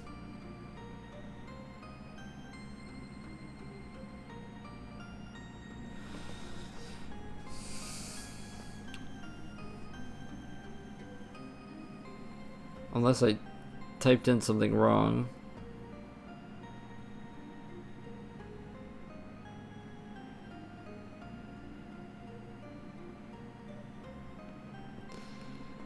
Border plus label plus border plus label plus border is correct for this. Unless L label just isn't enough.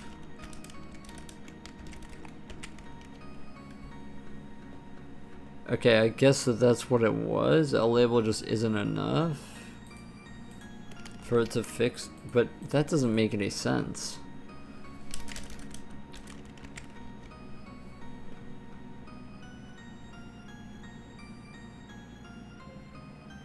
I guess it does make sense. At 50, asymptotic doesn't actually fit inside. Okay.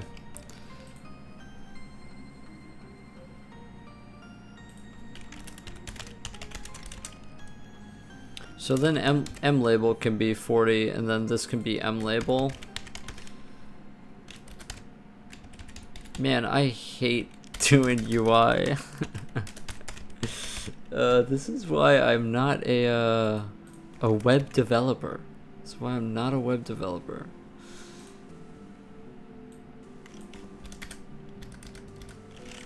Okay, so this is gonna be L label. This is going to be off. Now off is going to equal this plus BT plus border. The reason why I'm doing it from scratch every time is because Really, I don't need to for this, actually. The reason I was doing it from scratch earlier was because I needed to, because they weren't in order, right? So really, you could just do plus this.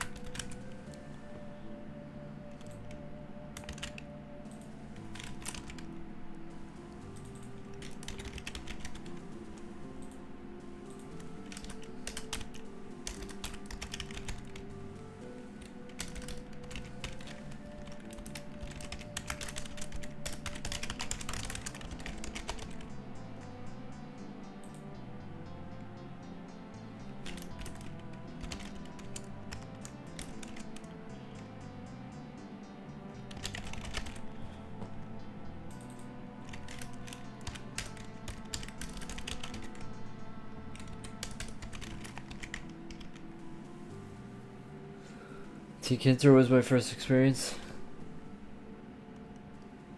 Inputting precise numbers in code, yeah. It is not very programmatic, or, you know, whatever they would say. It is not very programmatic.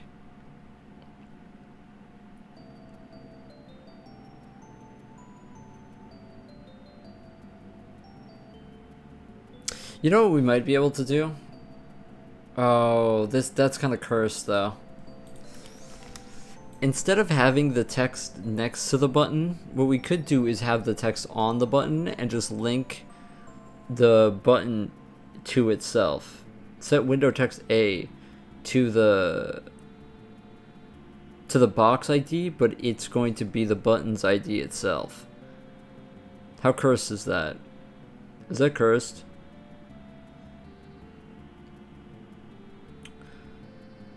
That's an H-wind. Does this return an H-wind? It does. Yeah, that's fucking cursed. I think it's possible to do it though. IMGUI? Yeah. I'm not a big fan of IMGUI. I like Nuclear though. But I like making my own UI stuff. That's pretty cool. But, you know, making my own GUI for this is kind of like, you know, I'd rather just use this.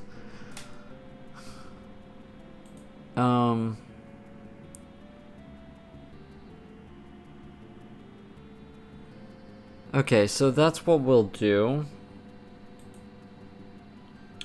Instead of having a text box at all, we'll just make this the M label.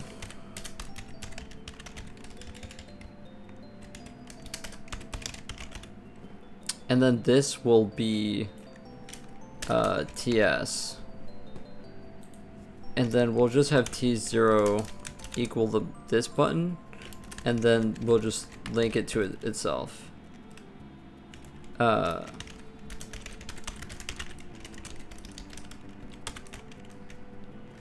box ID equals T0. Okay. Okay, shut up. That's not the problem. Make button.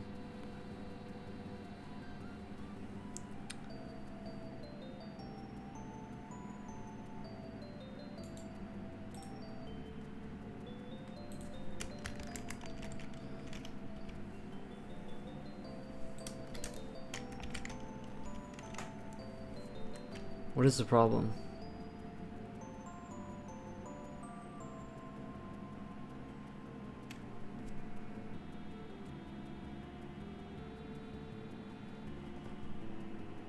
Wait, how do I do this here? How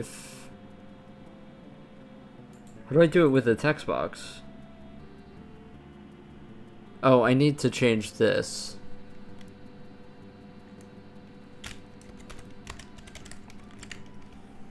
The whole wide string thing is so annoying.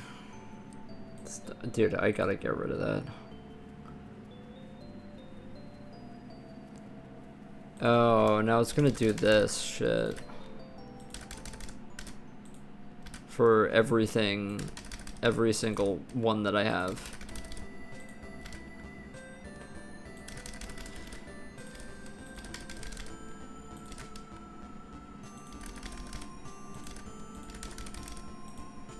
Yeah, I should never be doing the wide string conversion. I should have just been specifying ASCII. Now it's kind of like really annoying to do this.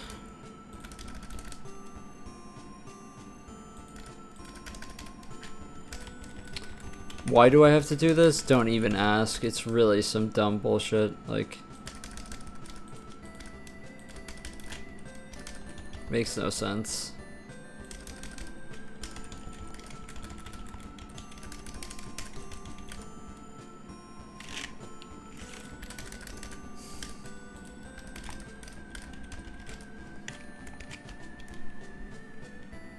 Okay.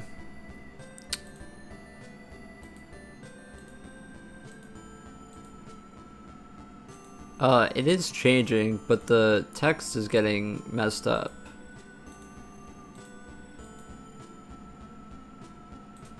I think it's actually due to the button style itself, do you see?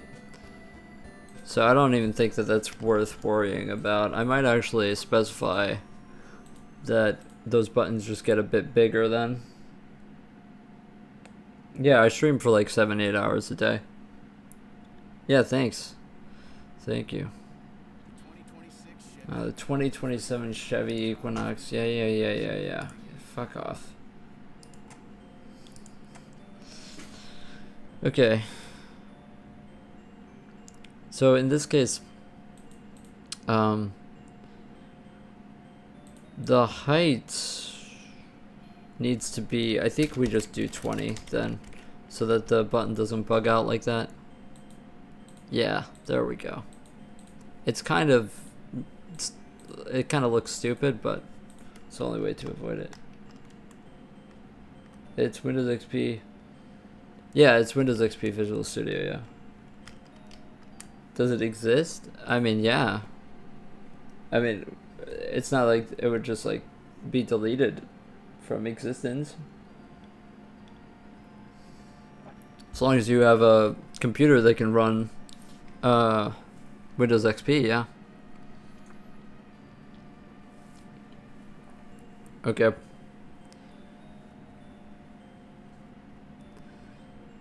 So now we want to do the exact same thing with this. So let's just get rid of the text box completely.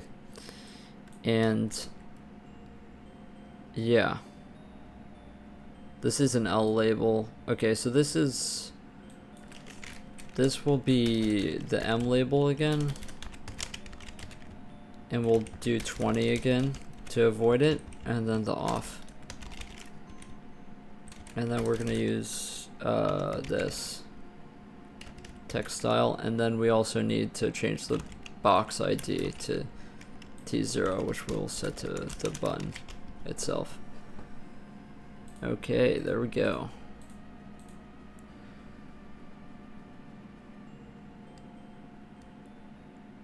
You're gonna win it at jail if they find Windows XP on your hard drive, yeah. Is it good? I mean, it's the only thing that you can use on Windows XP, yeah. It's period accurate. That's what everybody used. Yeah, Vim, yeah. I use Vim as well. Helix really, but yeah. I wonder if we can move, actually, can we move color onto the same thing as well? Just like put color here. That would really be very nice, actually, if we can move color there. I think that's what we should do. Just move color up. Okay, so let's not do this. And off will plus equal M label plus border.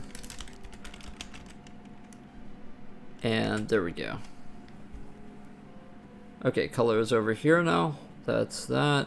It is kind of nasty, but with the alignment, but you know, it is what it is.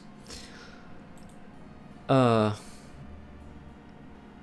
you could technically, what you could do for the buttons, since they are height, this means that they are technically row minus, well, it's row minus,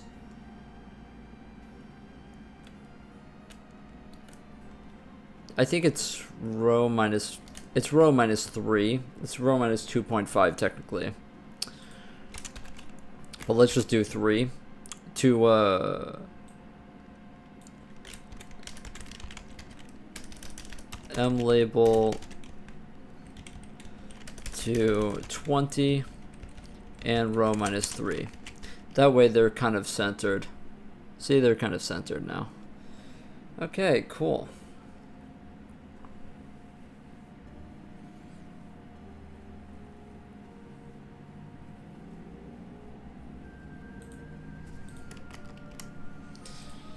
We're getting there. We are getting there. It is kind of, you know,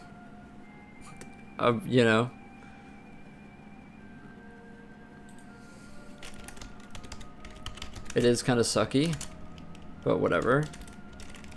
Let's do an L label of 50 with a semicolon at the end. Okay, there we go. Yeah. Well, then I gotta turn off the space heater. It's hot in here.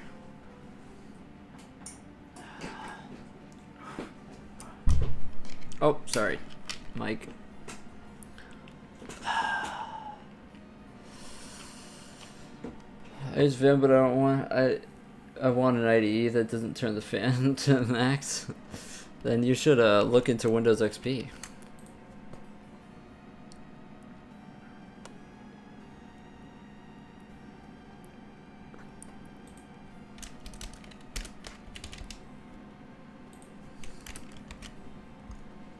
Kind of unironically, to be honest. Okay, so now that I'm looking at the layout, I feel like honestly we could put 2 of these onto the same thing. So we could just like set offset to plus equals BT plus border, and then just keep it going.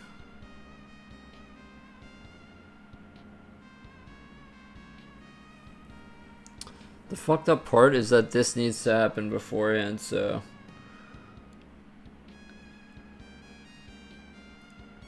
Yeah, I couldn't get Zed to run well on my laptop. I mean, I have a shitty computer, but yeah, I use Helix. The Zed stuff, like the fancy 60 FPS stuff, did not run. It didn't run great. Like half of the time it would scroll like super smoothly, but the other half of the time it would, you know, alias weird. Yeah, the issue is that this is really fucking confusing now. You need a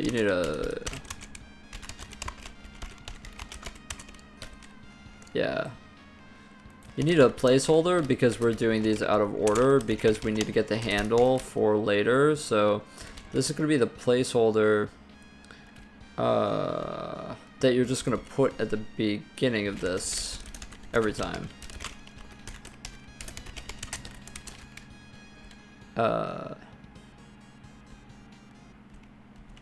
Yeah, you just add it every time.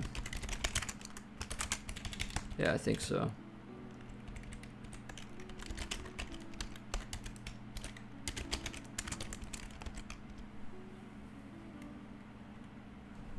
Okay, all I have to get rid of is the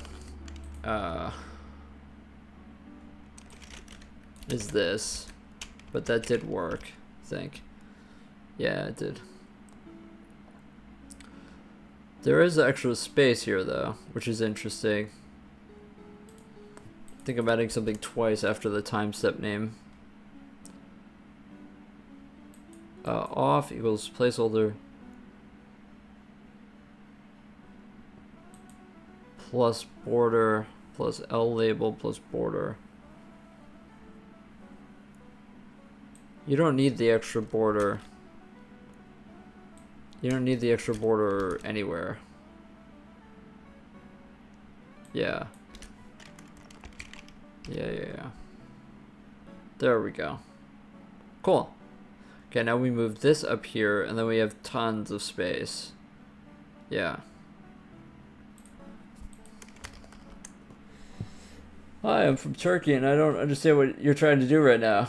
I'm using Google Translate. What's up? Nice to meet you. I'm working on a cellular automata. It's made in 2D, but these are here. Here you go. That's basically what it's about. Okay, I'm moving that system into a 3D space. What's up with my heap breakpoints? It's because of threads. So when I exit out forcefully, it just is like, oh shit, no way, the heap is corrupted.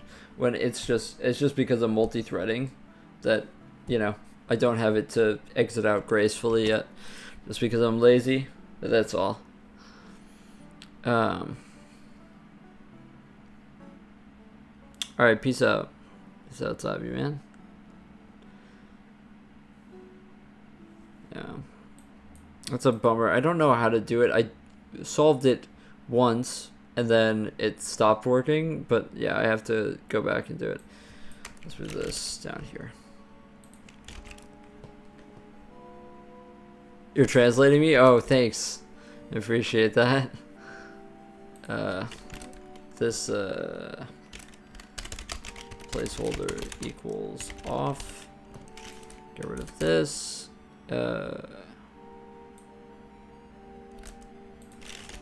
Off plus equals the BT plus border. And we just add the placeholder. Every time.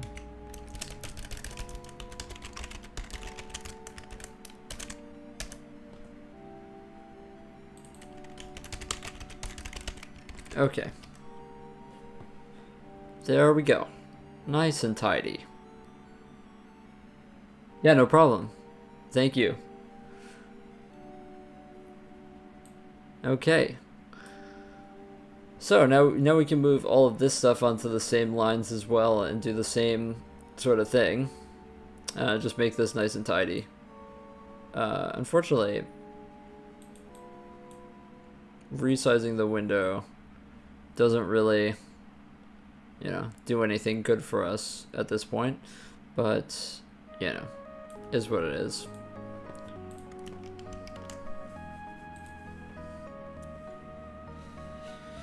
Okay, so we already did this on the same line. That's good.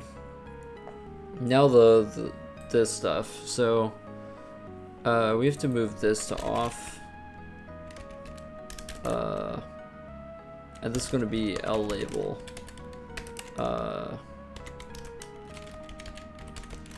Off equals border. And then let's get rid of this.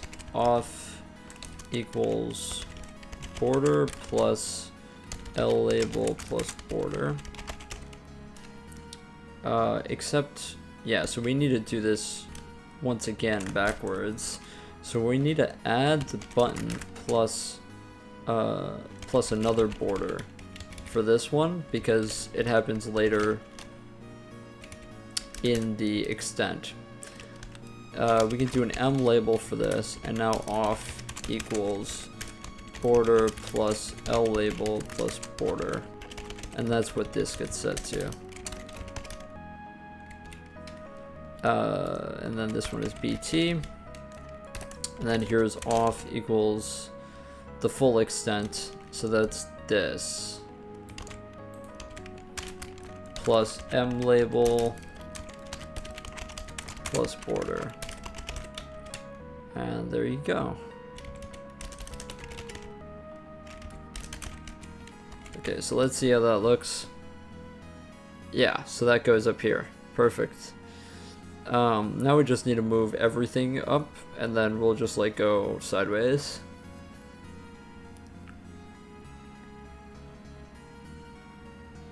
We could even like make border, now that border is like affecting everything the same, we can actually just like straight up change border to like 5, and that should help the space a bit more. Yeah, exactly. How chill is programming UI? It is pretty chill. No race conditions, yeah.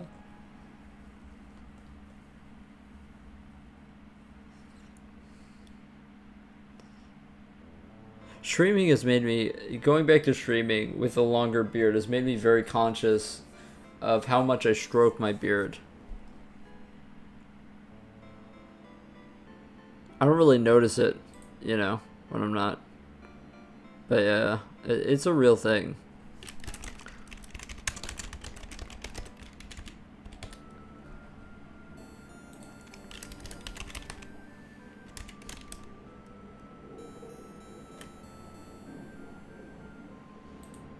We want to have a label for each kernel.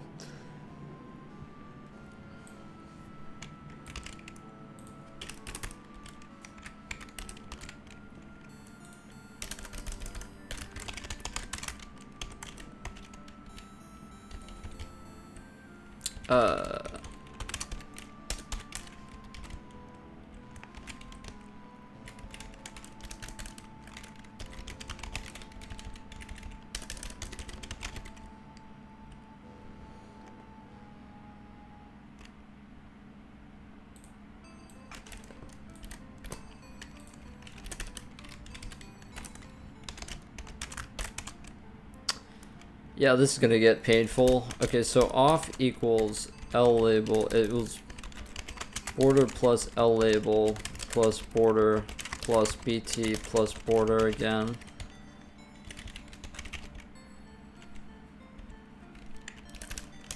M label. Really, that could be even smaller than that, but let's just keep it at the same size for now. We'll go border plus L label plus border for this. M label, then off equals the full extent.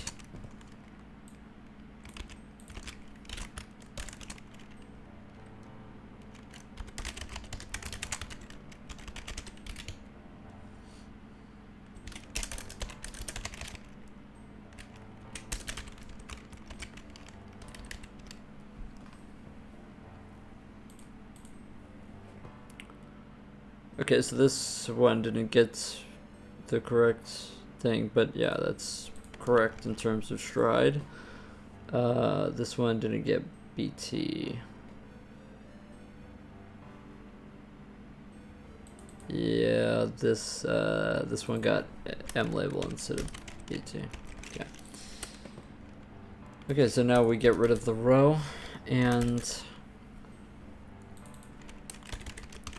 goes L label. We have to get off plus equals the BT plus border. Then the placeholder gets to be off, and then that's off. We get rid of the row.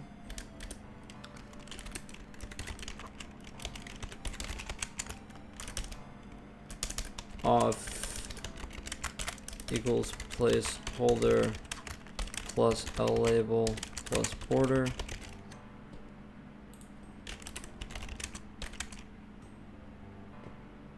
Oh, this is L label plus border plus BT plus border. Placeholder plus L label plus border.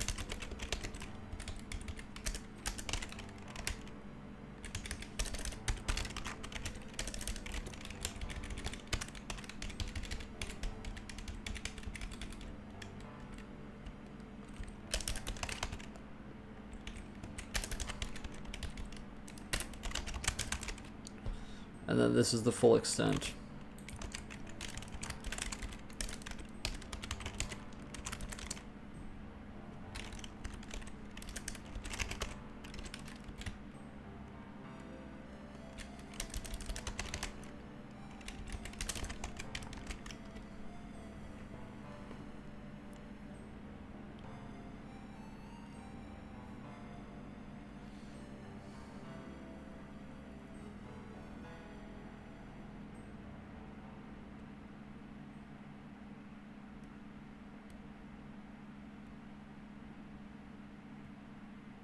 Okay, I messed something up here.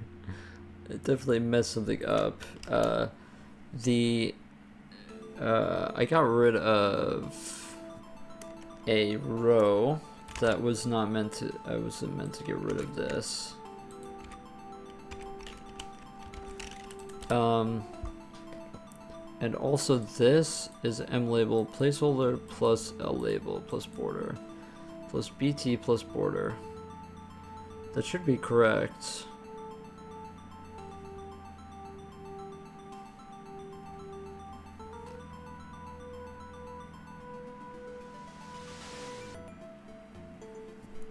Wait, why doesn't that work?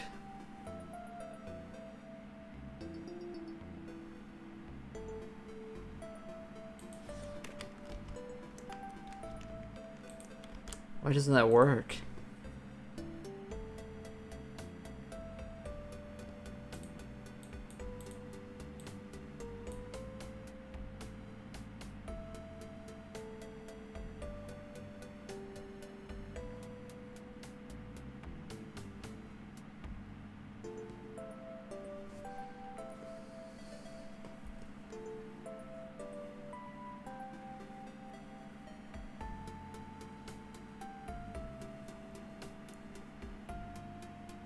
So much for you.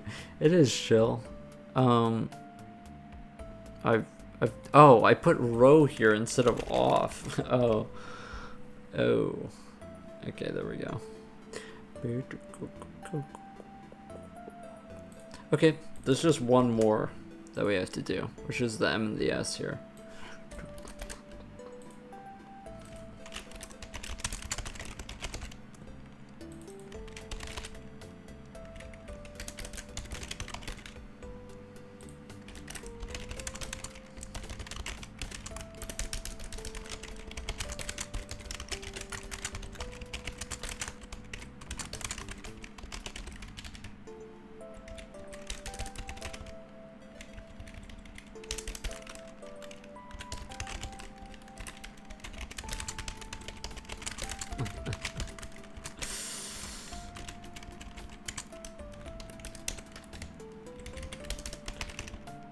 Don't mind me, I'm just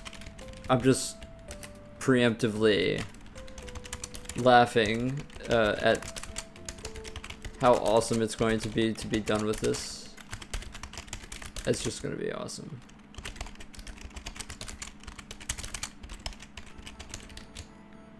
Beep boop beep boop beep boop beep boop.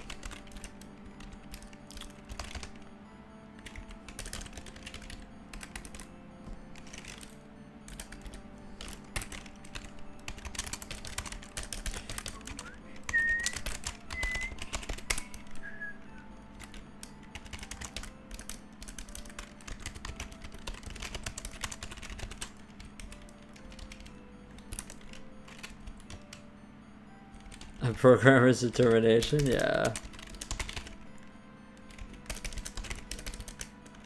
We are going to, after this, I think, we're going to work on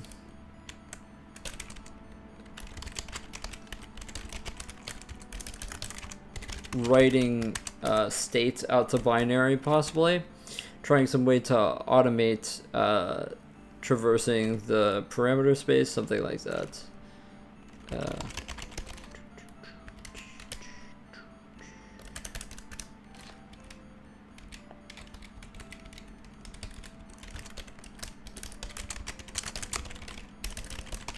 We're almost done though.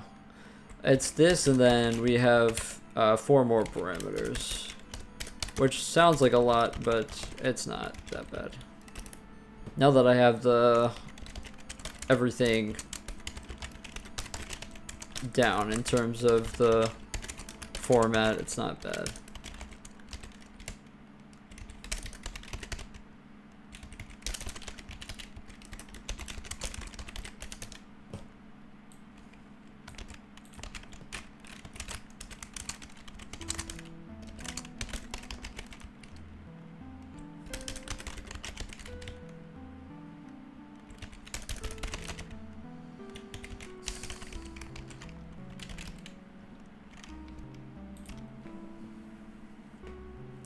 Okay, there we go. I just have to cast it to, I mean not cast it, but just set it to 0.3f. But yeah. So now we don't even need a scroll bar. Look at that. Well, we do need a scroll bar. We can have many kernels. I've had configurations with like 8, 9 kernels before, so it is still important to have that. So as far as 3D with that many kernels, though, it's maybe not feasible. Okay, so what next is on my list? Oh, right, the beta size and beta values. Uh-huh.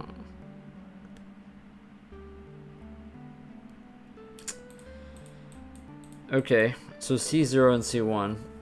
You know, the pain in the ass is going to be, we actually have to cap these at certain values, technically, if we want to be like good programmers today. We have to cap them at values, so that they don't go out of bounds and cause problems and seg faults and shit. Yeah.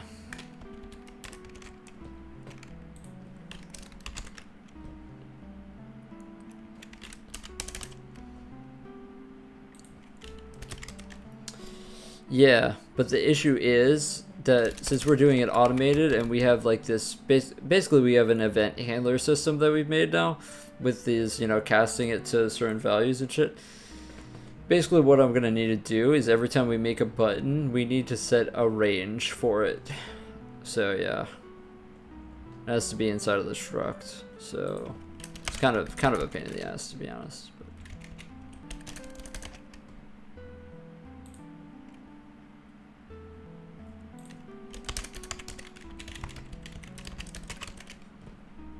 Tell me if Claude Code can do this shit. I want to know if your Claude Code can do this shit. And if he can, I mean, tell him to take the wheel, man. Okay. Oh, this is DT-int. Yeah, it's so easy to copy and paste now. I feel like we should have done that in the beginning. I just can't do anything. Claude one-shots it for $80,000. Ah, yeah. Let me just get my wallet out. Okay. We're cooking. So that's what the kids say, right? Cooking?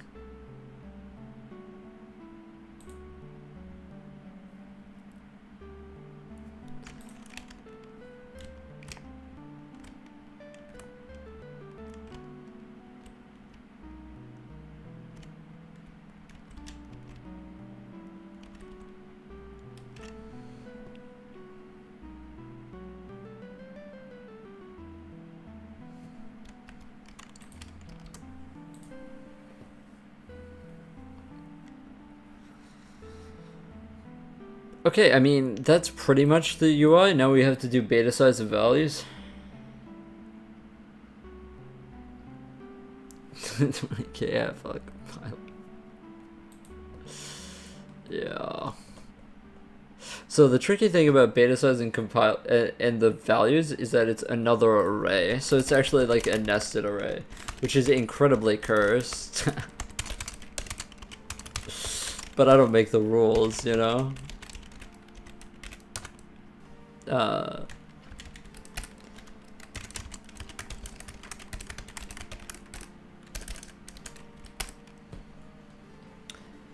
remember when I did this UI in my 2D implementation, it was much more painful than this because I was a much worse programmer back then. So I'm happy that I'm a lot better now.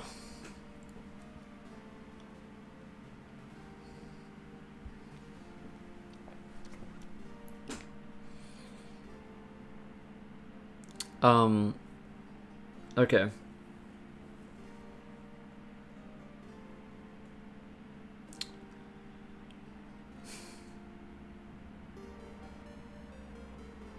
Right, so we have to make a button here. It's this. We need a button there. Yeah. Well, not a button, but no, it is a button. It is a button. It's going to be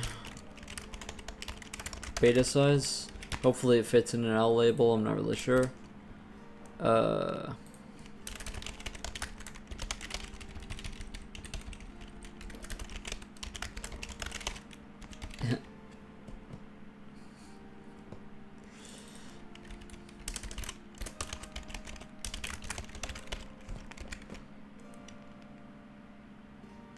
Oh wait, this is...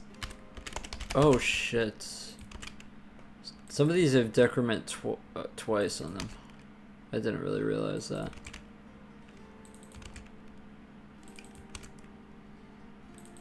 Whoopsie daisy.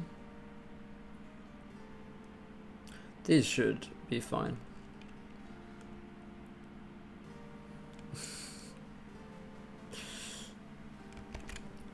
If your country is immune to inflation, then I want to go there right now. That would be fucking awesome, man. Scratch that. I want to go to any country that isn't America. Okay,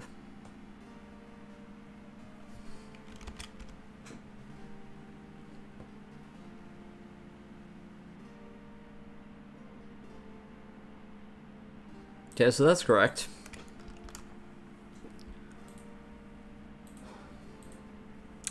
Yeah, so now I need to print out the beta size. The betas.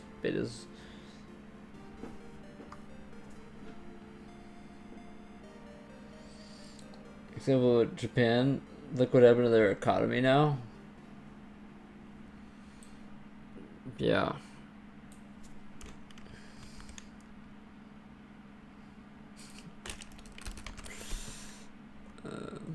Dude. I mean, maybe politics suck everywhere else in the world, but man, I don't know. I feel like the United States is on some other fucking level, dude. This place fucking sucks, man. Like, everywhere is kind of shit. Yeah, that's probably true. That's probably true.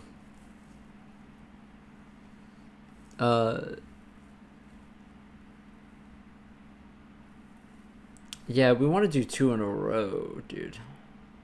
Fuck. Oh, that's gonna be painful. Oh, that's... Oh, fuck.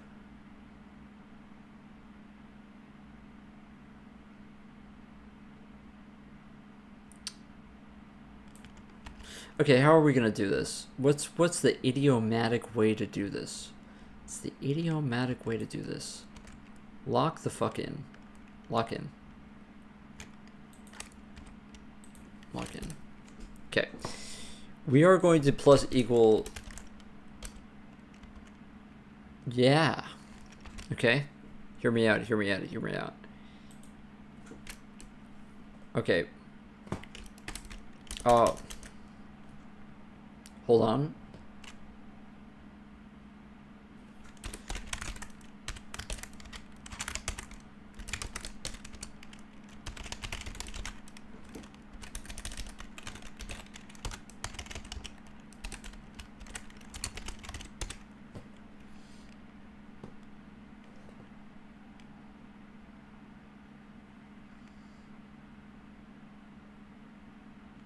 Oh no, I'm not running this in a VM. This is my computer with Windows XP. Need layout, use clay on Windows XP. We need to do this before we break. Okay, so yeah, we're just gonna iterate it by 2 so that we can get them on the same row and we don't just like waste a bunch of space. Okay, so I'm just gonna do B. Actually, you know, maybe we don't even see what you can shrink into a function.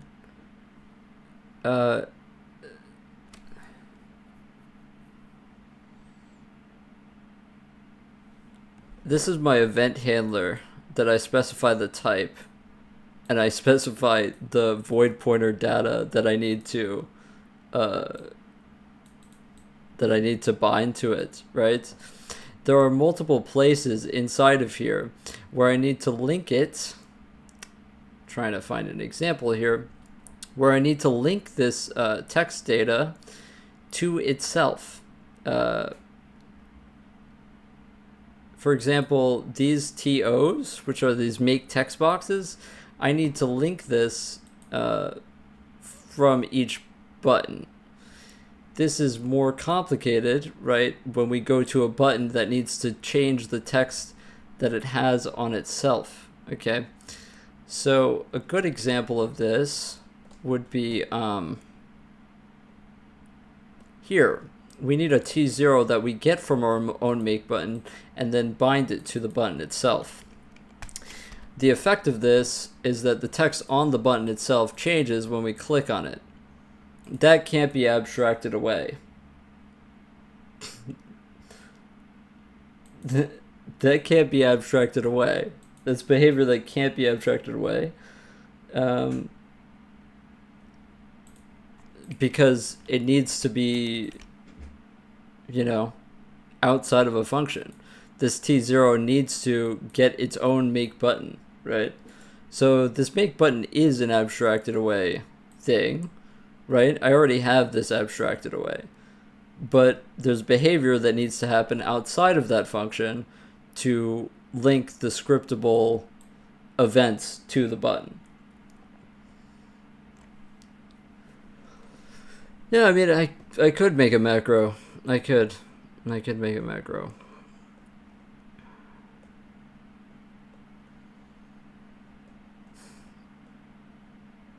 But I'm very close to finishing it. So, yeah.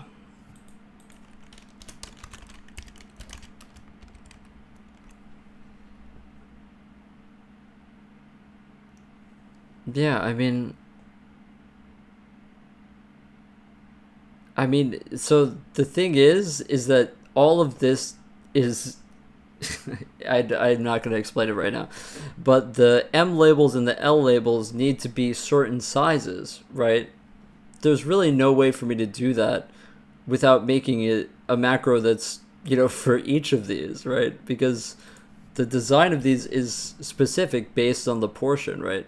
So this is obviously, I would have had to make a macro for this and then just repeat it 3 times. That's, to put it lightly, it's fucking pointless. It's literally pointless to change how the macro runs with more defines. Yeah, but yeah. Yeah, I mean, I don't know. I don't know what to tell you, man. The M label and the L label and these borders all change depending on the row and depending on what the data is. So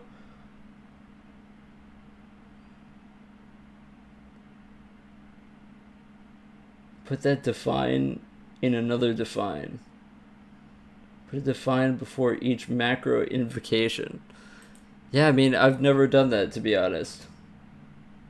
What I use macros for is, honestly, when doing repetitive things like writing out to files or this or that, but I don't know if for UI where every row needs to be a specific thing is if it's...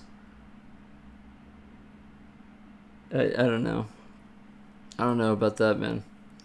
To be honest, I don't know. I don't know, this is all, specifically coded logic to get this stuff scripted, right? To the point where it works in a row like that, To do a macro for this would mean that we're just doing the code once, and then we're just going to repeat it 3 times. It's really not, I don't think it's worth it to do that just to have clean code. So you're defining a macro inside of a macro. Yeah, I mean,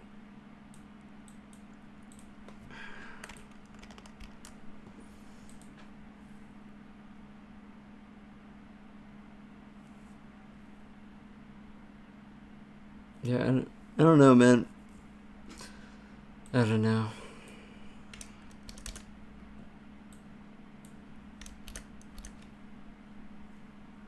Have a go at it.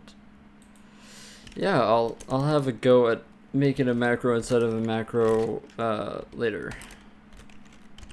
But for now, I'm going to try and finish this UI.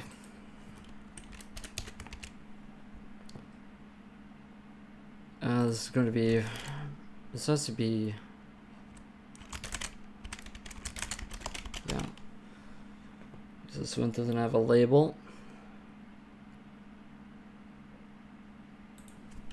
And then this one's just border. Just at the bottom.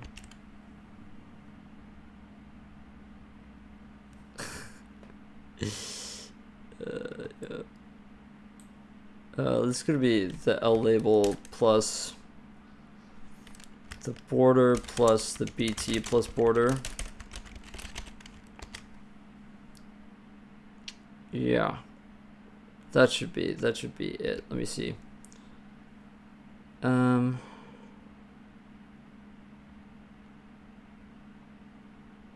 it's almost working. I think I forgot the row break there.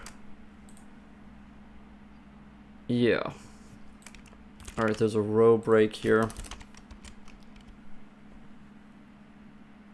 Okay, so we have beta size and then we have these down here.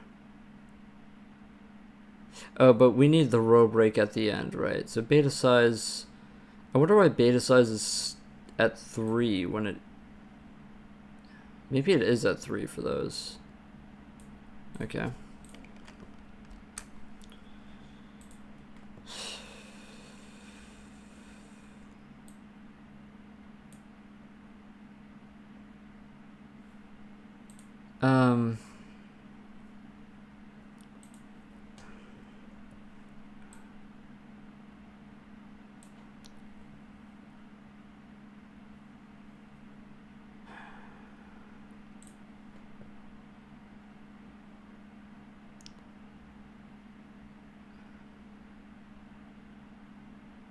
Yeah, it's strange why I don't get another one there.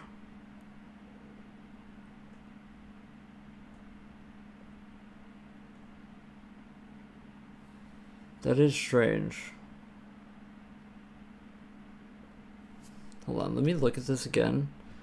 Why is C1 down here? Oh, I think the labels themselves are incorrect. Ah, I see. Because I didn't do this correctly. Yeah. So this is, I forgot to change this. Yeah. I have to write this specifically. Yeah. So this is correct, but yeah, now I need a. So I can get rid of this.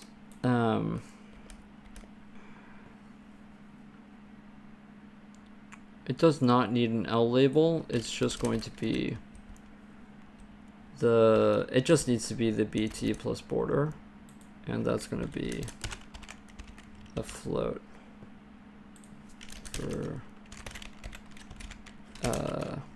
That's B plus 1, right? And that's an L label.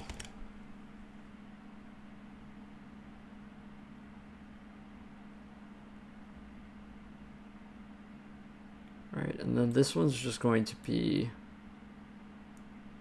actually just a placeholder, and then the placeholder, the full extent.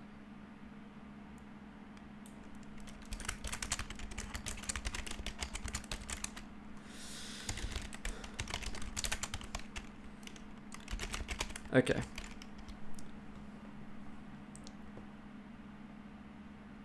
Yeah, that is it.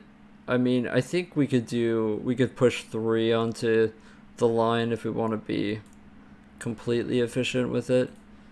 But yeah, we can do Visual Studio 2026. I haven't tried it. I have not tried it.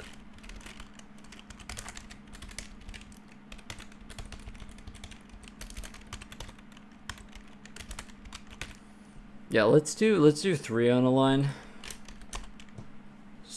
Because we can fit it, why not?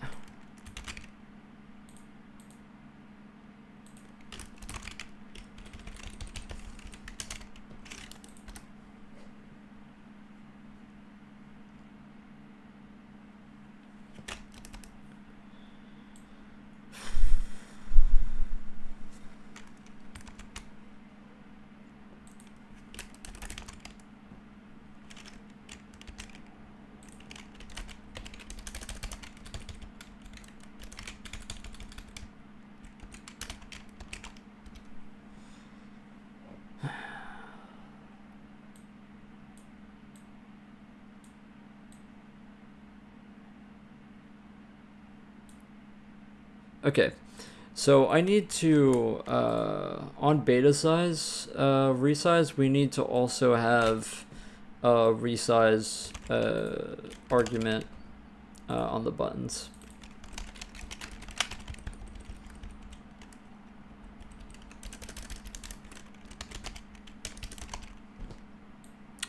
For all of these. Okay. And we also need to have that on kernel resize. We already have it on kernel resize, actually. So now let's test if this works. What's the problem? See declaration of button. Like, what? What is the deal?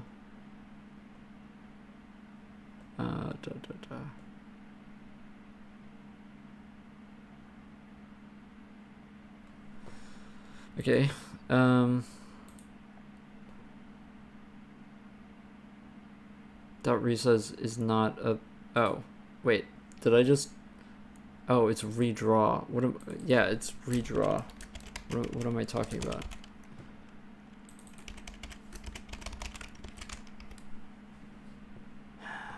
Okay. That's kind of cursed. The redraw is kind of cursed.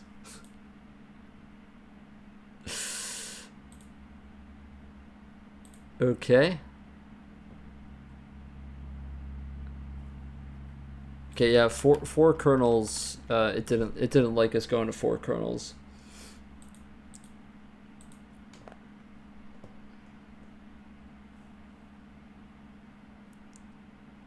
Because every time we add a kernel, we have to also initialize it.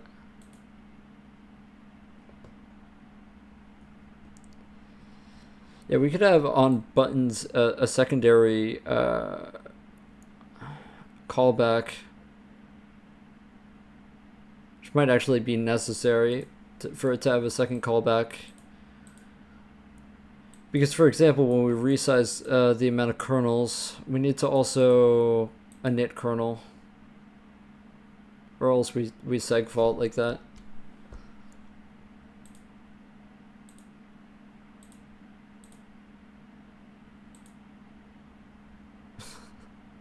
The redraw is pretty cursed. I'm not gonna lie. I don't know what to do about it.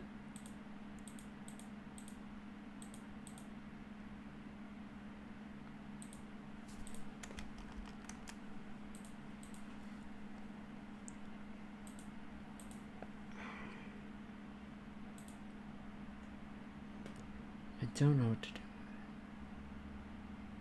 Use the Anthropic C compiler. I'm all good. I'm all good.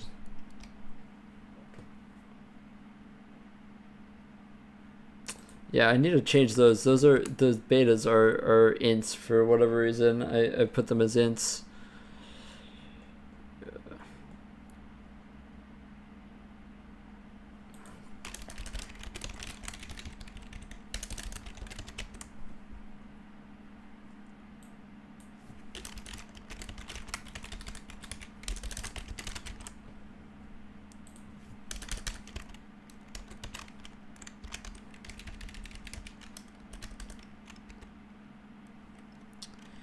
Do I need to redraw? Yeah, I could just change what's changed. The thing is, when I do the kernels, for example, it needs to take that off, right?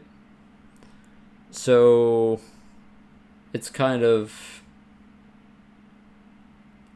difficult to not redraw everything.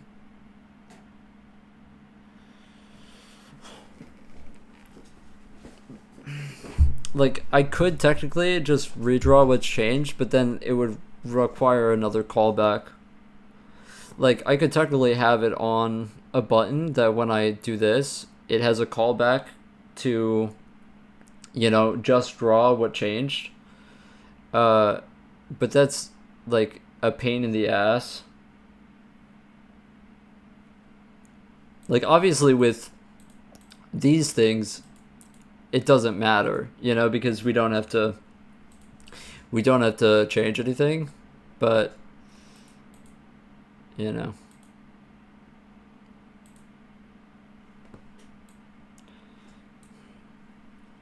is what it is. I mean, technically I could do it. I could also do like a triple nested macro as well. I don't know if I'm going to though. I just don't think I'm made for that. You know what I mean? I'm not built for it.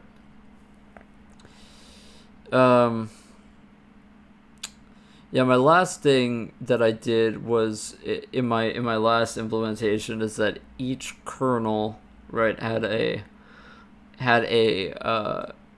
minus sign next to it to delete it. The painful thing that we have to do next, right, is when we delete a kernel, we have to do a few things. We have to basically move all the kernels upwards.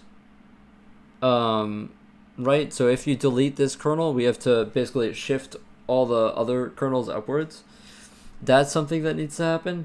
There's also an issue of, like, I mean, the main issue is when we change a parameter of a kernel, right? So let's say we change the M.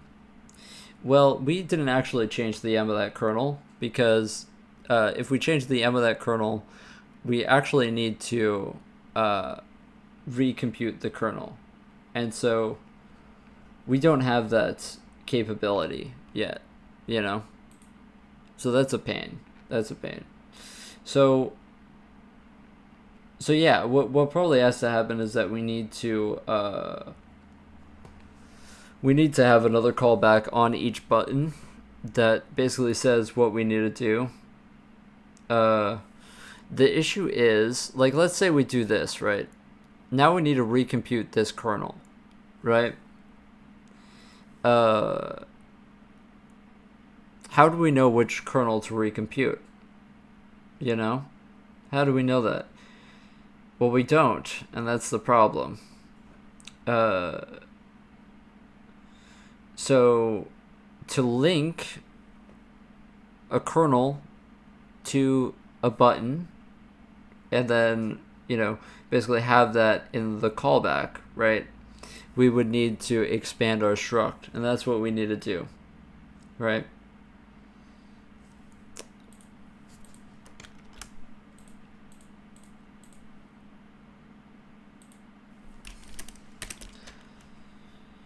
So we're doing this.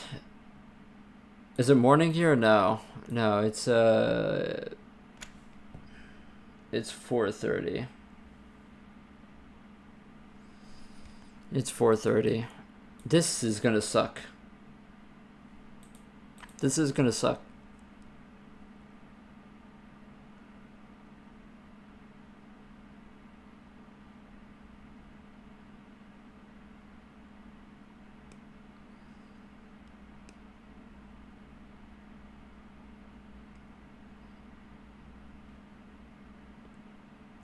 Okay.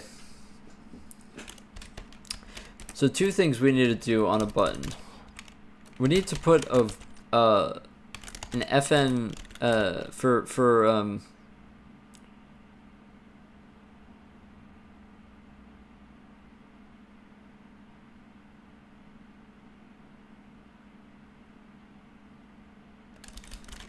an action fn,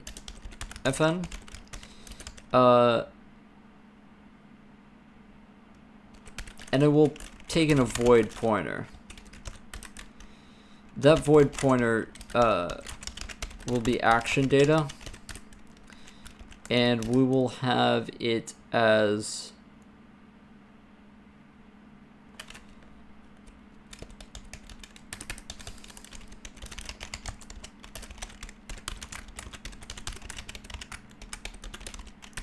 there we go. Is it worth it what I'm doing right now? It's necessary. It's like that movie Interstellar where he's like, you know, where the robot's like, it's not possible. It's like, no, it's necessary. That's what it is right now. It's necessary. It needs to happen. Because, like, let's say, so if during runtime, right, we need to,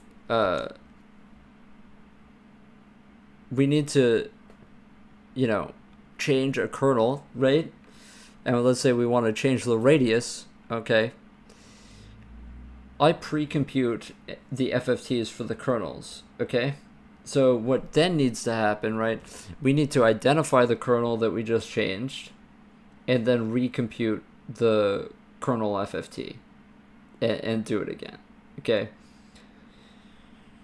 So every button needs to have a function and another function pointer, and that can be optional per button. Not every button needs it, right? Like this scale button doesn't need it. This ISO value button doesn't need it.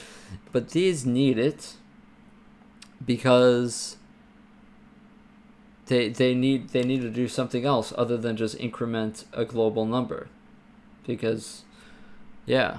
So it needs a secondary callback function that it calls, and it has this action data, and here we're gonna put all the types so that we can cast to it. Basically this is a tagged union, okay? But we aren't using a union because we're just using a how do I put that in a macro? Dude, like, that's a good idea.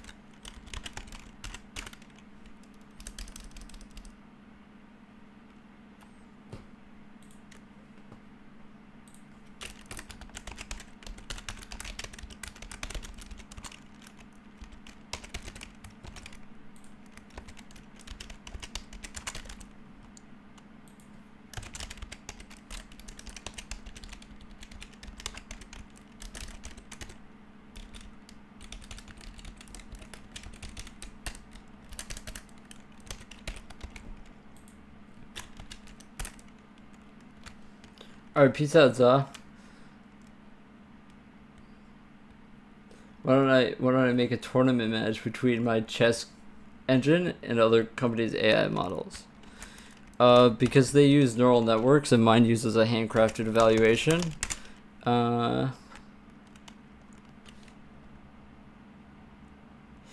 No, I know you were typing nonsense. What I was going to do, set define, right? And then take in def and then do, how do you do this?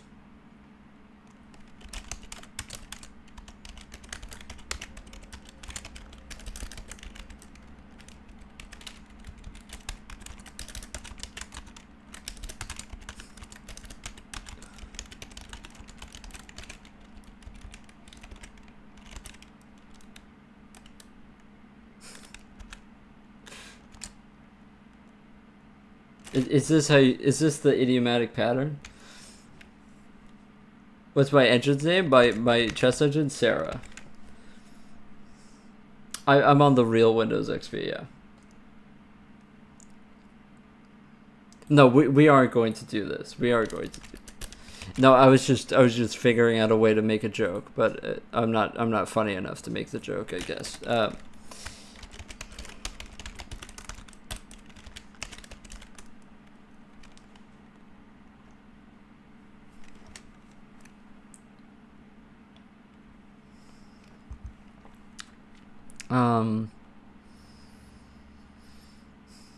Why am I using Windows XP? Because I like programming on old hardware. It's a fun challenge, and it's pretty cool.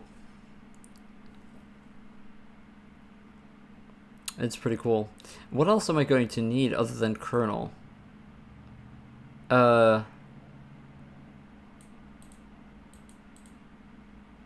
Maybe channel? I want to delete a channel, I guess. I don't think they're shocked. I think it's just weird. Do I have spec on my PC? My PC that I stream from, or the one that I have Windows XP on?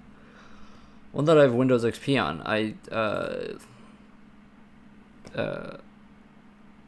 No, that's not how you do it. Yeah, I don't remember. Yeah, it's in system. Yeah, I know what I'm doing.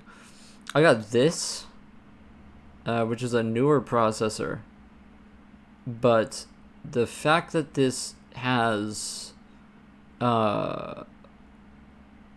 graphics drivers for Windows XP, it's kind of, what the fuck you are programming? I'm programming a cellular automata in 3D space. That's not meant to be 3D space.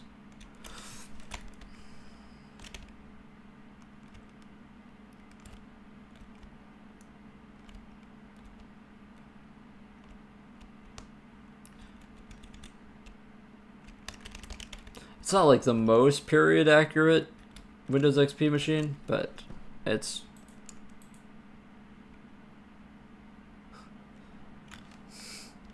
with OpenGL. No, this is DirectX 9.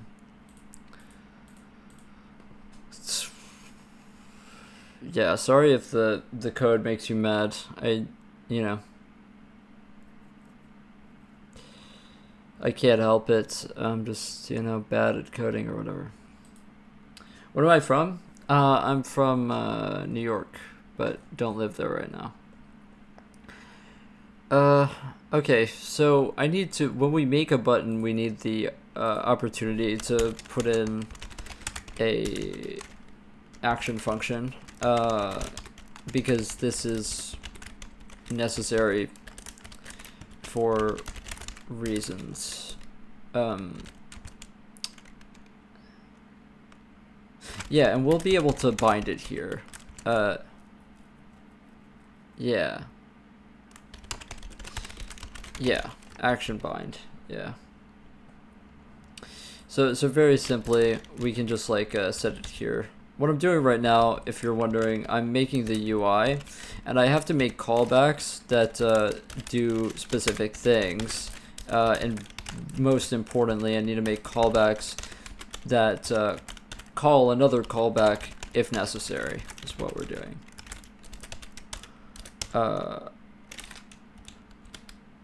Yeah, I also need to take in the type.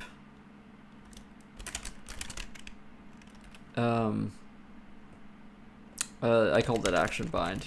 I also need to take in the enum for, yeah.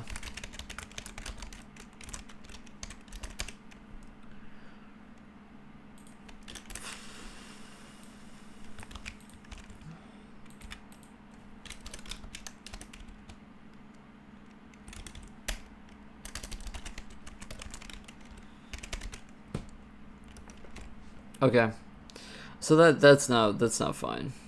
Okay. Okay, so let's go through and show the guitar playing skills. Maybe later. I gotta get some work done. I was really derailed by the whole triple nested macro sort of thing. I was really derailed. This is not gonna have one. Can I just put a 0? Yeah, I think I can just put a 0. Hopefully, it's not gonna be mad that I need to cast it or whatever.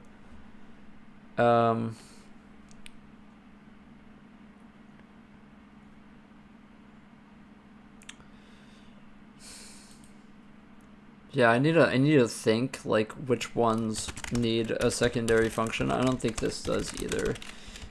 What's going to need a secondary function is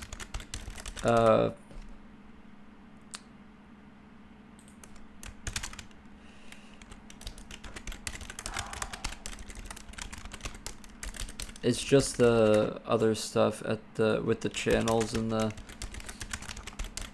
I don't even think the channels do. It's just the. Right, we have this minus and plus, but we don't even want that. We want actually a minus here to delete the channel. I don't even think we want the minus or plus. Yeah. Instead we just want this. When did you last eat, bro? Good question. Yeah, I should probably eat or something.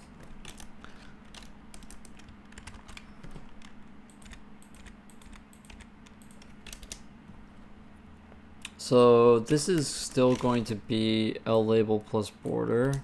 It's actually border plus L label plus border. And this will be controlling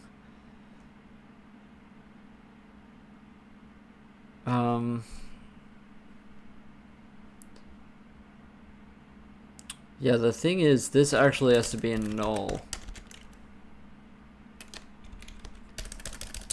This has to be null, and we need to have a casting type for null just to be safe. So I'm gonna have a DT null.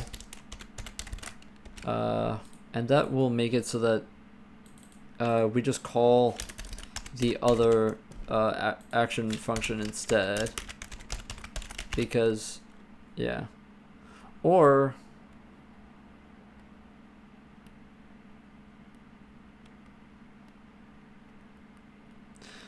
we could just, instead of decrement, we could just, but then you're passing in the button. No, you want the action function. We haven't made the action function yet, but you study about a computer networking. No, I would probably know how to nest things. I see people love the $5 pizza. Yeah. I mean, I'm a fan of the $1 pizza, man. That shit used to be so good. The $1 pizza place on 8th Street. Yeah. Used to go there after work.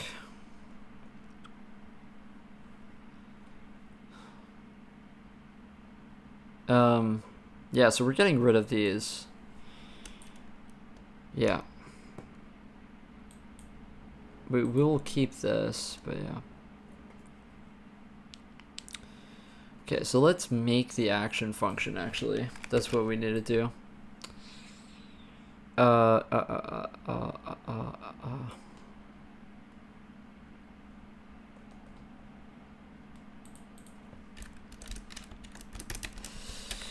let's call it remove channel. And it's gonna have a void pointer data because that's what the signature looks like for it. We will...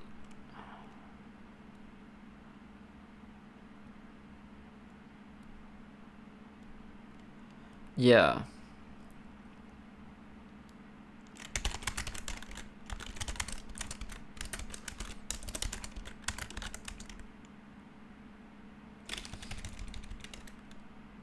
Yeah, what is the data going to be? I don't think it's actually going to be the channel. Maybe the index of the channel.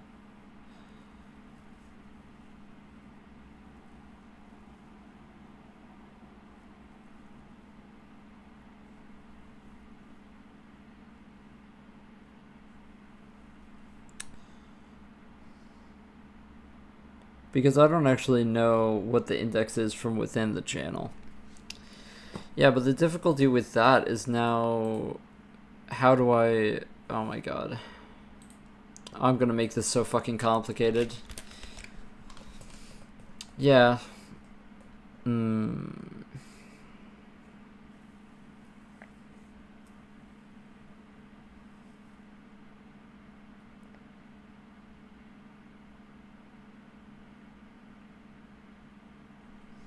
Yeah, that is mind-blowing. That sounds crazy. It does.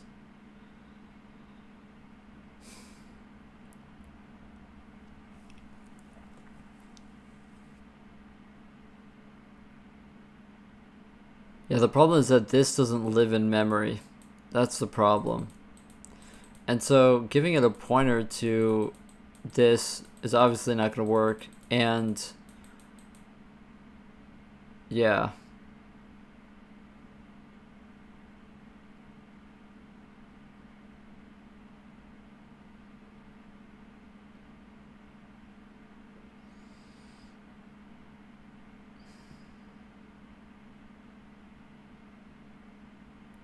Okay.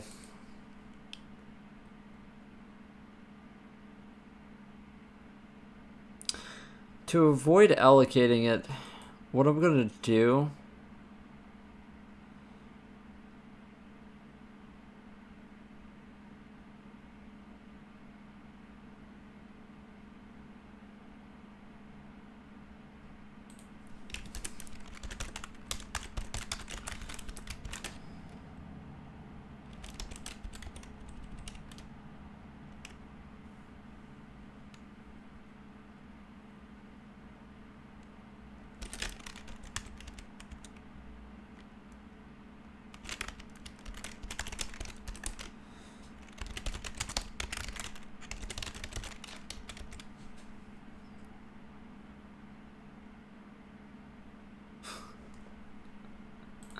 Yeah, dude, that shit is good. That shit is the craziest thing I've ever heard of.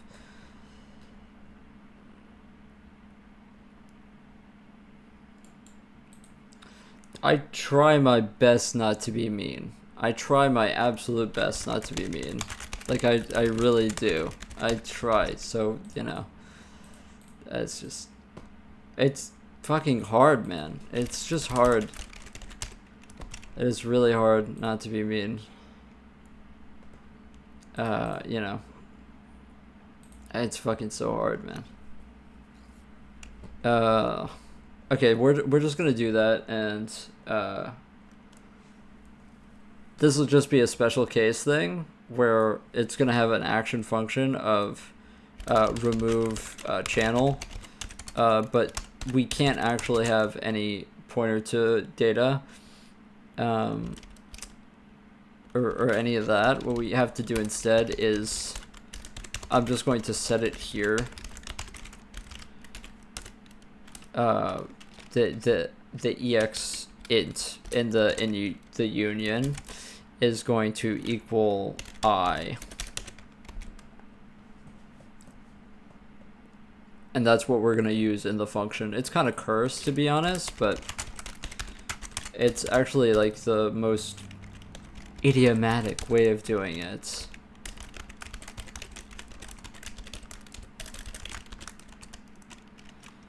Are we going to channels or max channels?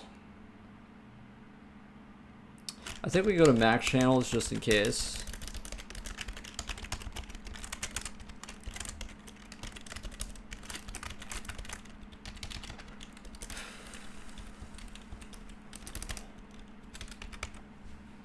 Okay. A pointer to a button is so crazy to see. There's really no other way to do it. It has to have, I mean, it has to have it because we need to get the union data for this. So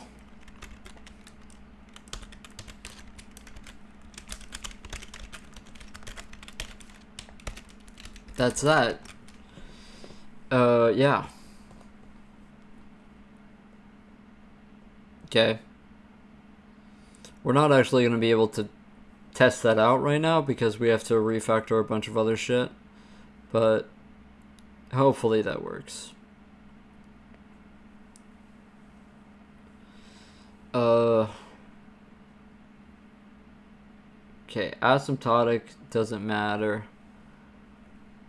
We can go null, null, 0.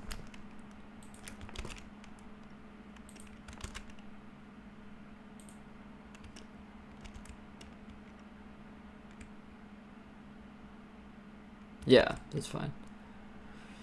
Yeah, it's weird, man. It's like I don't know. Maybe I am just a bad programmer and I don't see like the use in that sort of stuff, but it's like I don't know. I don't know.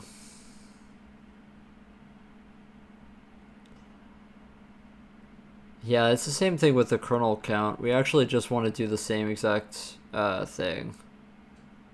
Yeah, so we're gonna get rid of this anyway. I'm just gonna copy the same pattern.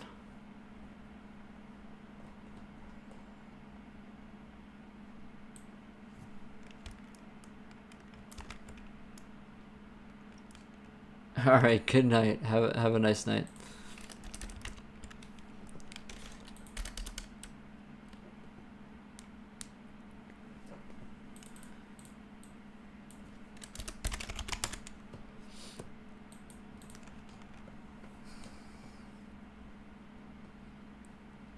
Okay, so let me get rid of this now. We're just gonna have this.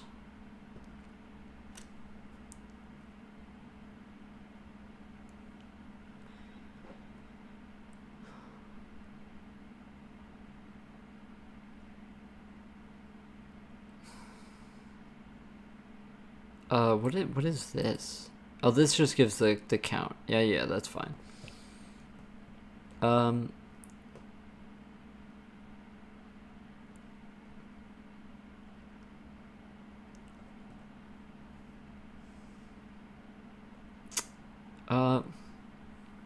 Yeah, that's what I was going to do. I need to go back up to here and also do channels minus, yeah. And now we need to do the same thing for the kernel.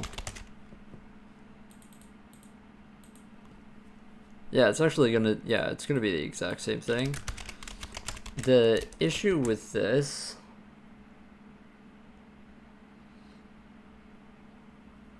is I don't know if we can just swap pointers like this. I don't know if we can. But we're gonna find out.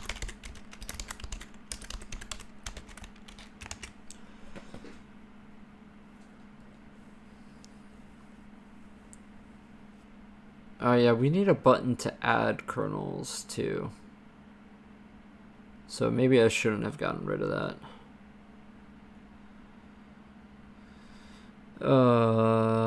Do I really want to do the undo button? Yeah. Just do the undo button. It's faster. Now do the redo button.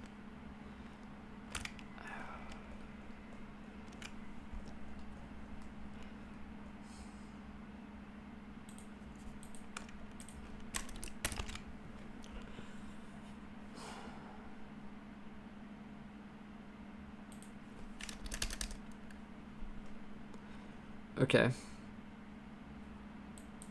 That is null null 0. That's fine.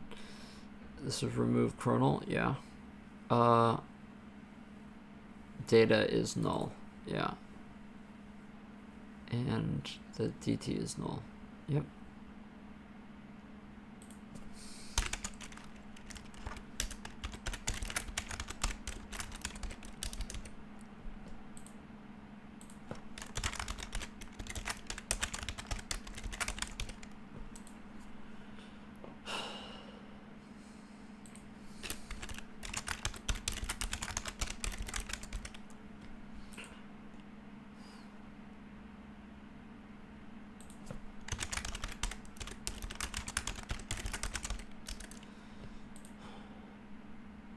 Oh wait, what am I doing?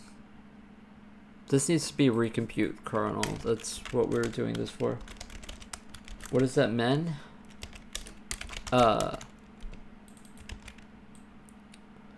I'm programming a cellular simulation.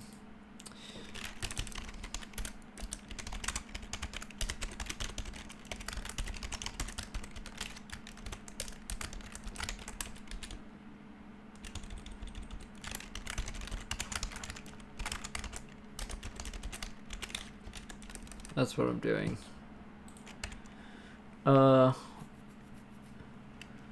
Very simply, all this actually needs to do is kind of init kernel, like, I think that's all this needs to do.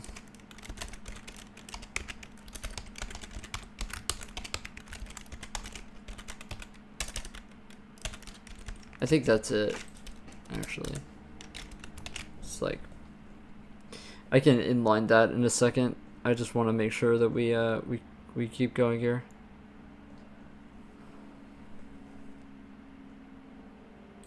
So yeah, this recompute kernel. Yeah, I mean, maybe this doesn't even need a maybe this doesn't even need that extra pointer, like to it. I don't think it even needs this, to be honest. I'm trying to think of like where else it would even need that. Maybe with the no.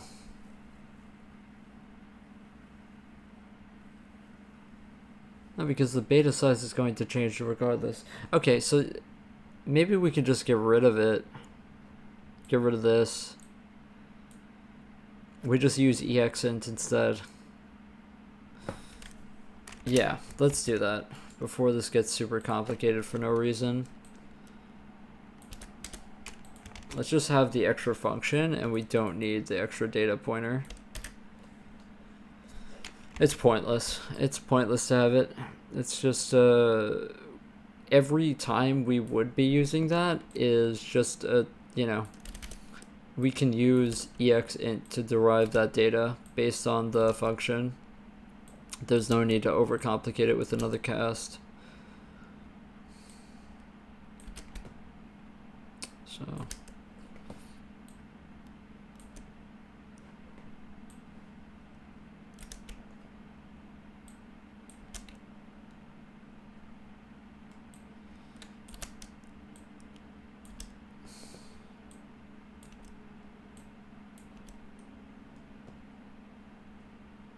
okay.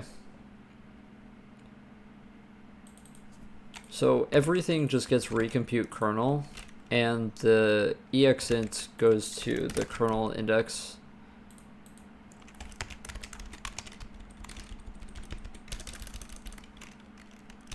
Which should be I. Yeah.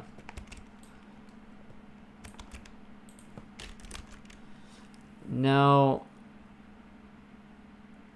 no, we always will redraw when we decrease the kernel count, so that's completely fine anyway.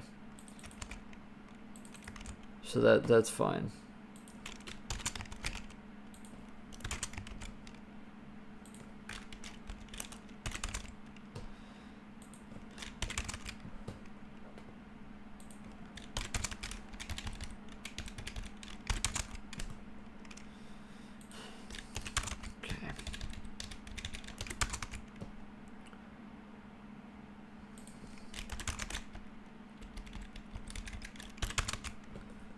We need to also make a function that frees the kernel too. I didn't really think about that actually.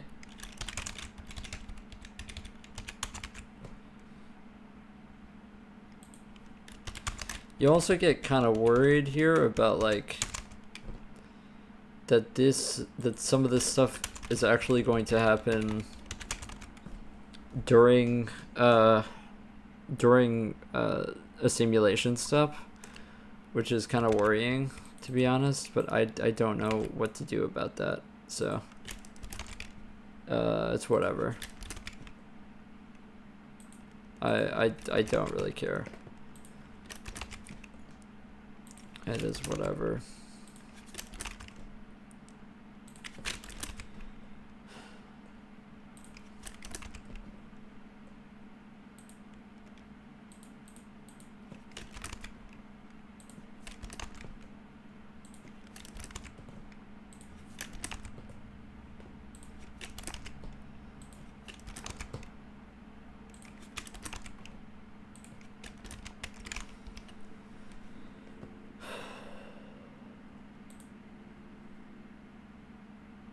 Okay, shut up. Where's the other error?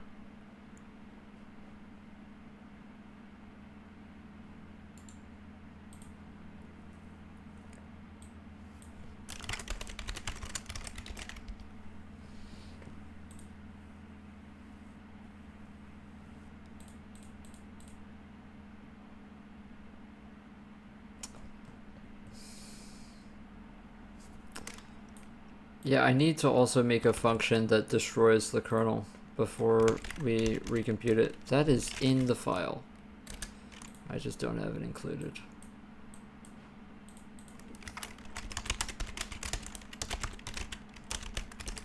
Okay.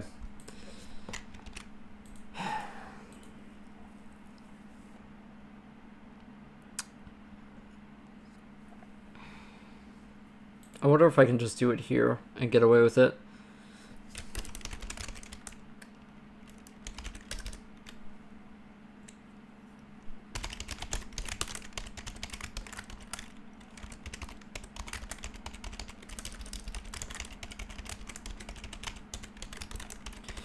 I may not be able to though, because it may not be zeroed properly.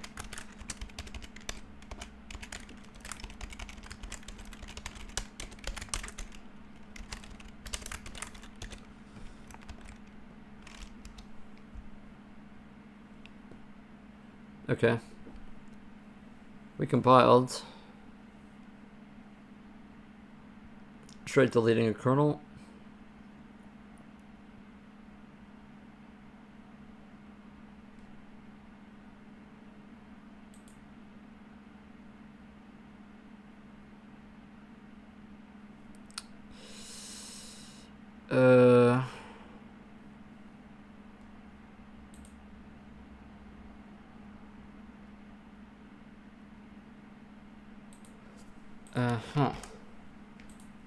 Okay.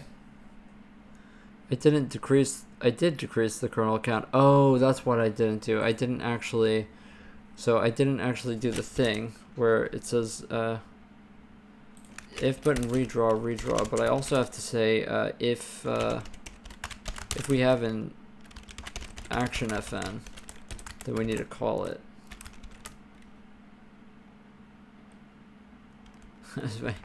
Yeah, I don't know how it's gonna run with that. Yeah.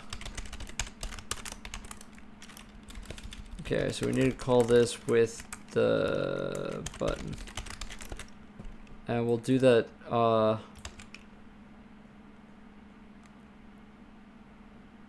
honestly, where do we call the actual, we do the actual, message handling? We do dispatch control. It's dispatch control. Oh, I see. Then we call this function, and then if buttons I dot action fn, then we also call the additional function.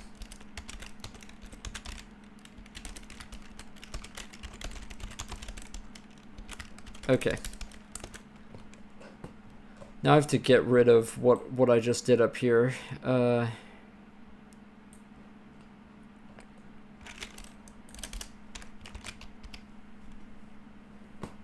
Okay, let me see. Okay, that's 4. Now that should be 5. Okay, perfect. Okay, we got it working. Okay, that doesn't work, but we got that working. Okay, that's actually, I was surprised that worked. Okay. That's good, that's really good. Okay, so now we have a bug with the adding of the kernel.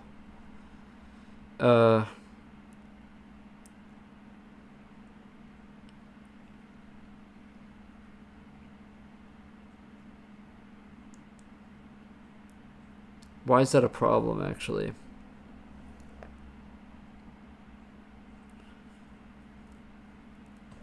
Oh, actually, am I leaking memory? Hold on. I am, aren't I? Remove kernel. Yeah, I am.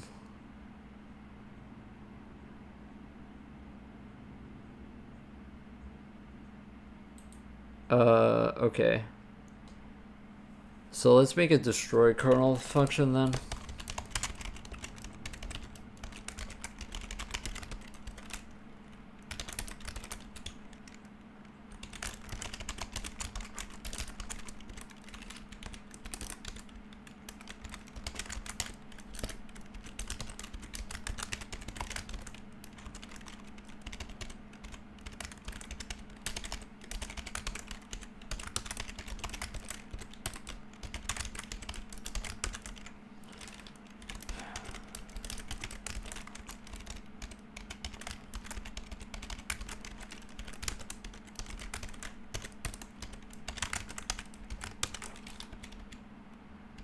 Okay, the rest doesn't matter.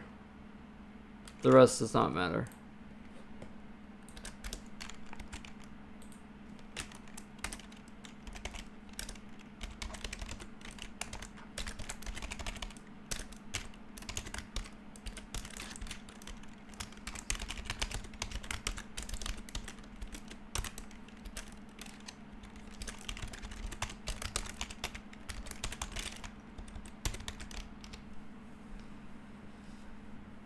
I don't think that was a bug, though.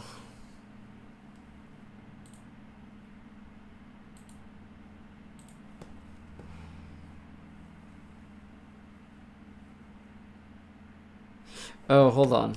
Yeah, when I increase the kernel count,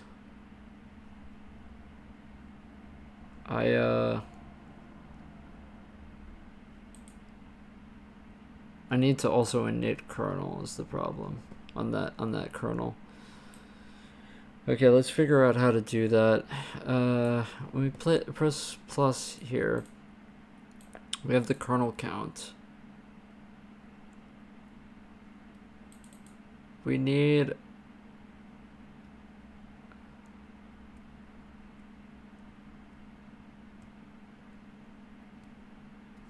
let's do recompute kernel, because recompute kernel will init a new kernel. With the exint of what the kernel count was beforehand. Yeah. Okay, there we go.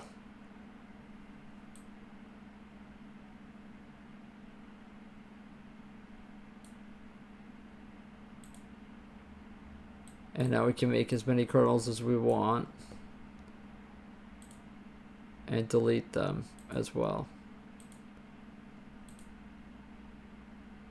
Nice.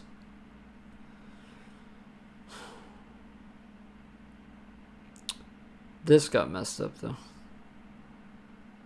My dream is to build a compiler in C. I'm in 30 years in CS, and just this year I discovered the beauty of crafting. I hate in the beginning because of the university.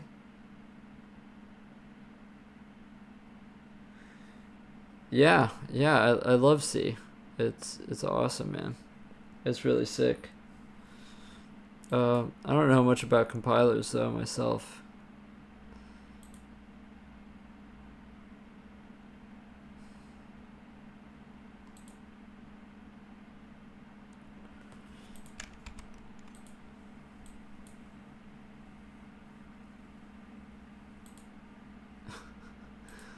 We can go to 0 channels, we can.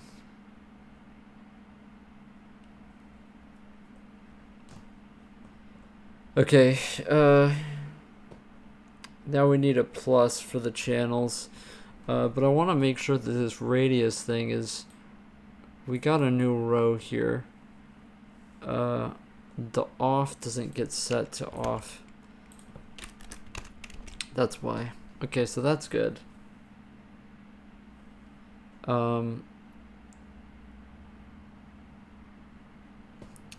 Now I need the plus for the channels. So we need the plus for the channels. Right here. Okay. And then this one's going to be... Honestly, this doesn't need anything here. It just needs to increment the channel count. There. Okay.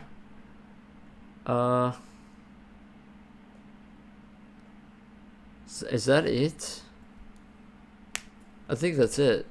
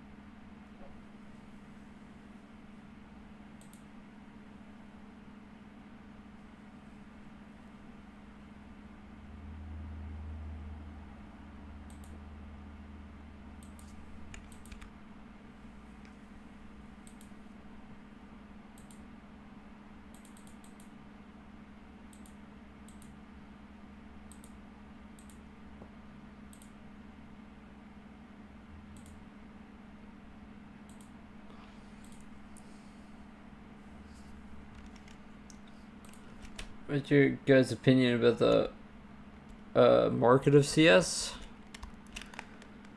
Is that out of the field because everybody just wants to be a web dev and get cash money? I don't know. My dream job is to work with some chill dudes making like CNC machine software, wear flannels all the time. I just try not to pay too much attention to everybody else because everybody else is kind of a jackass. Oh, this is broken.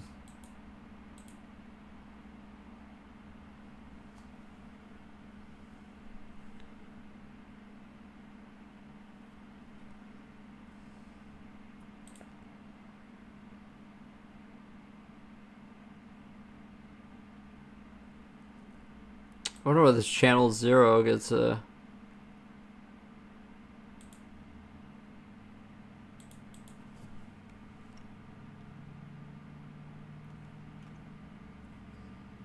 Would it be making an OS if I wanted the money? Yeah.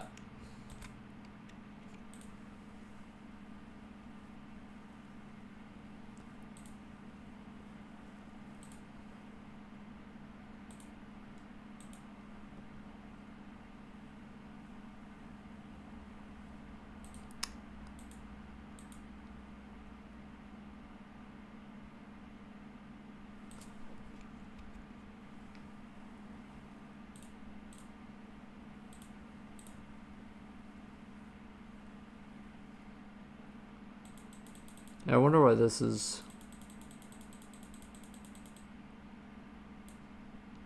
This number broke.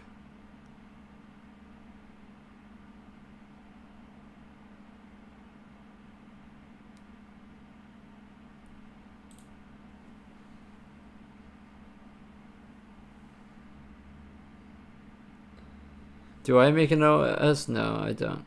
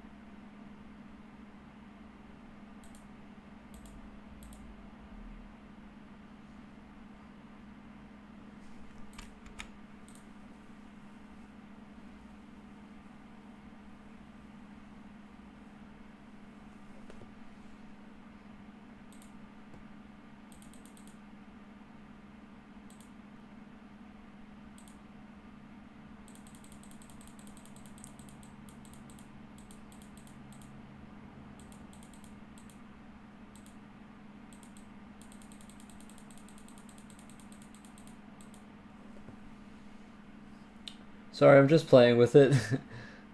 Yeah, what's up, on life?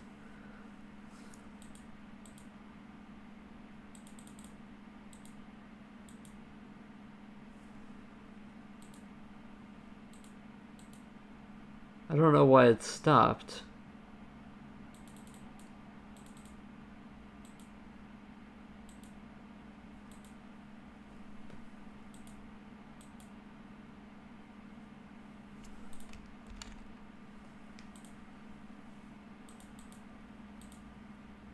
Oh yeah, the C0 went to a billion again.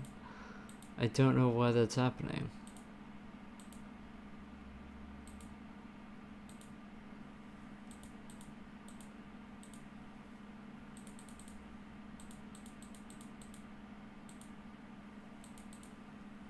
I think somehow this thing got stuck.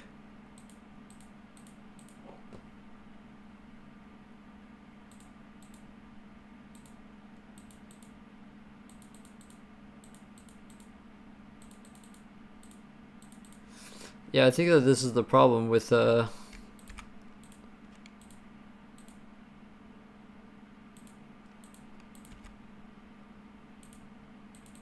Oh, I think I know what it is. Yeah, it's just dying out immediately, that's why.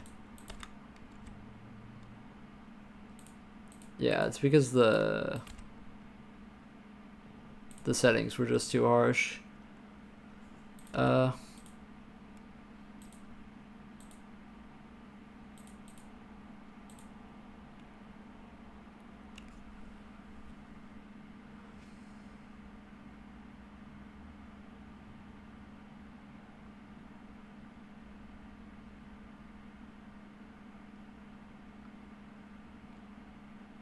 Yeah, this is pretty cool.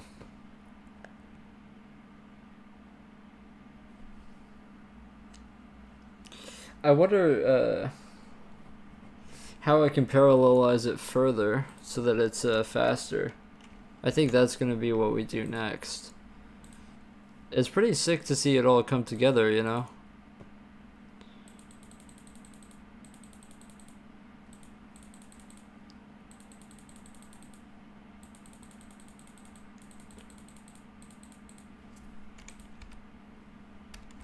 Yeah, that shit just dies immediately. Oh, we forgot to actually make a... Why does it... Oh, because of no beta. Because of no beta. You have to have a beta.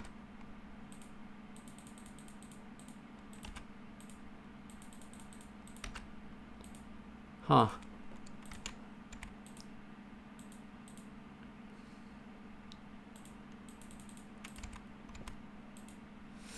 Interesting.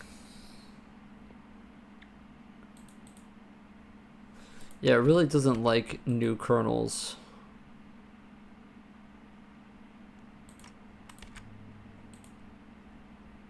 Oh, I know why. I know why. Wait, but double crochet with 4 threads, you only have 4 cords. There probably is some value to it, at least from like what I can think of. I think it makes sense that there would be some value to it. We forgot to make a thing for H. To make a thing to tweak the H itself, which is something that we should do. So right next to beta size, we should make another thing that's the H. Yeah. And we have to follow the thing here.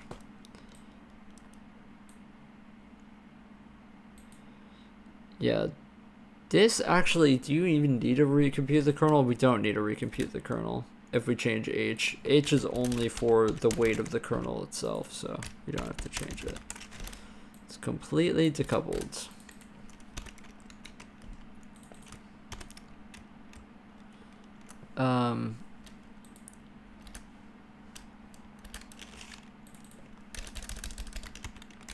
We do have to do the off though, so this is going to be placeholder equals off plus equals bt plus border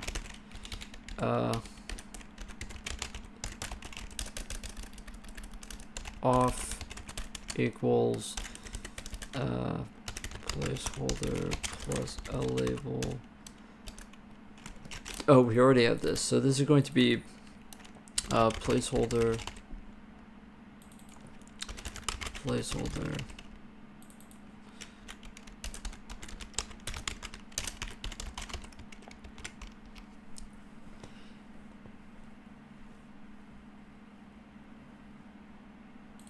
Oh, I'm not displaying the actual correct value, am I?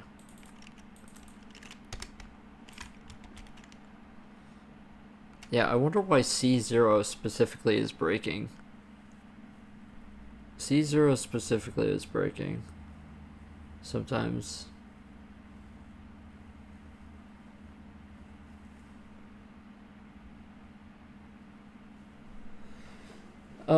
Yeah, it does. It does actually. I already have it multi-threaded. It's just the graphics are multi-threaded in terms of like doing the computation to make it 3D. But I don't actually have the.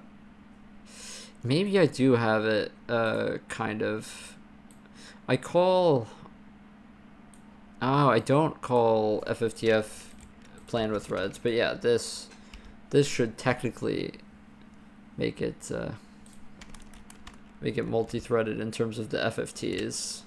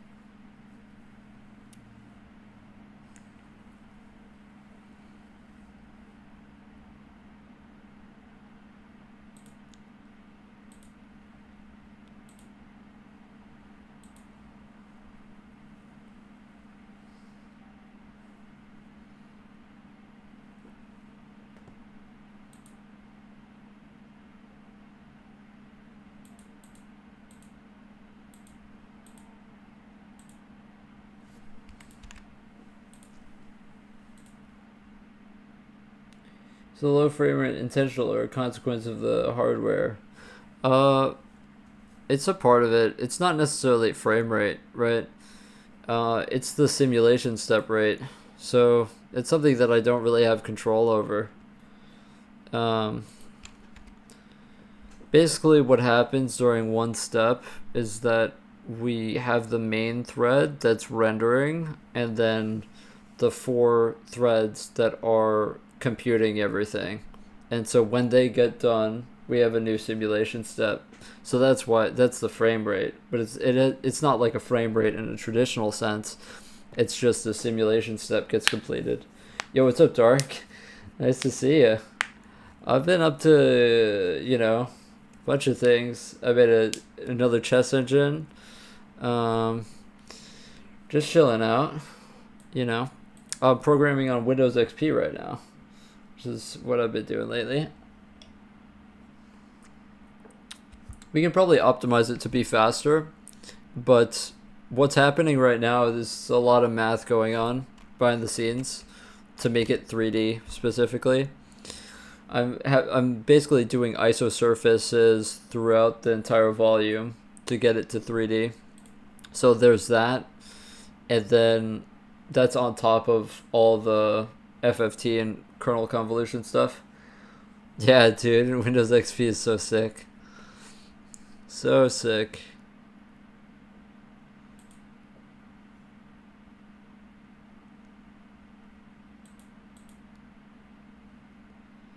But, I mean, to be honest, like, this project, I didn't even know if this was going to be, like, feasible in terms of computing. This is a 2D cellular automata in 3D space. It's not something that I thought would even get finished, let alone, to the point where you can see it,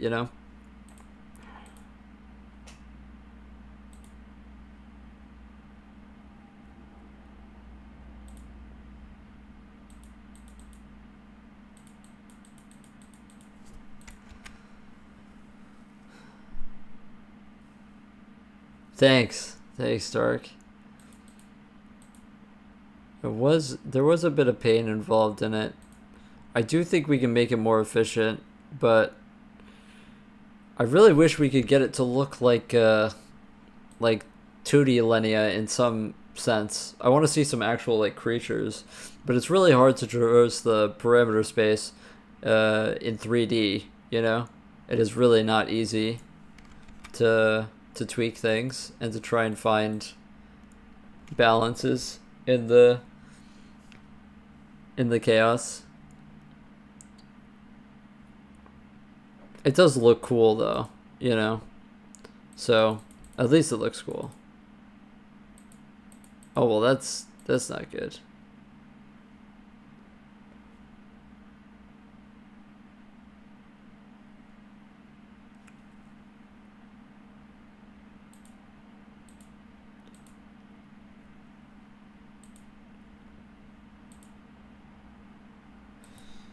Yeah.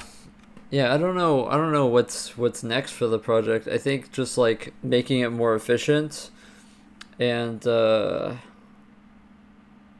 maybe trying to save states to binary. That's what I did last time with my 2D implementation.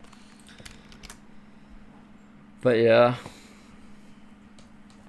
It's not, I don't think it's ever going to get to like a fast frames per second or anything like that. It's kind of impossible to do that, especially with marching cubes.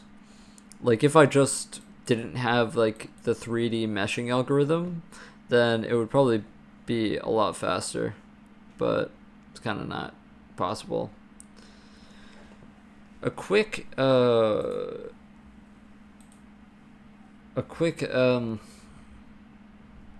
thing we could try. What is T again? No, T is in use. Okay. So we would need another buffer. Okay. So we could do another buffer. The idea here is that we have this temporary buffer that we do when we do our complex multiplication. We need to have a temp buffer. And so I think I'm just going to call it temp. I think we just use 1. So that we can just allocate this once and not even have to worry about it again. Maybe I shouldn't call it temp. I'm just going to call it temp buffer. That is what is going to be used for when we do our complex multiplication, so that we could just do it so that we don't have to allocate it again and again and again every frame. So that's just a small, you know,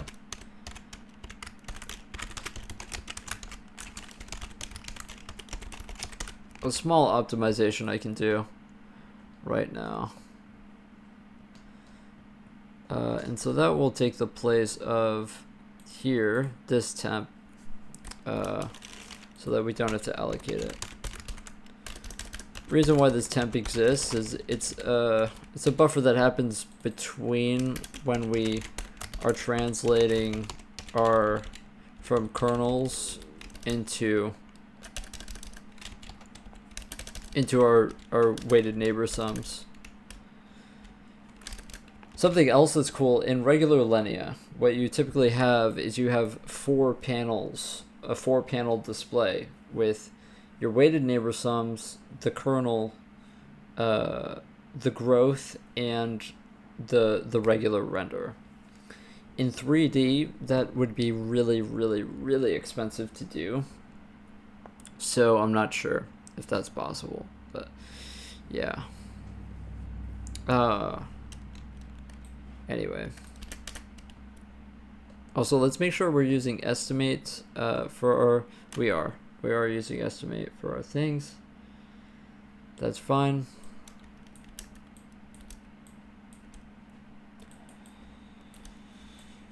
Yeah, so pre-computed kernels. I wonder what else we could even parallelize. We could parallelize the channels, technically.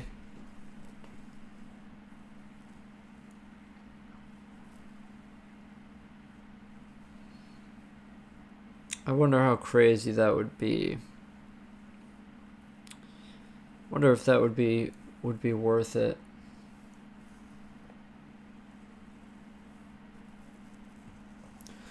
Update Conway would literally just take an int for the channel, and then you would not loop it.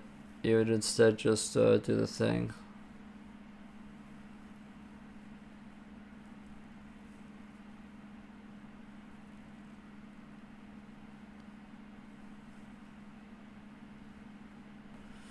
I'm trying to think, like, do they touch the same memory, though, is kind of the problem. Like, this U and the G, they touch the same memory. So you can't really... All of it would have to end up in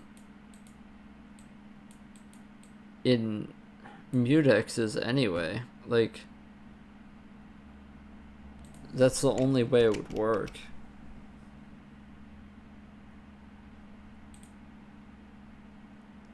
Okay, shut up. Shut up, shut up, shut up.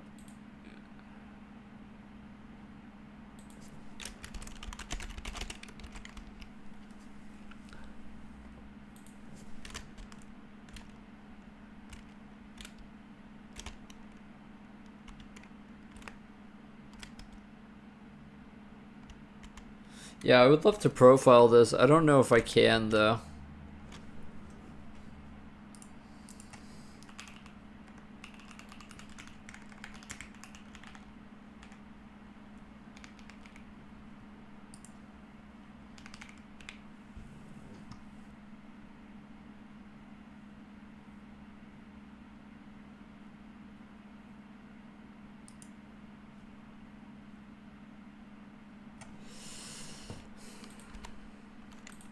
There apparently is.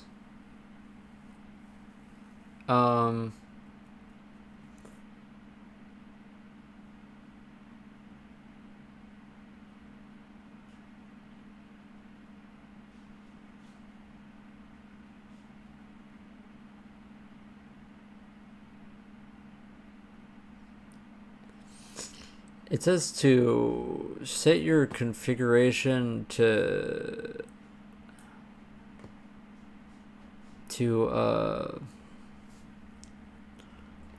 release, but I have no clue how to do that.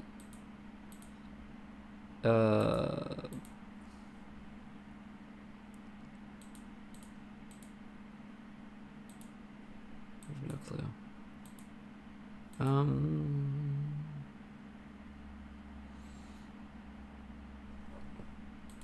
I don't know.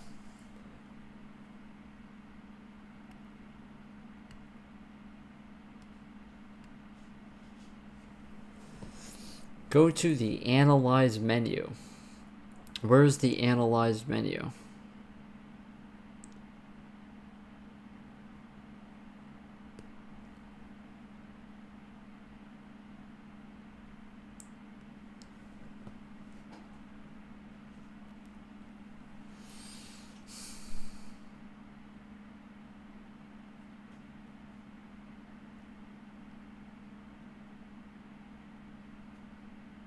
I don't know.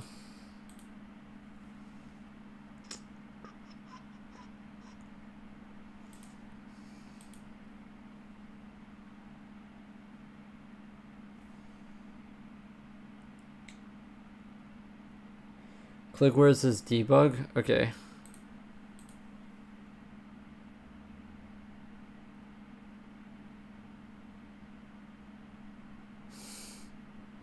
I don't know about that one. Unless you were talking about a different debug thing. Maybe I need to actually Google it.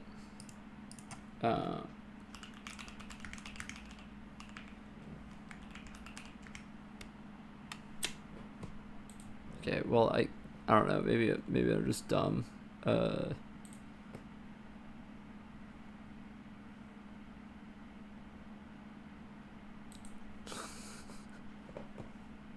Where it also says kernel next to Win32, where it also says kernel. Okay, search. Okay, I'm sorry. I think I'm just too dumb. What are you doing? Not on the menu. Oh.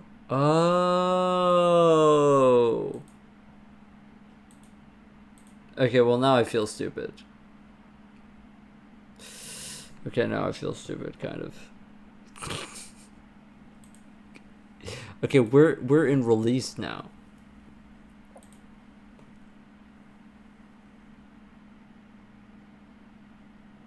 Okay, but now it's not letting me link my header.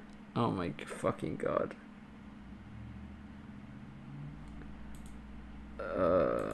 Oh my god, are you serious that this is the thing? That now I have to like link my Oh, this is cursed. This is fucking cursed. No. We're not doing this. Are you serious? This is inside of here. This is inside of here. Executable files.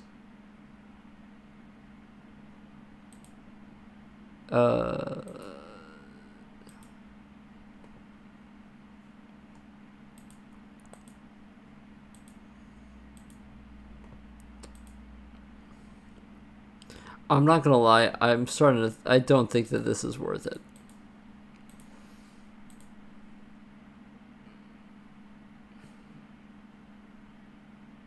I forgot how to link this shit, and now I'm just like, okay, I feel like this is going to make me lose my mind.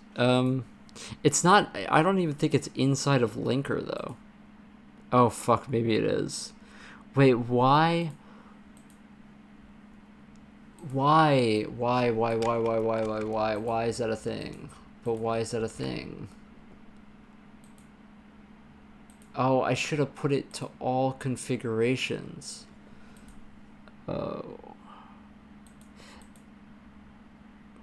Oh, fuck.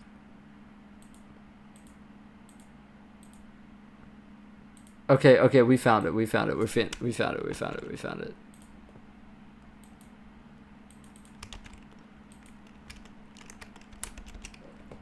Okay. We can stop crashing out now. You're fucking with me.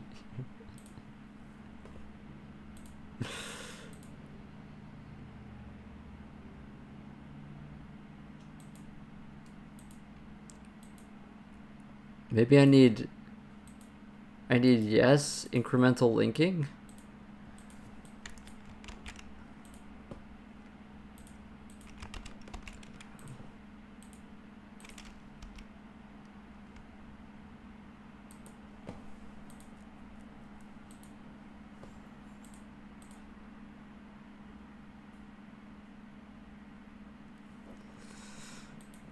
I just want to know like who designed this, and I want to give them a big ol' oh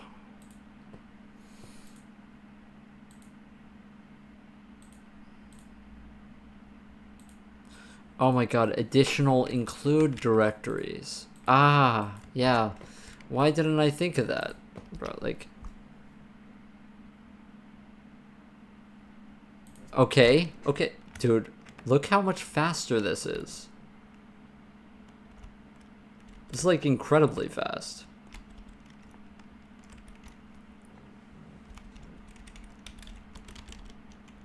Okay, but now how do I analyze? Performance Wizard VS 2008.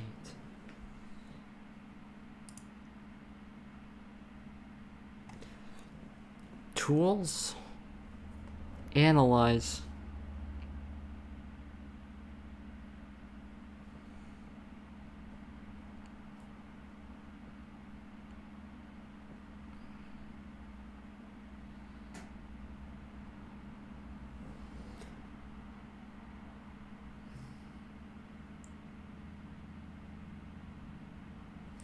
Okay.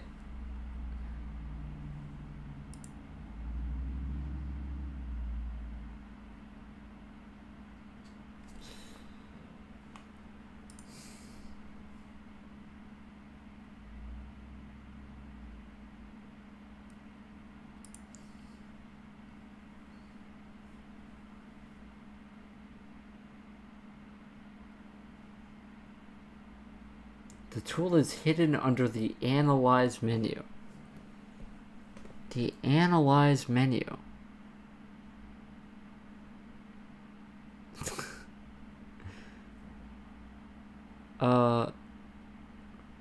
Like, okay. We gotta find, we gotta look for the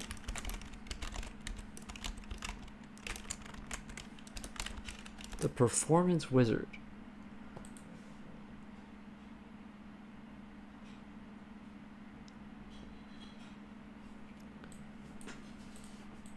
I'm going to lose my fucking shit.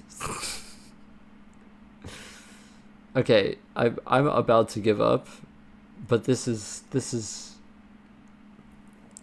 it may be, honestly. Hold on. No, it's not under toolbars.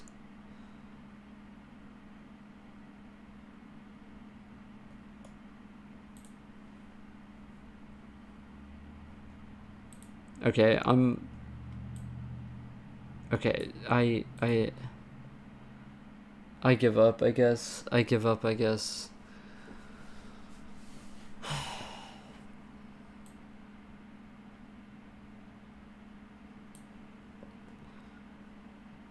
Unless we want to add all of the...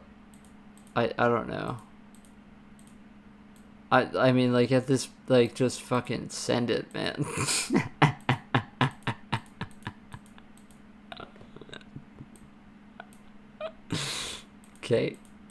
Okay.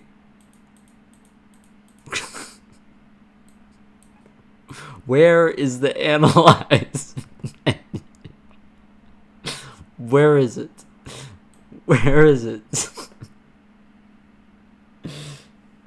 Why am I doing this Windows XP 3D renderer? Because I like pain. Where is it? Where is it? Oh, fucking Christ. Layout. It's gotta be here somewhere.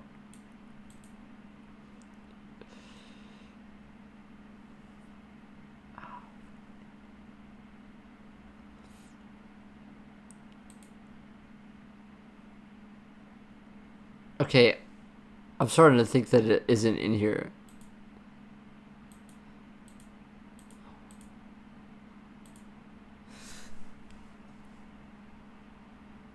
The one vaguely in the middle, to the side of it. This shit ain't here, man. Okay, VS 2008. Analyze menu. Yeah.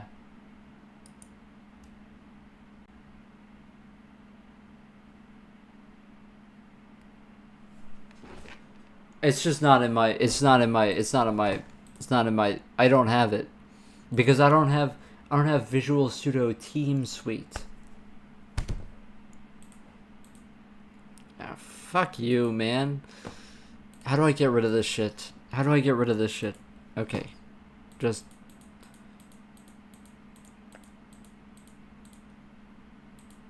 Okay.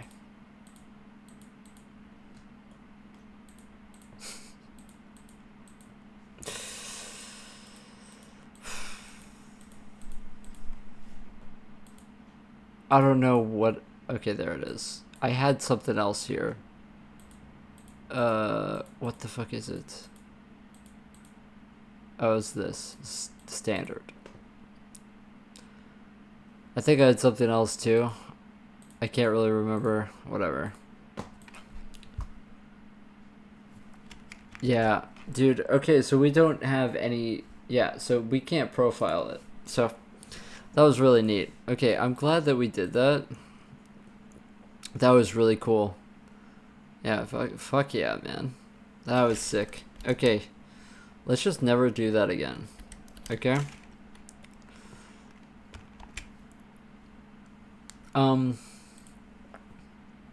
Anyway, so the issue is, like, how bad are race conditions?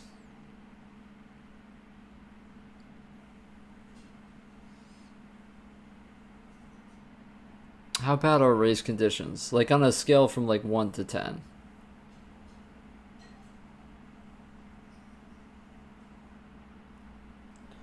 Like, if I was to say each thread does a channel, okay, that means that it's reading from the same data, going to the same data, going to the same data, going to the same data. Can I parallelize that? Or do I just not do that? Maybe I don't do that.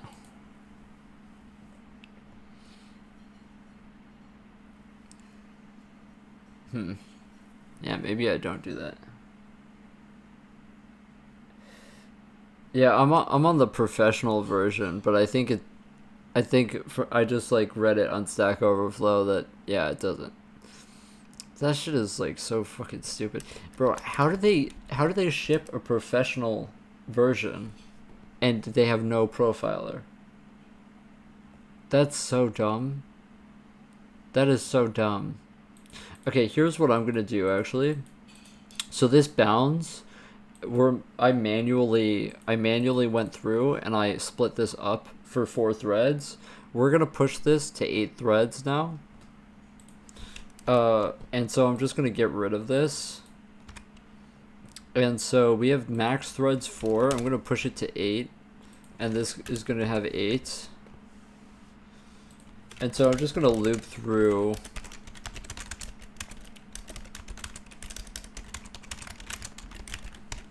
And I'm just going to figure out the math to split it up. And I'm only going to split it up in X, I think. That's what I'm going to do. So, yeah. We just have...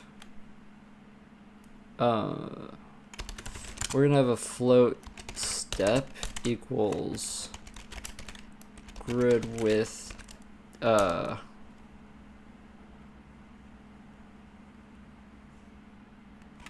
times cell size divided by max threads.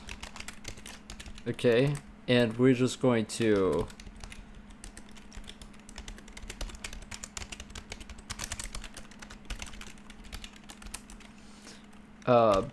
bounds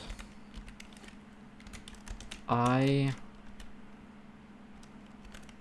0 equals start, bounds I 1 equals start plus step, start plus equals step. Okay, there you go. That's some excellent code right there. And now you just fucking get rid of this shit. The bounds, you don't even have to worry about the rest of the bounds. Like, I don't know why I had that even in there, because I thought for some reason that splitting it up mattered against X and Y, but it doesn't matter. It's the exact same goddamn thing. So we're just going to, you know, hard code it in now because it doesn't matter. Just do the X slice, and that's cool.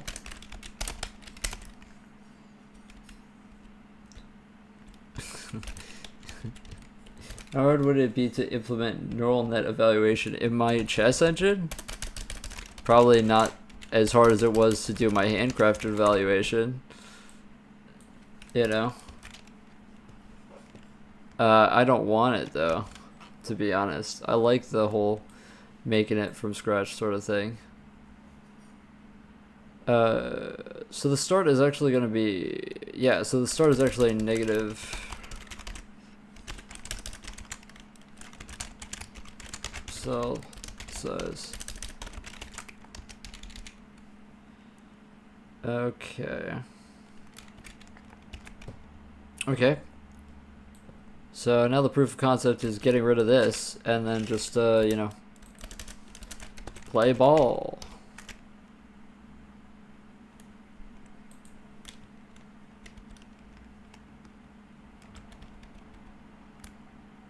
Okay, it appears to work. Why does it feel slower with 8 threads than with 2, than with 4?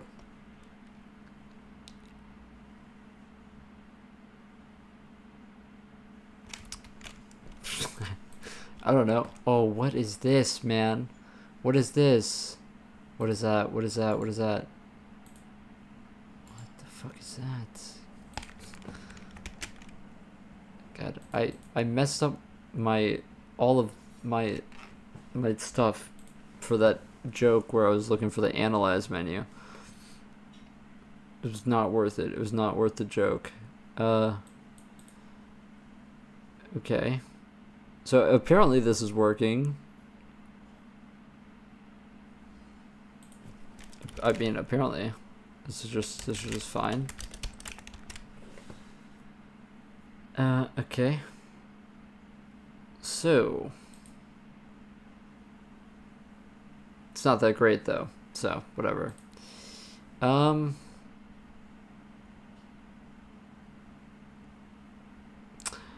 Yeah, I want to try, I was having trouble earlier with having different dimensions. Oh, you know what else we could do? We could try, oh, by the way, that's supposed to be that. And then this is supposed to be, oh. Oh.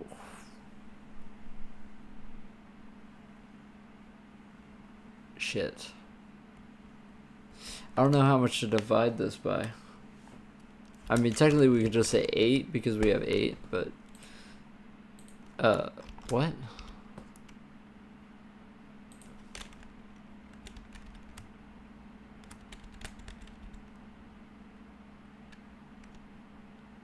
Okay, yeah, that's fast. That's pretty fast. That's pretty fast. How would... 8 threads? I don't know. Do I have 4 cores?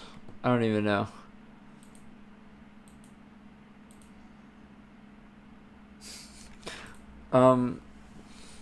I think that if you have 8 threads available on your CPU, it's still, even if you have 4 cores, it still can do things, I think.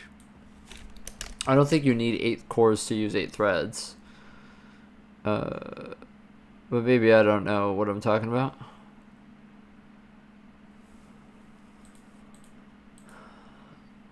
Hyper-threading. That sounds crazy. That's absolutely insane. I wonder if we could avoid the mem copy somehow now. Yeah, like why do we mem copy? Let's just literally do... yeah. Oh, yeah. Why are we mem copying? FFTWF, complex. Oh.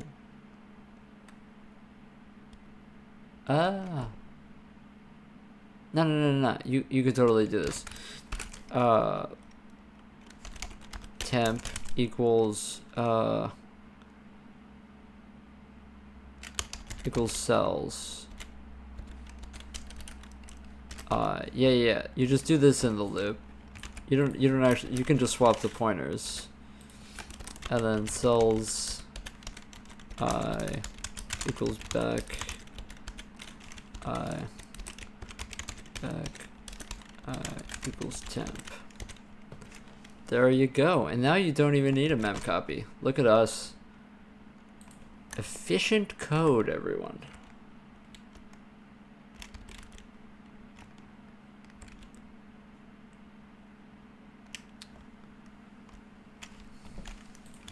Efficient code. We could also try like wait, hold on.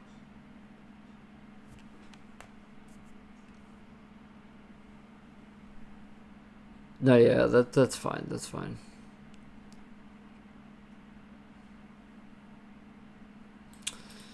We'd also try like not doing the whole isosurface thing. Like I almost wonder what it would be like if we went back to cubes, to voxels for it all.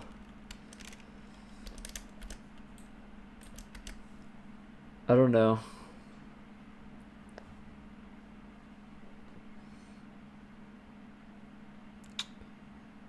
Like maybe the marching cubes thing isn't the best way of doing it.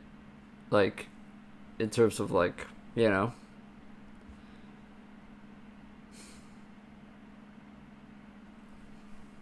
But how else would you do it?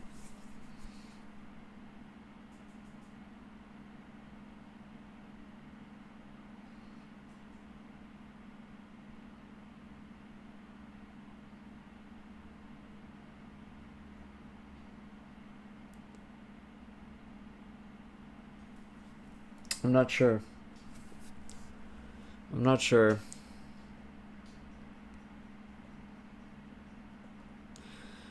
We could once again go back to having the cubes be the cubes thing, but God, I would have to do all that code again to do it, and I don't know if that's really worth it, to be honest.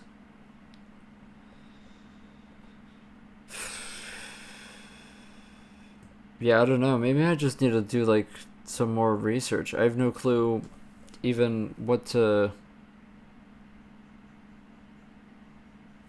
how to improve it from here.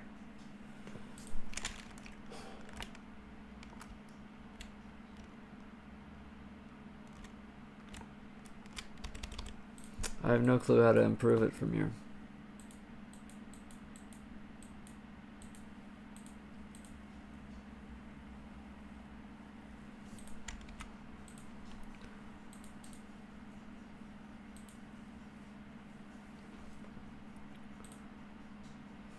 I think honestly, like without the meshing algorithm, it might look really cool. But to get it back to voxels would be such a pain in the ass. Be cool to see if a newer compiler. Oh shit, that was cool. It came back to life. I mean, yeah, I mean on a new computer this would definitely run a lot better.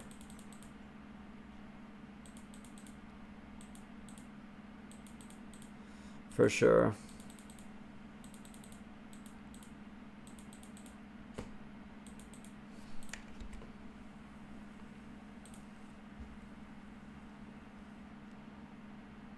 And I think the reason why it looks like soup is because of the marching cube stuff.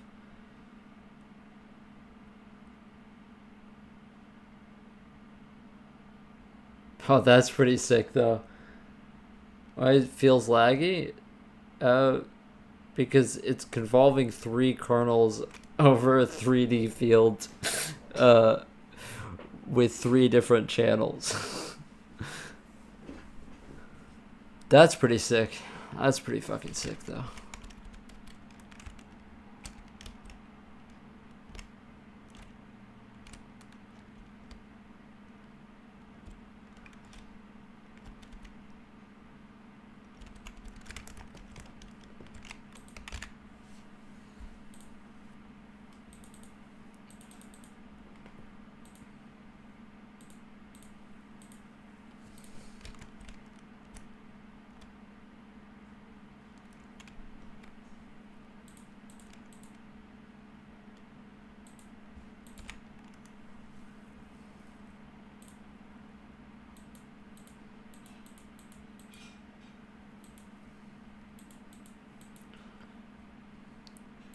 Yeah, I remember when I made my first implementation of this, I just stayed here for hours playing with it. That's pretty sick. This pattern is sick.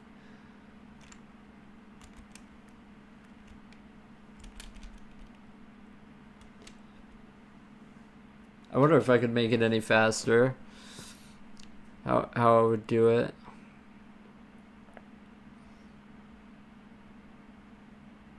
I think honestly the slowest part about it is the rendering still. It's bottlenecked by it. 100%. Even with, 8 threads, so.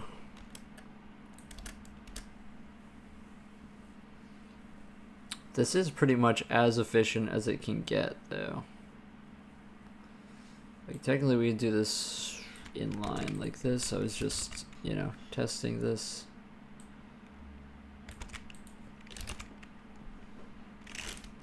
I'm too lazy to count the fucking... Yeah, that's that.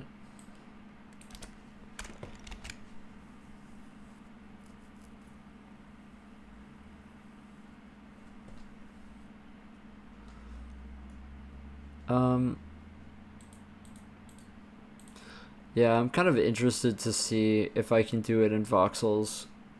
I'm trying to think, like, what would my,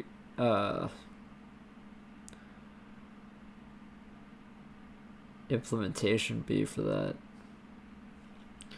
I kind of wish I had the old file so that we could pop it back in, but I deleted it all, which is such a bad idea looking back, man.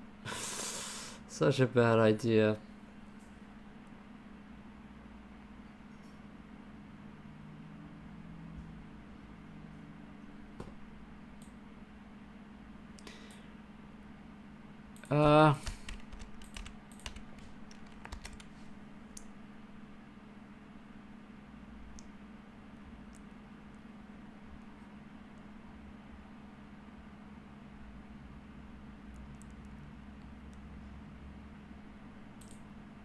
I want to do something crazy. This isn't gonna work, is it? If I don't have the critical section. What? Oh.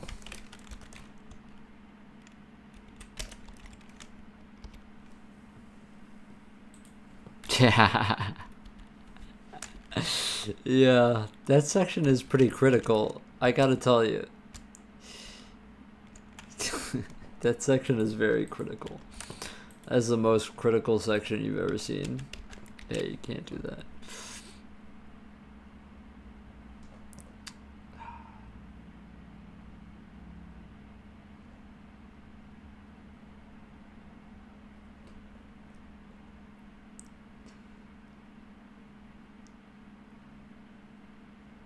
Yeah, I'm thinking back to like how I did it in 2D, right? You see for a living as well, or do you do something else? I've only had jobs in food service my entire life, so no, I don't do C for a living.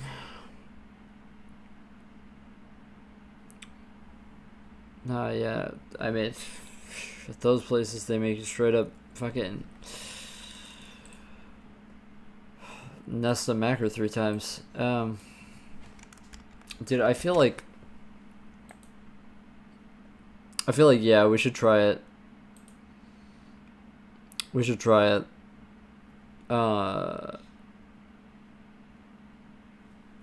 it's not gonna be easy though.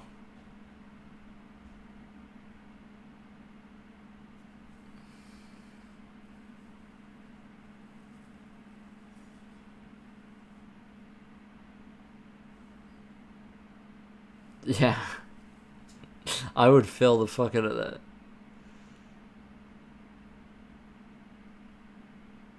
So, yeah. So we get verts next vertex.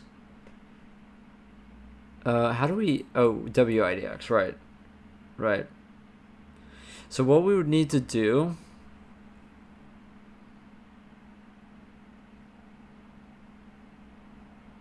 is we could emit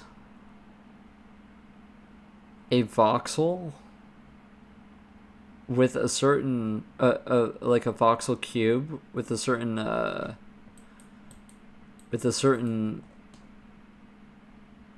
certain color based on the intensity of the value, I guess, at that location. We could try it.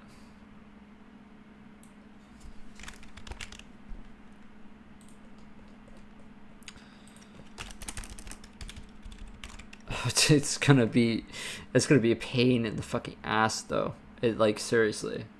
I have to make this cube again? Oh my god. That's the worst. That's like the worst feeling in the world, man. Okay, so we don't need the deltas. We don't need any of this, I think. Yeah, we don't need any of it. I think all we need is this to get the midpoint. Yeah, and the mid val. That's all we need. Yeah.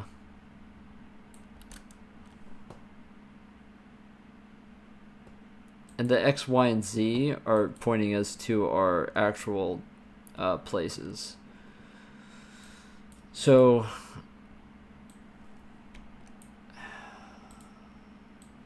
we don't need this. We're just gonna do all of the things of a cube.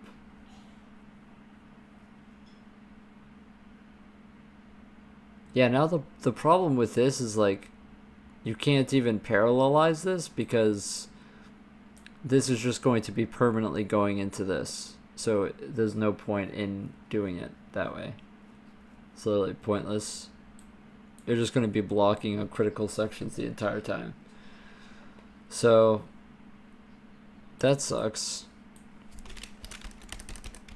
So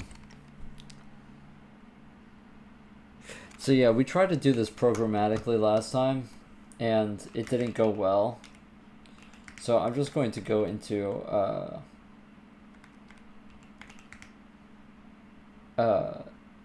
it's inside of my game engine that I have this code that does it. It's inside of cube, shape,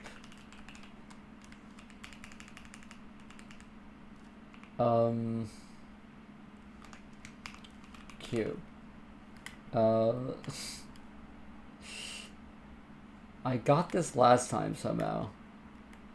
Okay, right cube to copy selection. Okay, this is exactly what we did.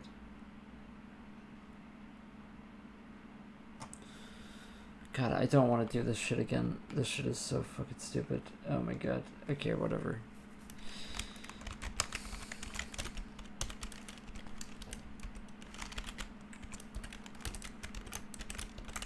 Okay, so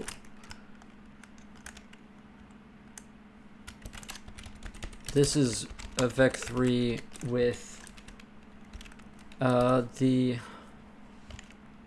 x minus the r, which is, and how much is the r? It's the what is cell size, right?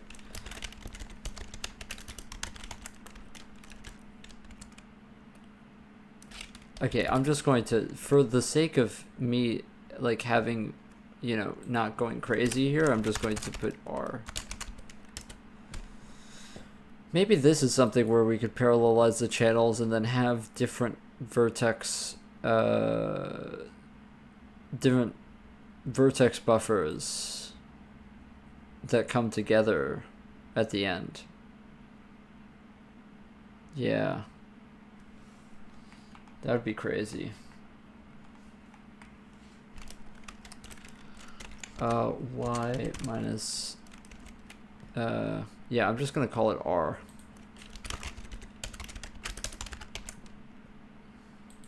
Because I don't want to do this. I need to copy this exact formula because this is what the point combinations are going to go based off of, because there's a winding thing with it. Is plus R plus. Yeah, we could even have like a toggle to switch between rendering modes. We can make different rendering modes. I don't really know what other ones I would make, but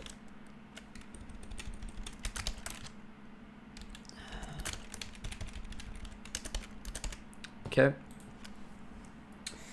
There that is. And now we have triangles.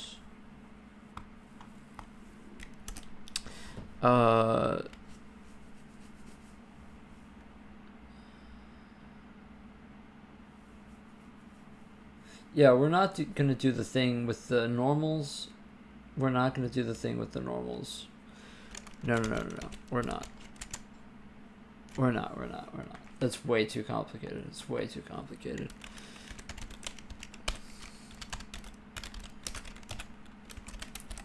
I thought about it for a second, and then I was like, abso-fucking-lutely not.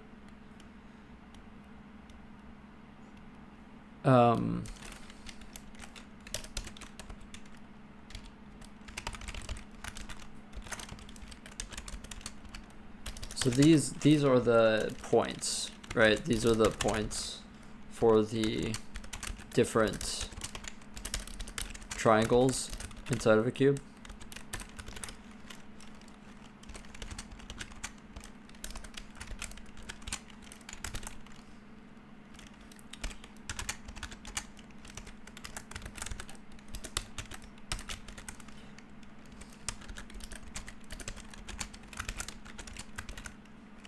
But this, I mean, this is probably going to speed up our rendering so much. And I wonder if it's going to make it look cool.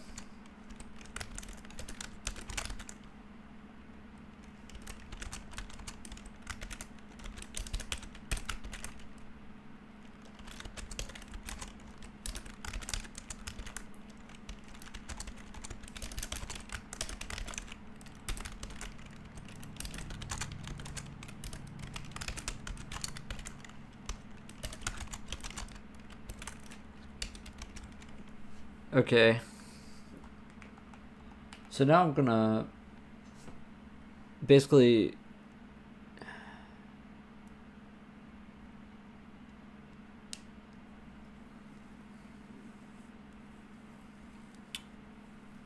yeah, you just kind of have to make a for loop.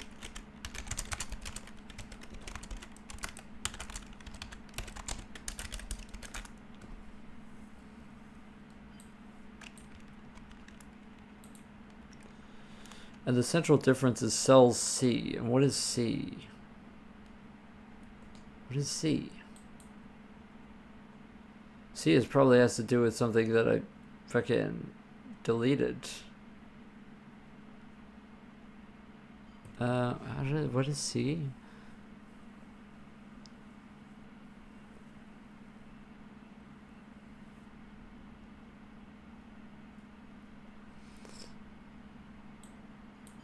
Oh, for the channel. That's what it is. Cell C is the channel.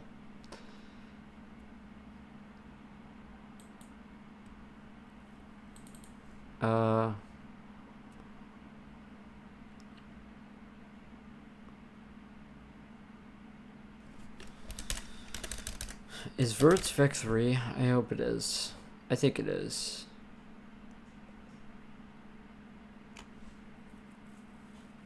Maybe it's not. No, I think it is. Yeah, it is. Okay.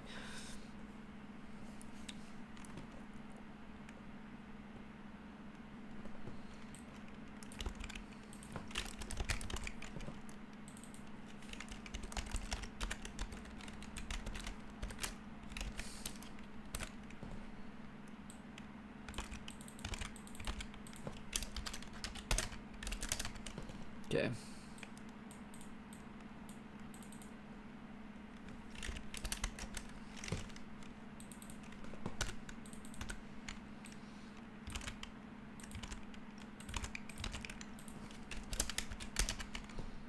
I don't. Yeah, LC is the color. Yeah.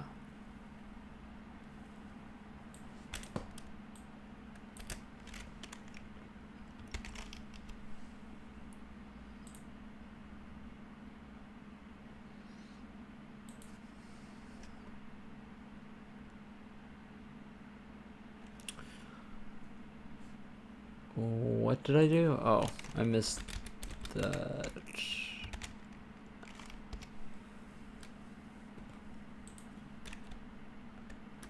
Okay, well that's not good. At this point, I need your help. Now you made an OpenGL game. Multi-renderer. Abstract class for both OpenGL and Metal. I haven't myself. I have not done that myself. I don't really know how to how to do a translation thing for that. For sure.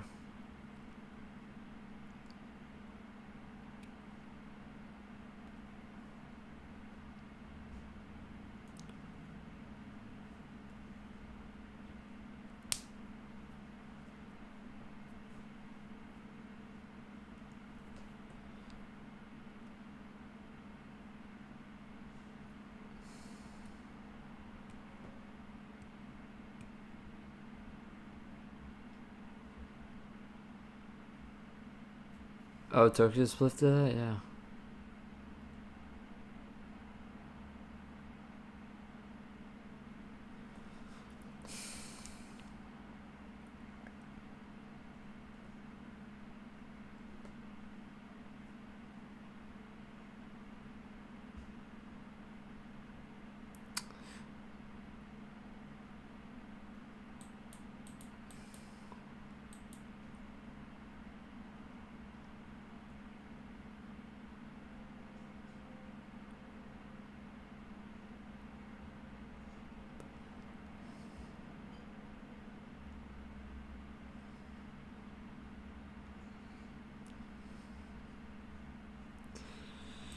Why is making a cube so hard? Huh? Why is making a cube so hard?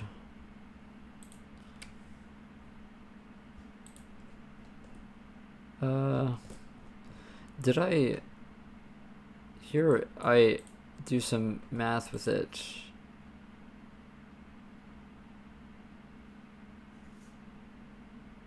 I had delta. Oh, right, that's their delta though. But I still do this offset. Offset with height. Yeah. Yeah, maybe I should do that. Uh,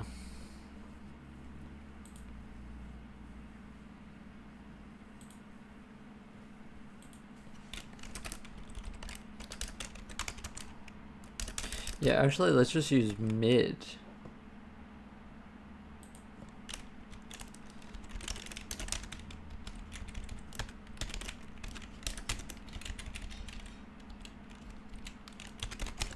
Okay.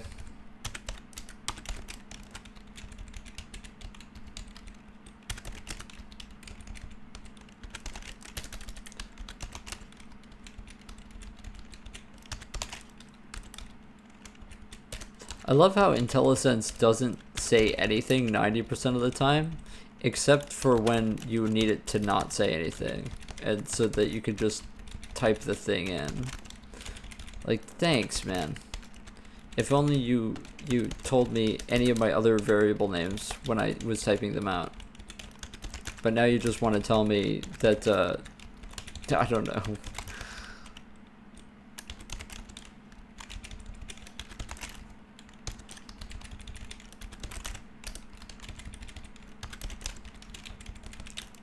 Damn, I love Helix, man.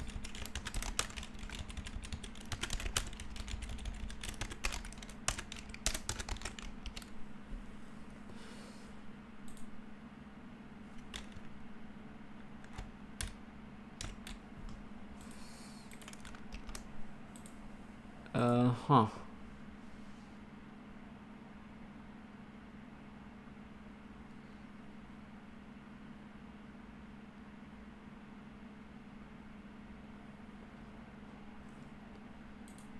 Let's try, just like doing no lighting, I guess. I don't know. Like,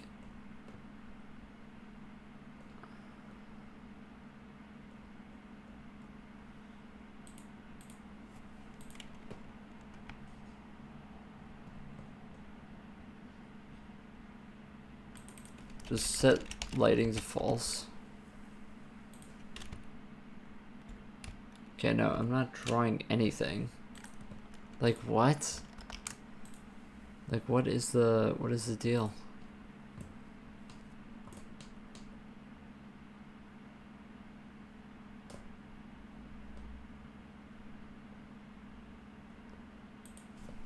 Oh, fuck.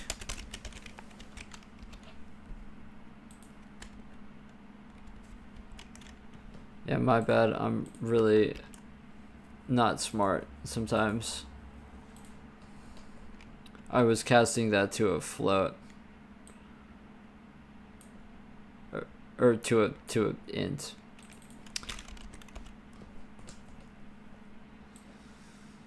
Okay. So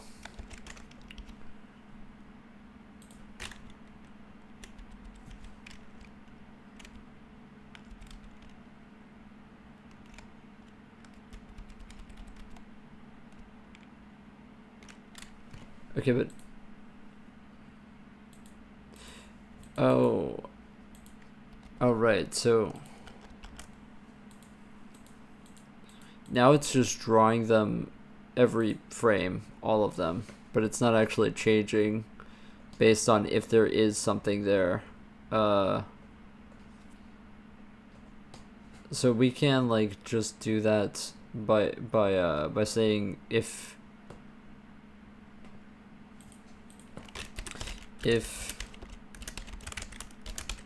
mid val less than ISO value, continue.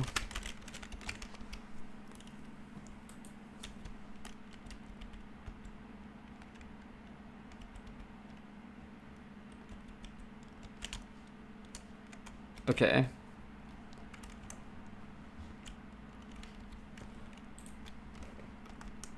That did a little bit of a change, but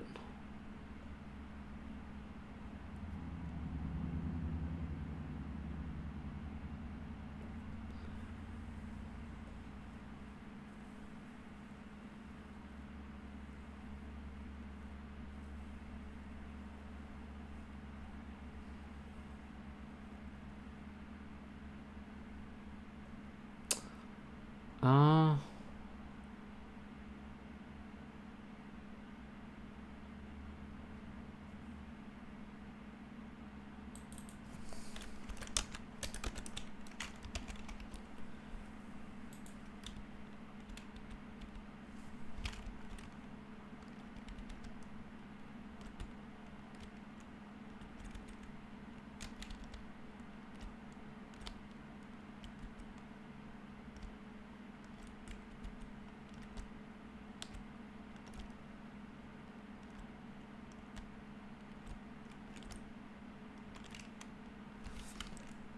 okay, maybe this is going to look like shit. Maybe this was a bad idea. I don't know.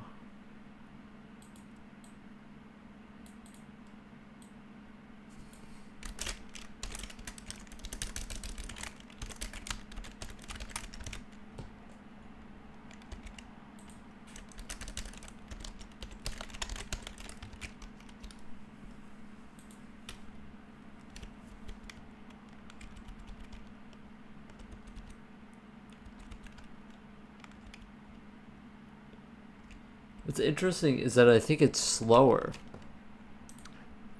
I think it's like incredibly slower.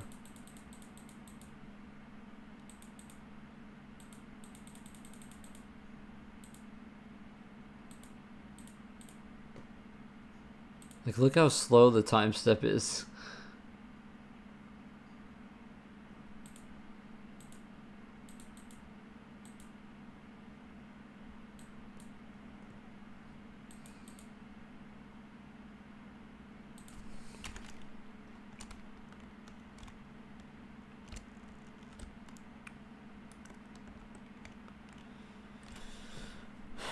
Yeah.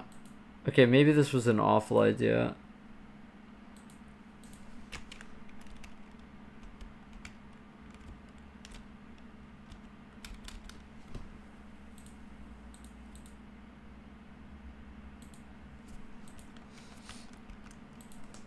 Maybe the, yeah.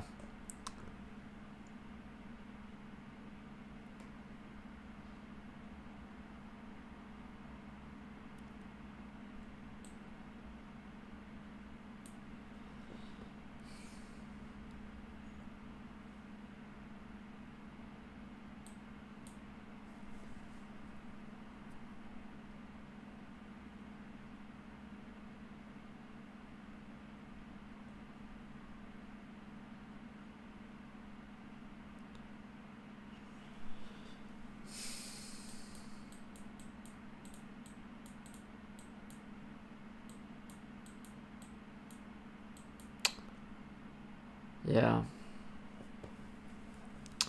Alright, I think that's pretty kaput too. So I think that was another failure. That's such a bummer, to be honest. Yeah, I don't know. Maybe this is it for a while, and I just need to like come up with something else to do with it. For now, what I can do is I can just write a routine that writes us out to binary, and that'll be it. For now, I guess.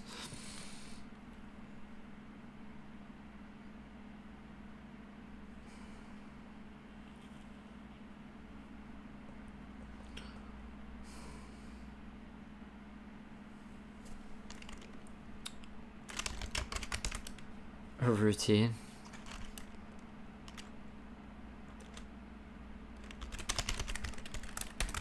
So we'll write a routine that saves the configuration and just put it into here.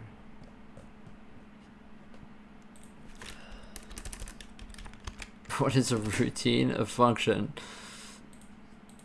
Function. I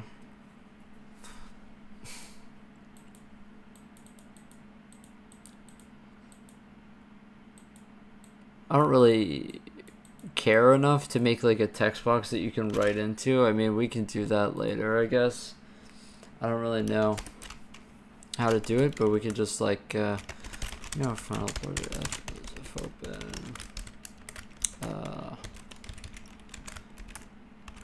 I mean, I don't really know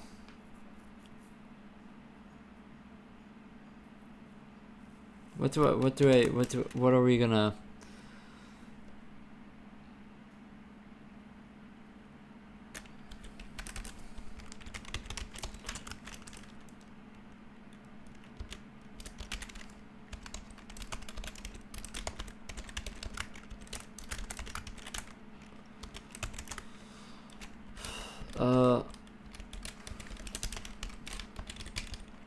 I'm just gonna give it rand.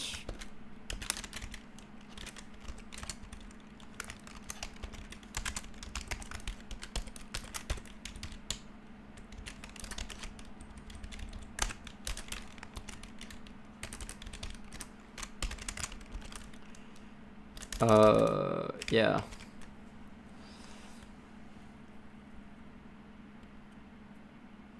Oh man, this is so stupid, so long, stupid, long, takes so long, stupid, stupid long, so long, takes stupid long, God, stupid long take.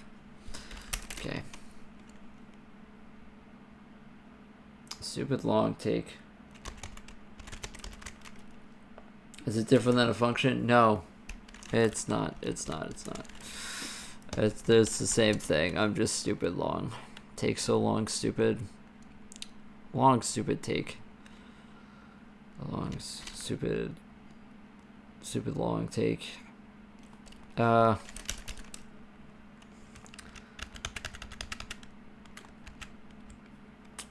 Take so long, stupid take.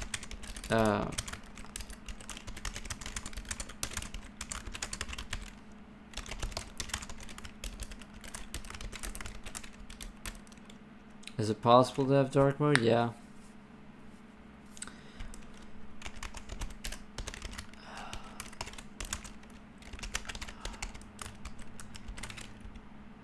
$20 Indian rupees, like the guy from yesterday. Yeah.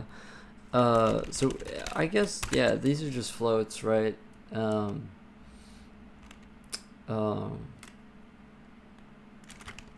So this is just grid width times. Yeah, I'm sorry, I'm just kind of burned out today, but yeah, I think I'm just going to what am I doing? What? Oh, wait, what? Wait, why am I? Oh wait, hold on, I'm just being crazy. I'm just being a little bit stupid. Is this cells? Yeah. Word up. Yeah, I'm sorry, I can't do dark mode right now. I can't. Yeah, I think after this, I might just like put this shit up on GitHub or whatever. You know? I don't really know what else I'm gonna do with it. I really wish that the visualization was cooler. Like, I think that there's just so much like potential in it. I just don't know enough about like meshing algorithms. I have to like do more research, I guess.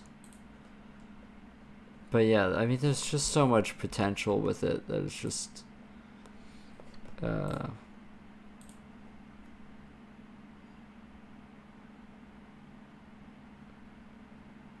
yeah. Like, there's just so much potential with it that like it's just such a bummer. An outline around it, I mean, that would be impossible. Like in terms of like performance, it would be impossible. I think honestly the answer might lie in shaders, which, you know, I probably have to learn more about shaders to do it. I think as it is, it's pretty cool though. But yeah.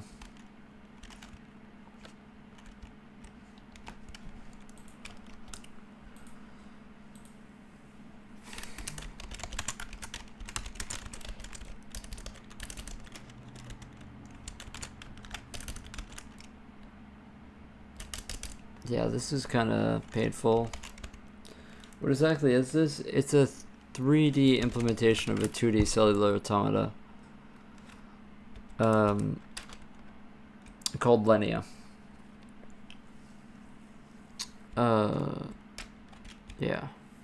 I'm just figuring out a way to save and load right now. I think that this is kind of like me putting it in the bin for a while. I'm not really sure what else to do with it. I probably have to, you know what I should probably do? I should probably just like walk through the rest of this book and like learn about shaders down here. And then try some of the techniques down here on it.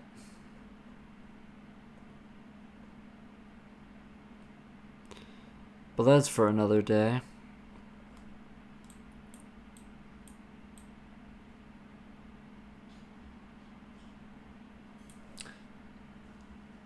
I have a capture card.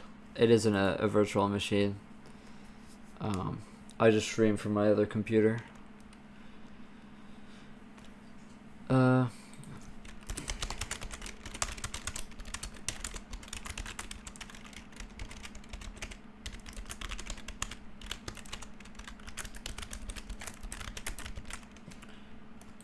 also want to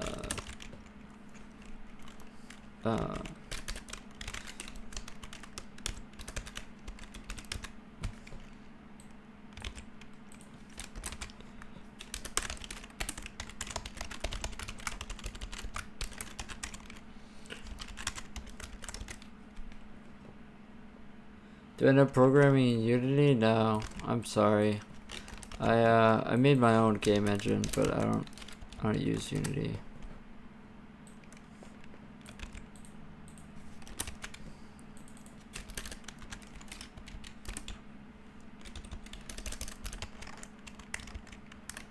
This is a D3DX color, yeah.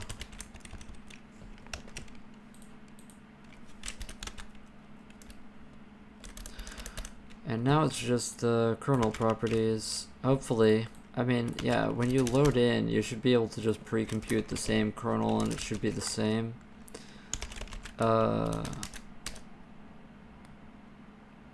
Yeah, so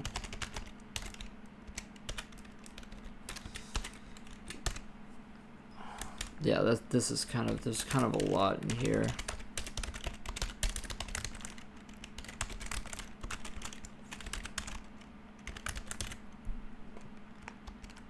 Is that book good? The book that the Frank D. Luna book? Yeah, it's really good. But I've been working through it, but I got to a certain point with it where I was like, oh yeah, I can totally do a project now. And so now I've done the project, and I don't know. I don't know what else to do with it. I know that there's more that I can do with it, and that's why it's kind of frustrating. But I made it. I transformed Lenny into 3D space, but I don't know.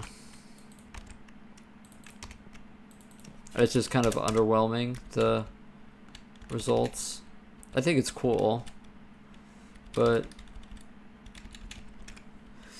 also what's weird is it's like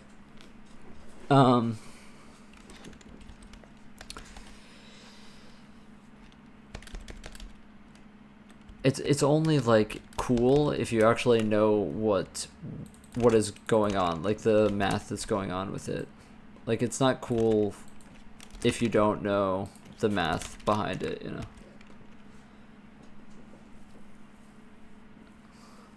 My passion is tool assisted speedrunning.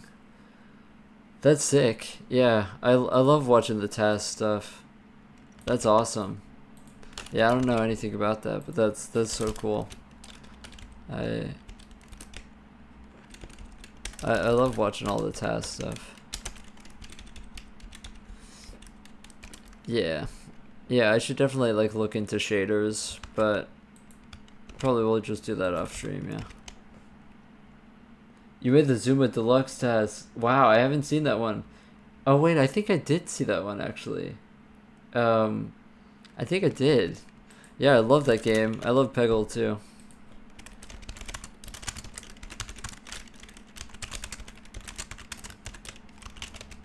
We're just gonna go to max here.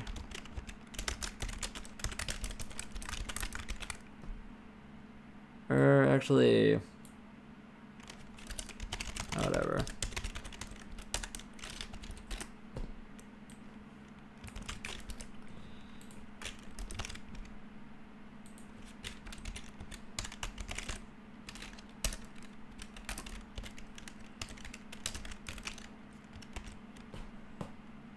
Yeah, I love Peggle, man.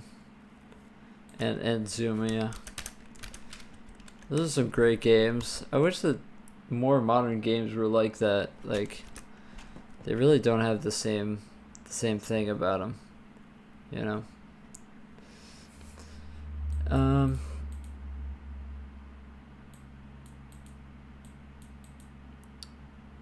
Is that it?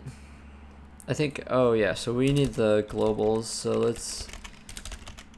we need to f-write the. What globals do we have? We have the. Oh yeah. We also need the channel count.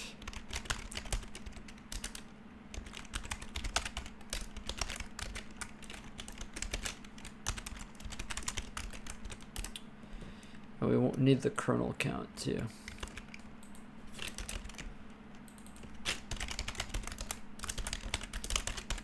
Loading is just about as painful, is more painful than writing the saving though, which is annoying. And I'm trying to make a task for a mobile game. Granny. Oh yeah, I've heard of that. Didn't make a Linux port. Oh, sick. Yeah, I didn't know that you could only do that on Linux, or I'm not sure what the thing is for it.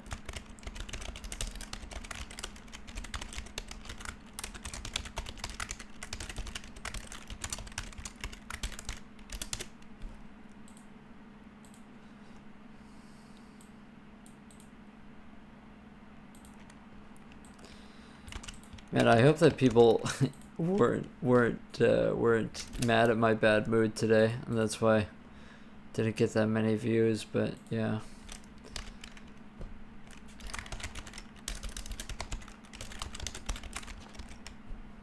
Software is libtask. I see.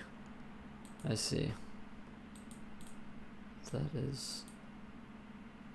is neat.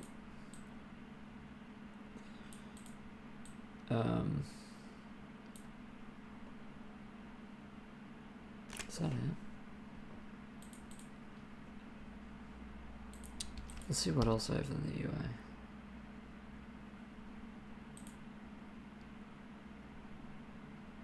Yeah, shut up. What? Dude, like, what is the problem?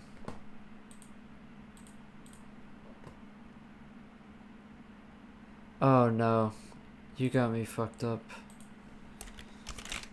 It's all of this. That I don't have to, this I do. I always forget that. Also, I'm not even sure why I did this. I should have just done it like that.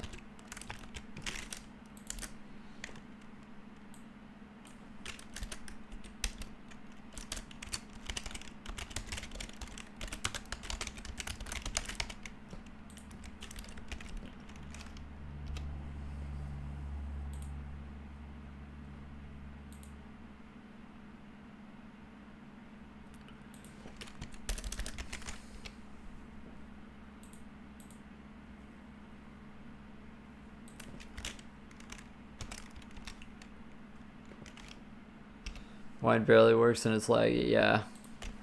Yeah, Wine and Proton are. I haven't had good experiences really with it. I feel like honestly the people that like are like, oh, gaming on Linux is actually so good, or people that like have like GPUs like 40 mazillion gazillion NVIDIA cards, to be honest. Running games on Windows is just plain better, actually. I'm not a Windows guy myself, but yeah. Proton, it works, but it's not like the craziest thing ever. I think that's actually it. I mean, we also have scale too, but that's whatever.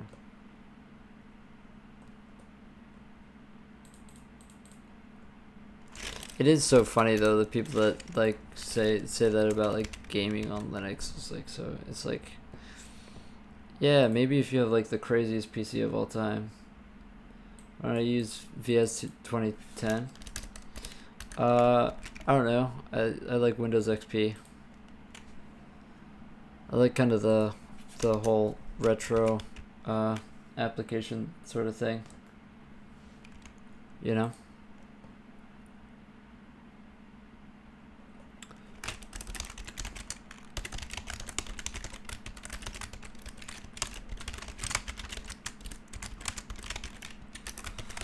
And this is going to be the load. It's going to be pretty much the exact same, just older video card or board to Wayland. I mean, it's not just Wayland, it's just Linux in general. My card is like a 1050. Yeah, if I had a Commodore, that would be fucking sick. Yeah, but it's hard to get. It's hard to get that. But yeah, I kind of want to get like an old one of these old like Japanese computers, you know. It's like the real cool Windows Forms application. It's a Win32 application, yeah. But yeah.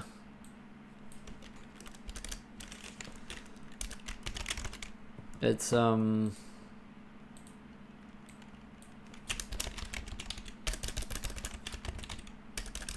it's just like kind of a research math project, I guess. So like the idea was like, can I make a 3D version of this thing that's only been done in 2D space? Do I know anything about reverse engineering? I haven't done a lot of it, no. I mean, I've written my own versions of things, yeah. Like this, for example. But I don't know about like reverse engineering, like in terms of maybe what you're thinking about. Probably not. Oh. What is this again? Oh, right. I don't understand why that's a thing.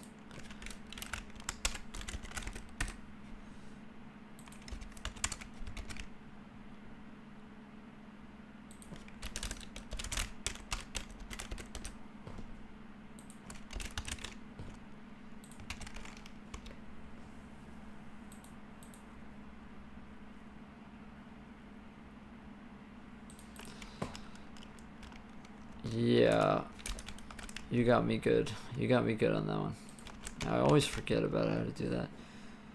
Okay.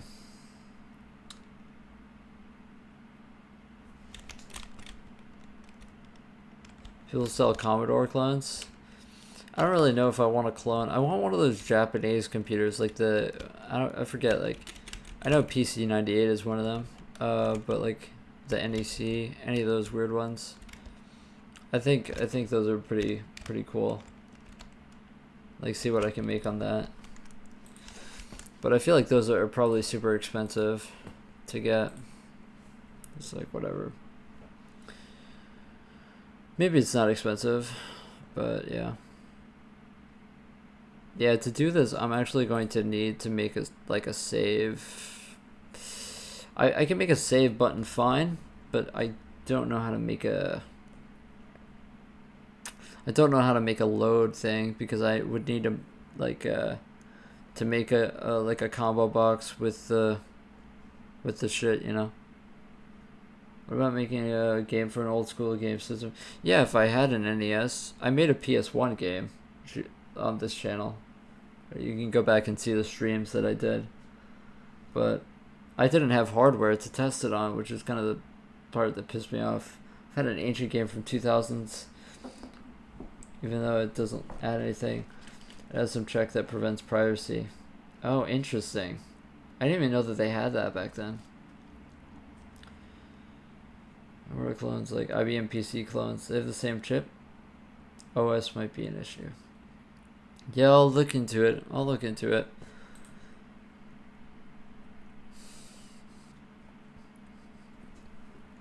I really like doing the PS1 game, but I don't know. If I was to ever do that again, I don't know. You know, like, I like the idea of doing something that no one else has done before. And so, like, I have a PS2 that I could program a game for, but, like, there's been so many people that have done homebrew games on the PS2. You know, it's been so done before. I like doing something and, like, reading the documentation for something that's, like, no one else wants to do. I think, like, that's what makes me excited. Is, like, doing something that's, like, truly... Like, for example, this. Like, no one has done this before, you know? So... But, yeah. Whatever I do in the future is going to be the same thing. It's like... It's not only that I like pain, I like the challenge, but it's also, like... I just don't, like, get a lot of fun of, like, you know, being like, how do I do this? How do I make a game about a guy that with a flashlight? You know, like, dude, like, it's called fucking Silent Hill, you know? Make an obscure emulator? Yeah, maybe. I don't really know. I think let's just make a save button, right? Where's my other buttons with text? Yeah, let's just do something like this.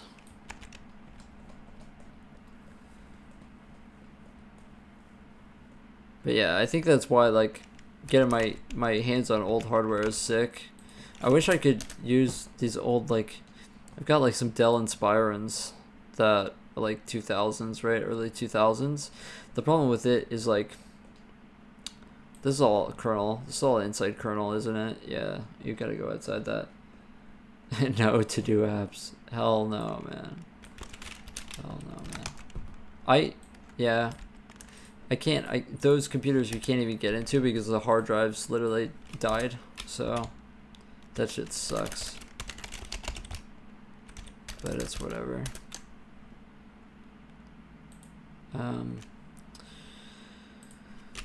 This is going to be, yeah, it can be an M label. Just save, and this is going to save config. Yeah, save config is fine. What else is inside of here? The action function. Yeah, save config is fine. The data is going to be null.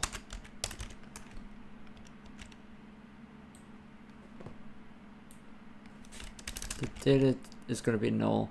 The annoying thing is that the save config now has to actually take in a button, which is weird, but it just has to because of the function signature thing. Give me an idea for a task. The emulator has Pentium 2. Windows XP SP3.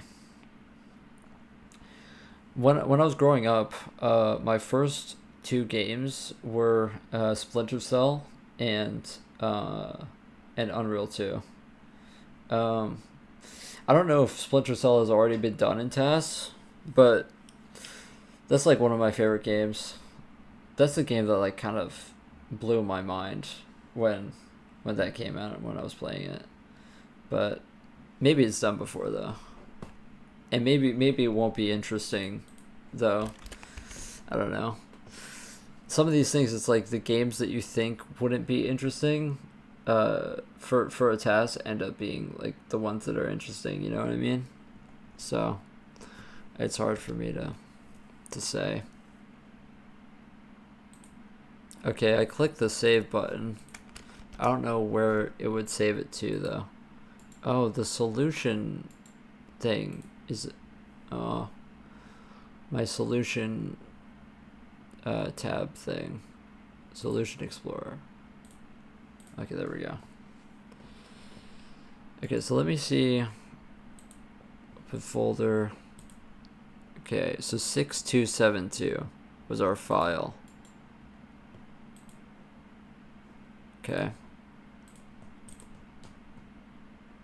I needed to write the binary thing at the binary suffix. James Bond Bloodstone. I can't remember if I played that one. I remember GoldenEye, of course. Dude, the controls in GoldenEye were so hard. Like, thinking back, the fucking, you know, the N64 controller? That controller was not right, man.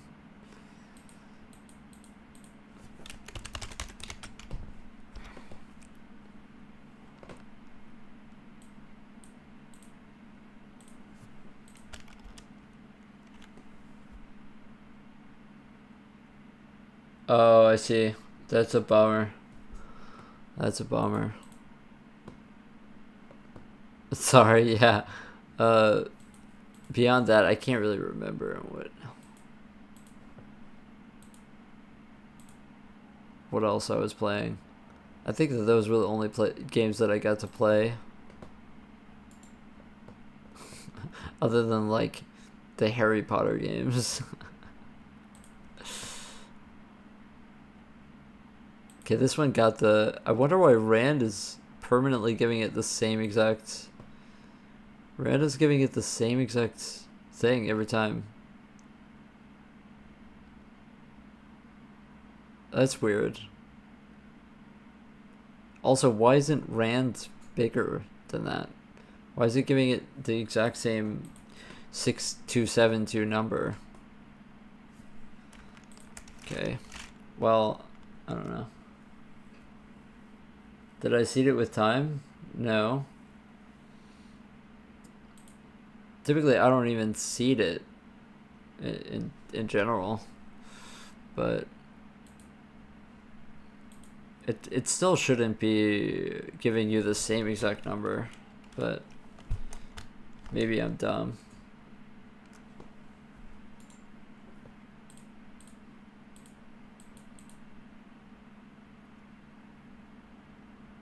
It will give the same sequence every time, sure, but it won't. But it won't be the exact same. You know, if I wait to press it, you know what I mean? Like,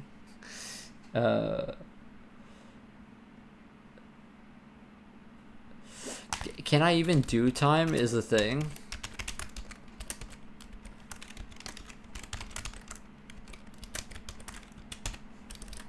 I think that I need like time.h. I need time.h.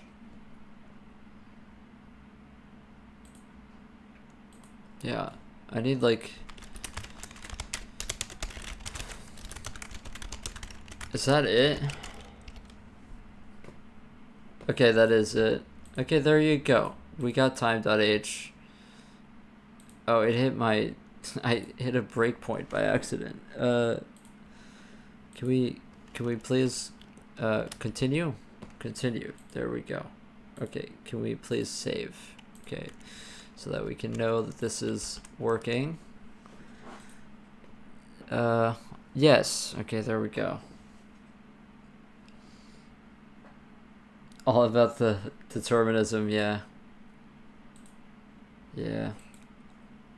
I love tasking. Tasking is cool. I used to b-hop, if you know about b-hop. I used to b-hop a lot in Source when I was a teenager. In fact, that's what this YouTube channel used to be when I was like 15, 16 years old. I would put like my b-hop records on here.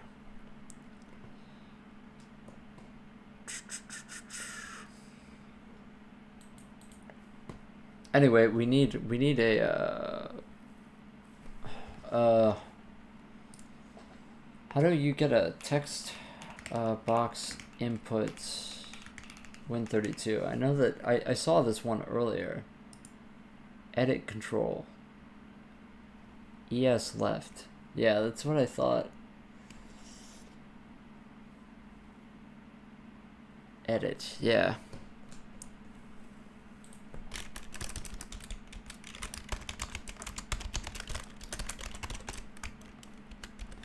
Is there a way to run CS 1.6? I don't think so. I mean, I didn't play...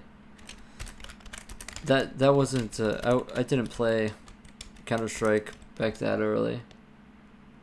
Rand is OS dependent. Is it?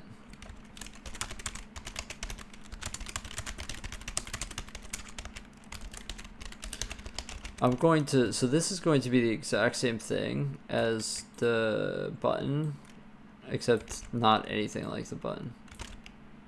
Sorry for the button fans. This isn't gonna have text because it's gonna get text. The CI, the TI. No, we don't care about any of that. What the TI? What's the TI used for? Yeah. We don't care about that. Oh, we do actually need the CI. The component index, component ID. Yeah, we need that. Okay. So this is gonna be hwin edit. I think so. Yeah, that, and then ES left.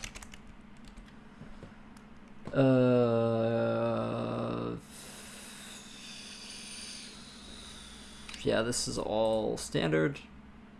All good. Okay. Okay, so we want a component for this hwin edit. I don't even think we need any of this button BS. Actually, do we? No, I don't think we do. Don't freak out, don't freak out. Do I have to send message to the... Maybe I do, actually. Because we're gonna be typing in with the thing. Okay, so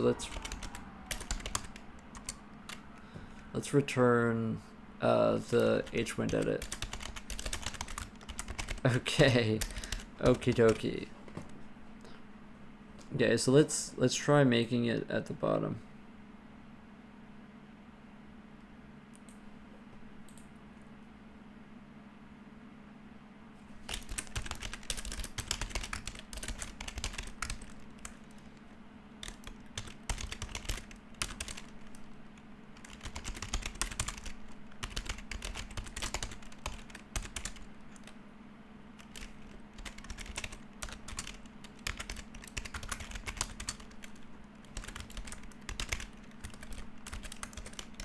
Okay, let's see if this works.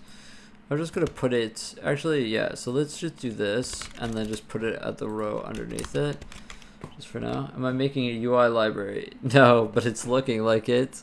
Oh my gosh, yes, we can type in the box. We can type in the box and a little name. No, I'm making the UI that's a part of this application that's a 3D cellular automata named Lenia, that I've made it for Windows XP, and that's why I'm making the UI for the parameters and stuff that you can change during runtime. Yeah, that's pretty cool.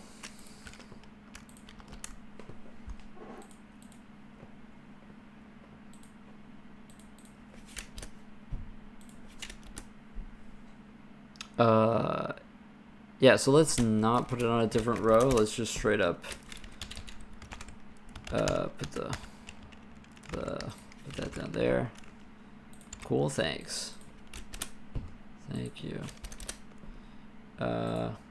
So this is actually going to be border plus M label plus border, and this won't actually be M label. I kind of want to do like 80.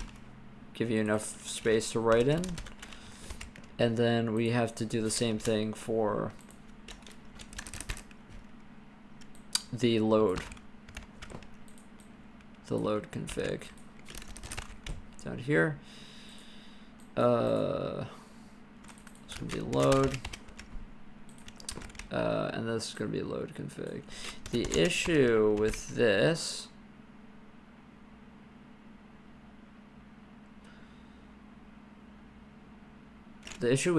is that load config actually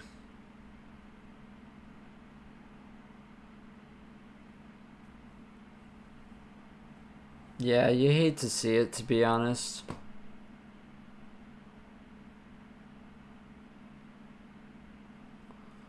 You hate to see it, to be honest.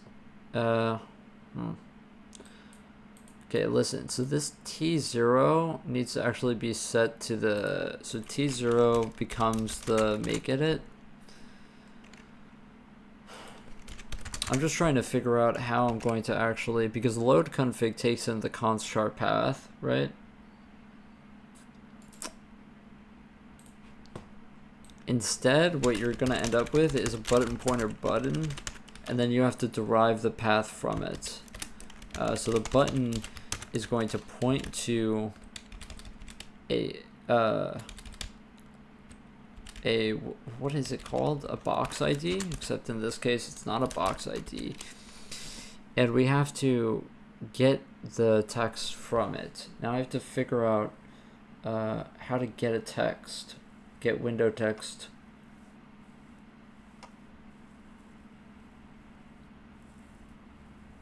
So get window text.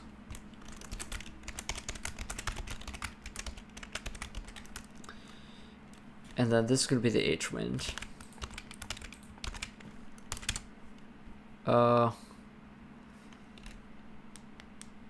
Okay, so we do not want wide strings. This char path will be 128, and that's what we'll be putting in there. And then the max count would be 127 is fine. Okay. And then that's going to be the same thing that we do for this. We won't be using rand anymore. We're just going to have this be the path. Yeah.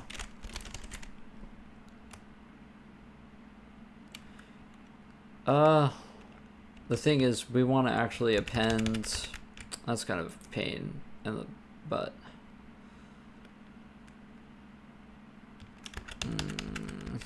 Okay, fine. Yeah, I want to append. Let me do the math for a second here. Let's just do 123. You want to append.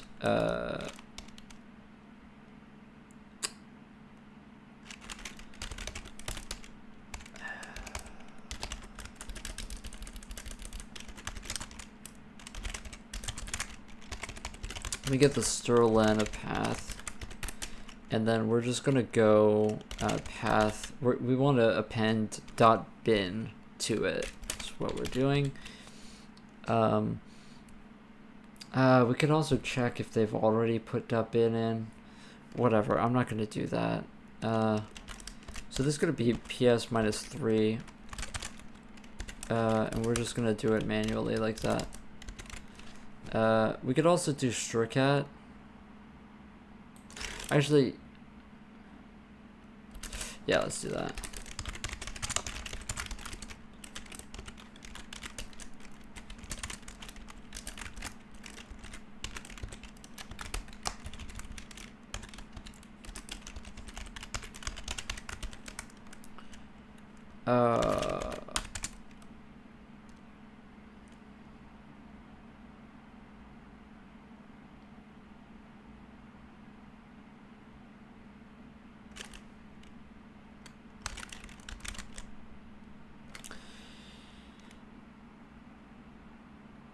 Yeah, I think that this is the correct.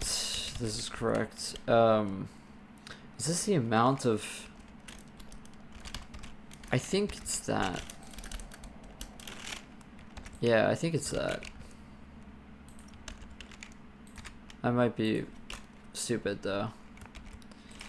Okay, let me try this. Okay, no compile errors. That's always a bad sign. Oh, what the hell? Okay, so if I want to call something da da da da and save it, do we have da da da da? We do have da da da da. And now if I want to load da da da and recycle fault. Okay. Okay. Okay. So why did this happen? How could this happen to me? I made my mistakes. Okay, yeah, of course we can check if the file exists. We can do that, but I just want to make sure that this obviously isn't working if set T0 make edit. Yeah. We do set it to T0 here. We do set this to load config.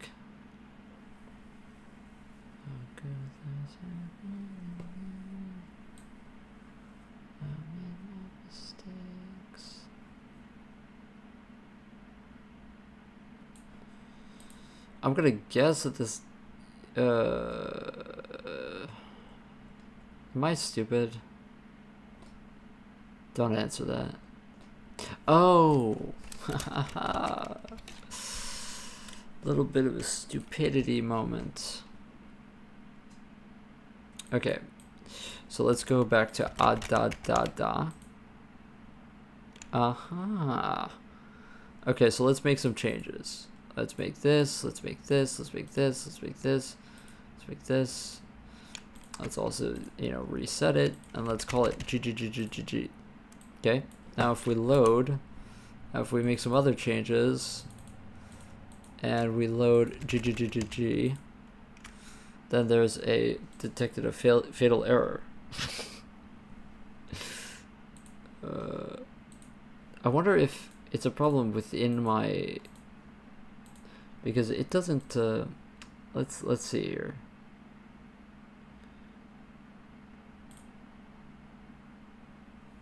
It's not telling me anything.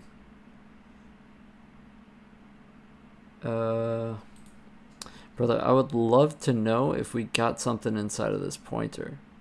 That would be awesome. Can you tell me that? Or are you gonna be a jerk?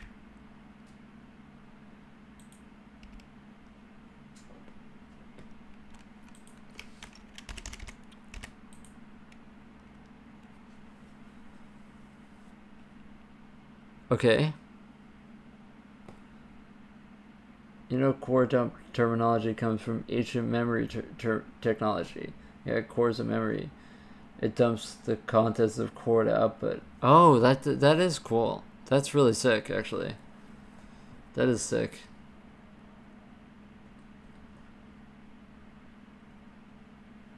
That is sick indeed.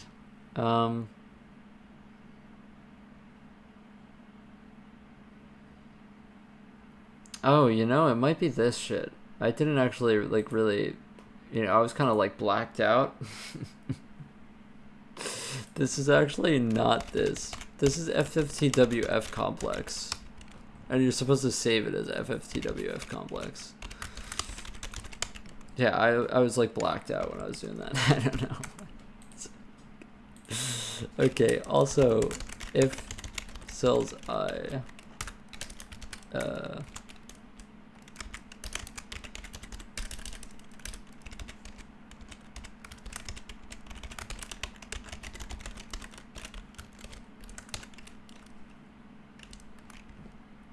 yeah.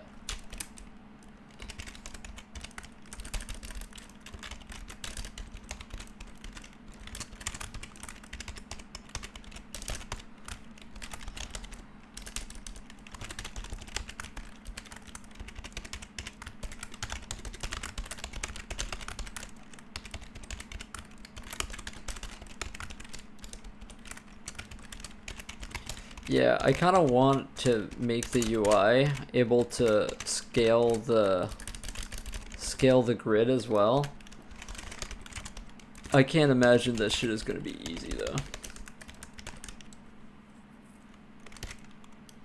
That's something else I could do to improve it.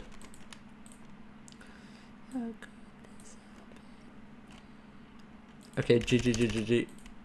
Okay. What? Here? Wait, what is the problem? Wait, what? Okay.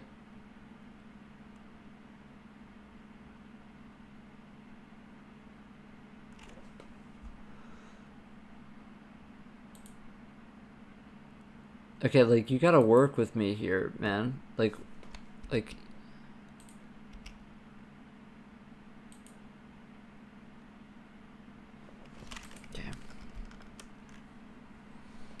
Maybe I'm just too stupid for this. Like, what?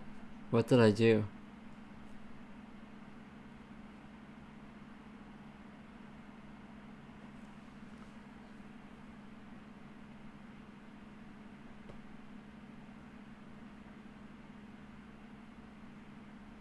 Oh, wait. I'm so fucking stupid.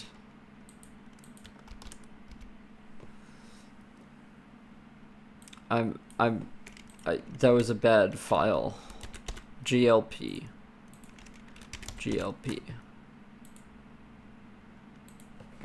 Like, what is this CRT debugger hook? What does that mean?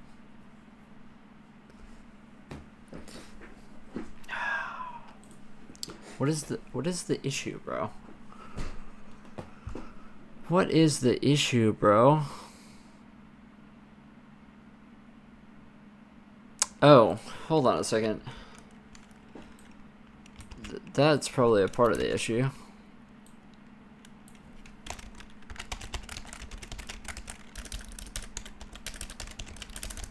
I was like blacked out when I was doing this. I'm so like out of it. I was not paying attention at all.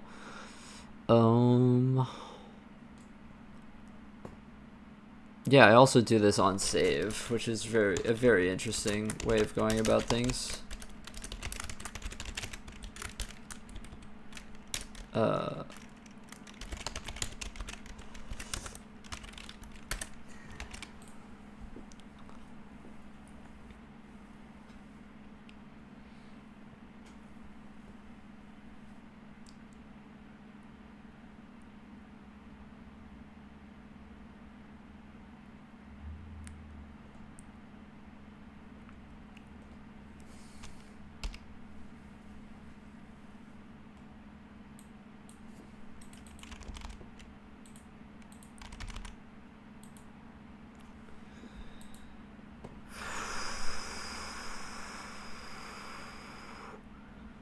What does debug hook mean?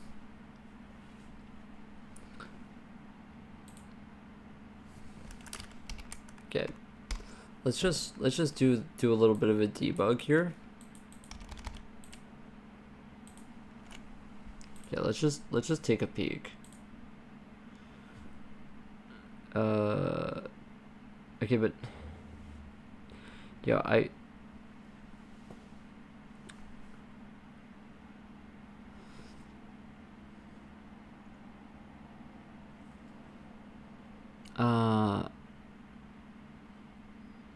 I wish that this gave me like what the values of this are without having to be place a watch. Like, I would love it.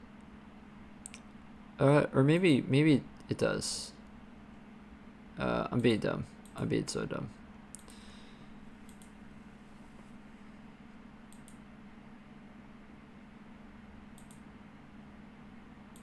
Oh yeah, it does tell me. I'm just super dumb.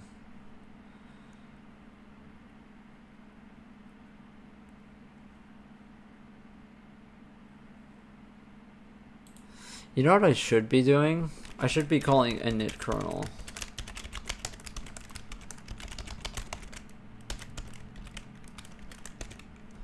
We should also call destroy. kernel on.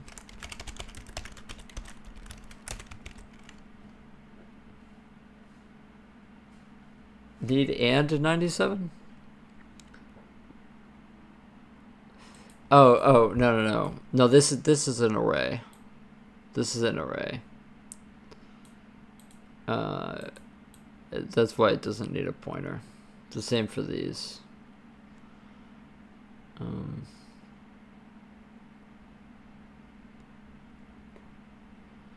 This I'm pretty sure. I mean,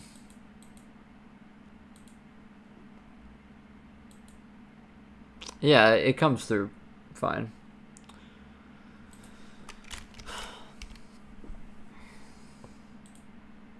What are we mad at?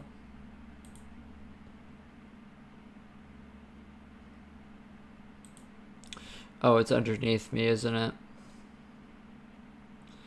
It is. I'm not gonna, like, yeah, it's like, I'm just gonna move it to the top. I don't care. We can reorganize later.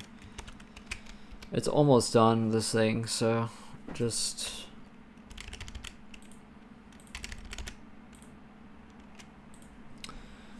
Yeah, this is so weird.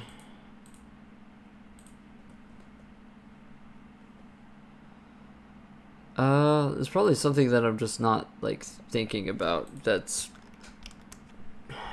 happening here.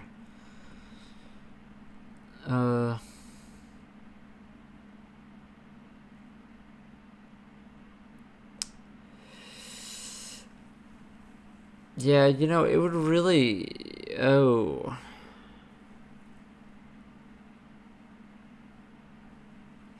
The thing that might be happening here is that it might be doing this while the threads are using this data. Does debug give me more symbols? Yeah, it probably would. I probably would. But I think that that's probably the bug, to be honest. Is that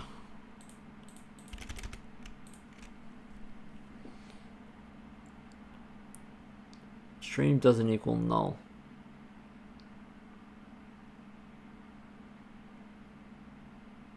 Assertion failed. Stream doesn't. Oh, what?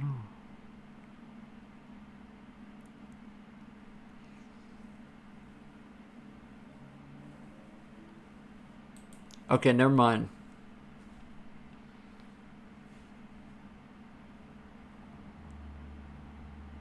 Never mind, I guess.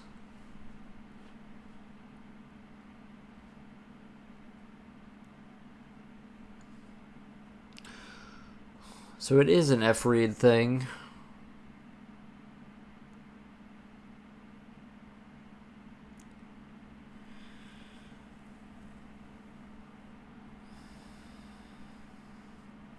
I hope that these are the correct types. This should be. Yeah, it has to be. Yeah.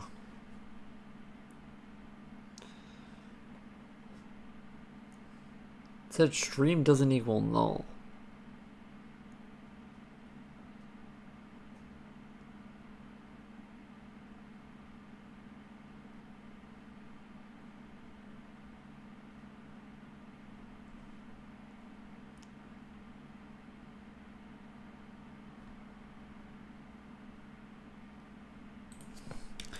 Let me try if... Try this. Just like, see if it's a bad... It can't find the file.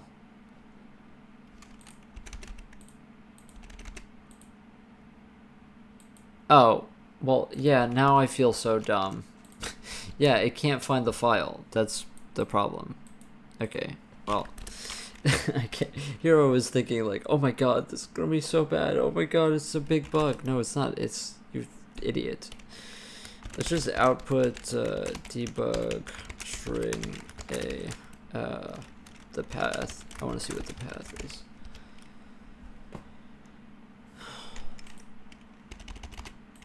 Okay, so that should tell us something. Okay, well, not if you lag to the point where you can't actually tell me anything.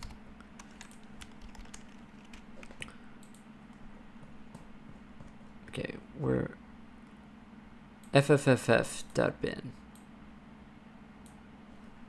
Okay, and you're not finding the file, but that's exactly what I typed in. Wait, the hell are we smoking? What are we smoking? What are we smoking?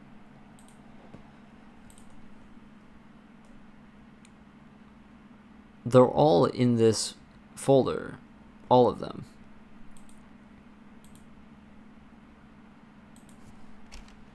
So if I type in why, okay, never mind. It finds that. If it does find that.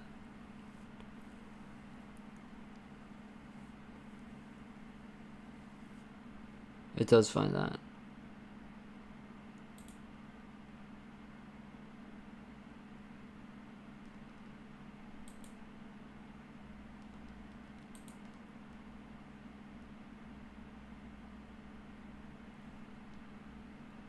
I've been working on this UI. I've gone crazy. I just focus. Yeah, that's a valid C0. That's bizarre. Wait a second. No. The thing is, I malloc this here. Yeah, maybe it is what I thought. Maybe it is what I thought was the problem. It's possible that we're touching the same data that we're reading into from the other threads while we click this button. So that shit sucks. That sucks.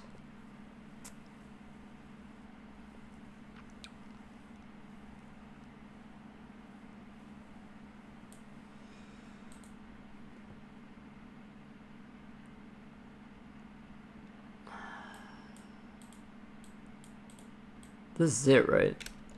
It's gotta be the same.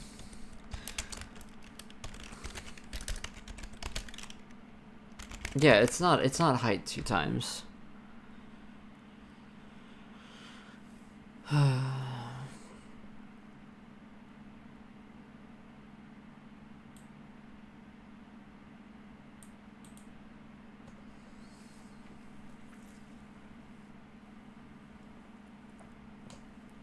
Channels is always 3. We aren't even changing the amount of channels. I would kind of understand it if we were changing the amount of channels, but we aren't.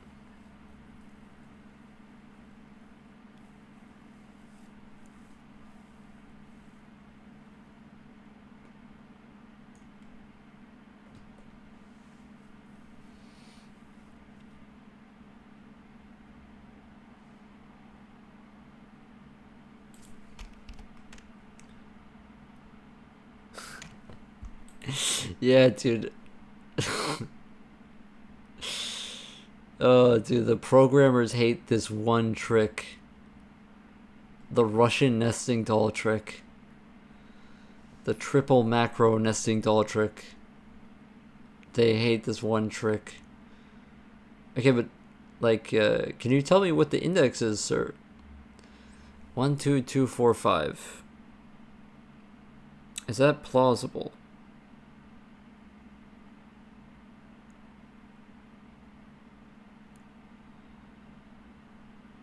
One, two, two, 1, 2, 2.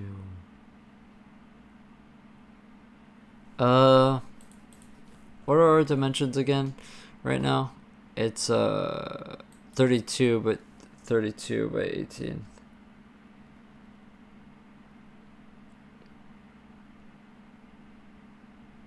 Is it? No, it isn't, right?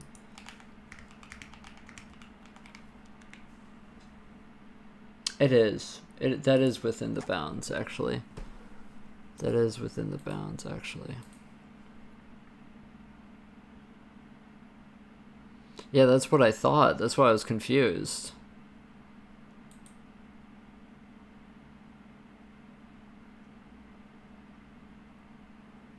Wait, so how is this going out of bounds? What?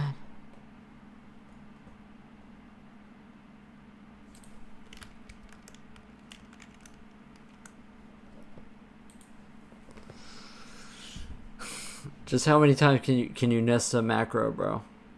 Make the UI, bro. Nest the macro. Oh, well, that shit got me in a bad mood, kinda.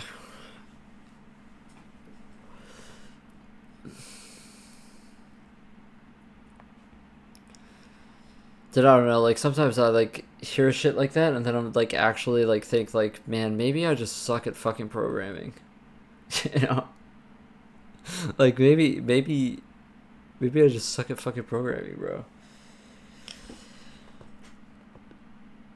Like what the fuck is it? What is a nested macro, dude? Like that is crazy. That's fucking crazy.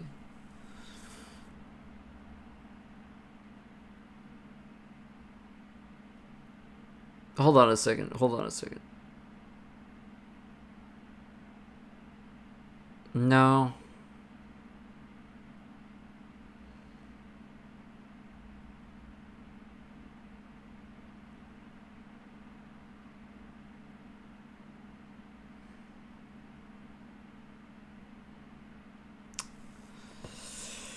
I wish that there was a way to actually debug like what the fuck is happening here, man. Yeah, I think, but like how do I halt all the threads is the problem.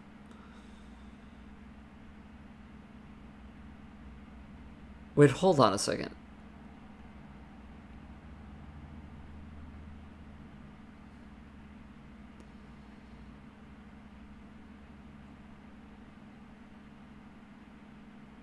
No, that is per channel. It's per channel. It's per channel.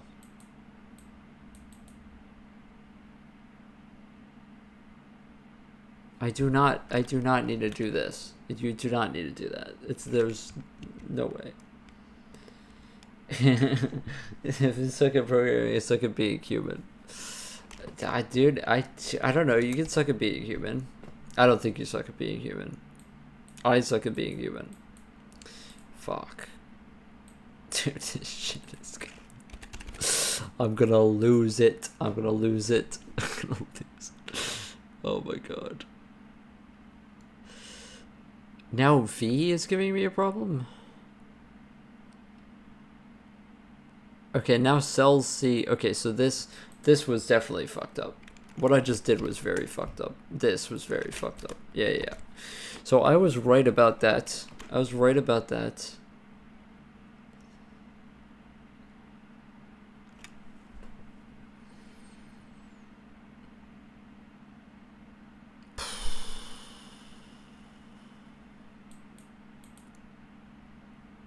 Yeah, I mean, maybe I'm just not gonna get this right.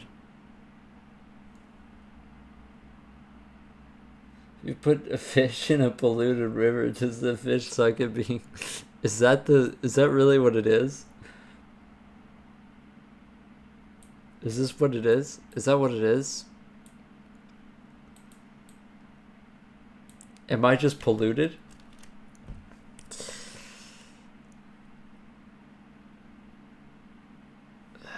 Yeah, get a coffee break. Yeah, I mean, when I go, I'm gonna just go for dinner.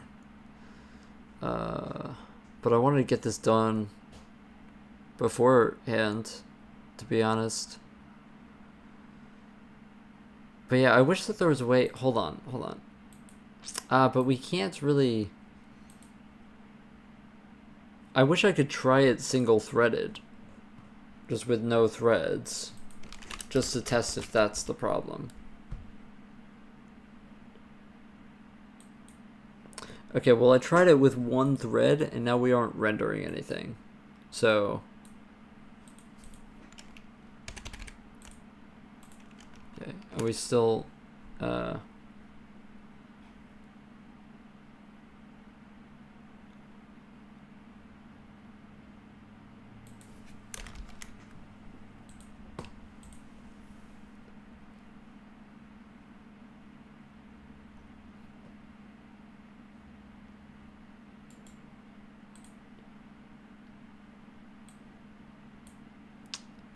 Maybe, hold on.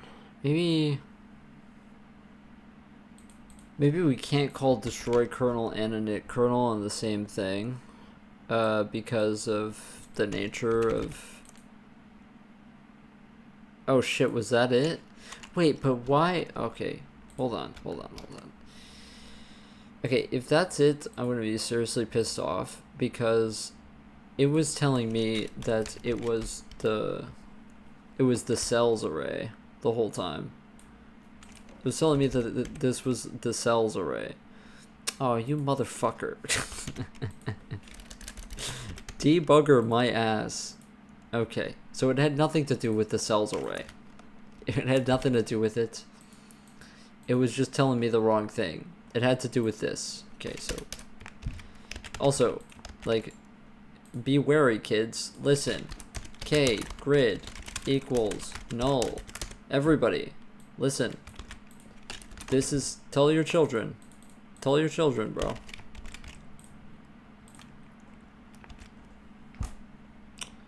My lazy ass, bro. My lazy ass, bro.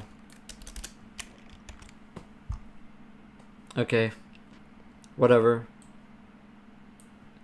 You do want this now. Okay, let's actually test it out now to make sure that it works. Let's go this, save. Okay, we can't actually remember that. I'm just gonna save it as 0, 0. And then we're gonna change some other things. We'll change this, that. Oh, fuck. Well, we don't care about that. We're gonna load. I forgot what we did. Okay, let's just do a beta size. Got a non-negative beta size, and now we go 0, 0.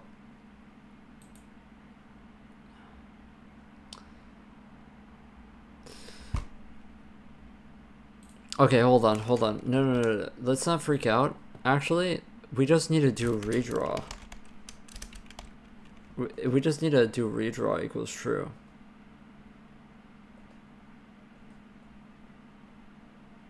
Because we just redraw config is true. Redraw config is true. Because our menu isn't actually reflecting it.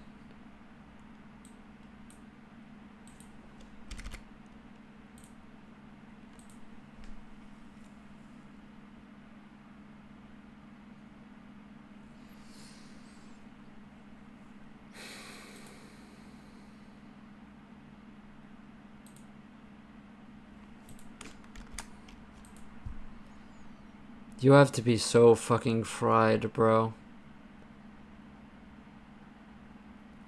You are so fried, bro. I think that you can't do that. I think that that's the problem. I don't know.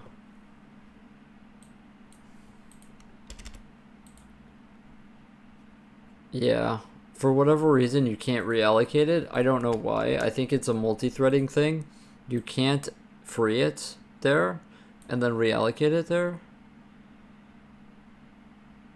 I don't know why.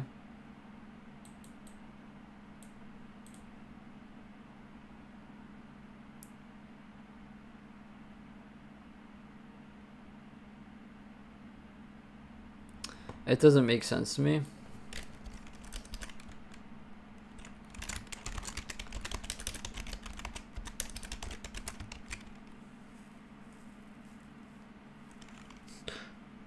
Wait, what, Harold? Even if I meet a programmer girl, I bully them. Yesterday I went to drink with mutual friends, and a new girl said, I know C.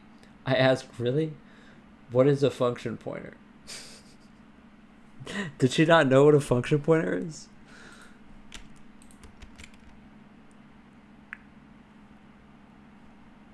Did she not know what a function pointer is?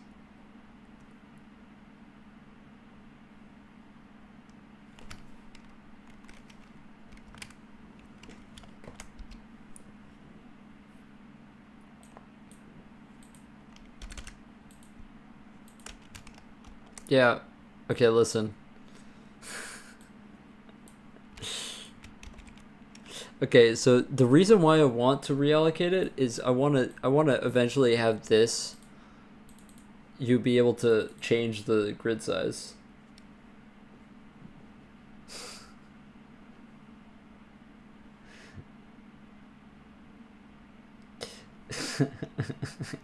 Yeah, I love you guys flabbergasted it. Yeah, I'm just she doesn't know what a function pointer is. Like that was the I mean that's not your fault. It's not your fault, man. That's not your bad. That's society, bro. That is society right there. Okay,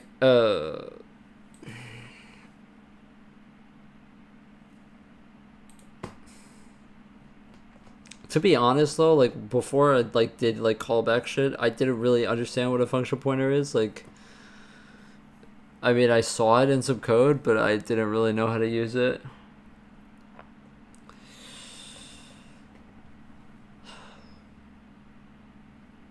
And to be fair, when I did like Java and shit, I never used a function pointer, bro. That shit would have blown my mind. I've come a long way, bro. I've come a long fucking way. Um, okay, so if we want to have variable grid width and grid height, then we need a way to halt threads. Do you know how to do that? Does anybody know how to do that? Can I just call a, stop doing shit here? Oh, you know what? I can call a stop doing shit here. Wait. Hold on. Hold on. I can do that. See, this is why you should stream, because you just, okay, listen. Just literally call fucking wait for multiple objects and shut the fuck up. You know? I can do this. I just answered my own question. I don't think that compiles. This will, though. Okay, we're just gonna wait and then close the handles. Oh, but wait a second. Yeah, that might fuck everything else up, though.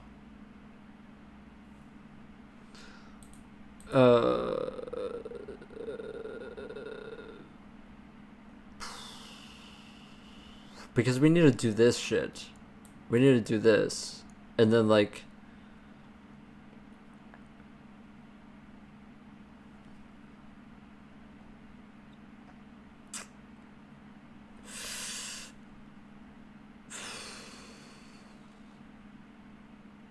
Okay. What I'm about to do is so fucking cursed, bro.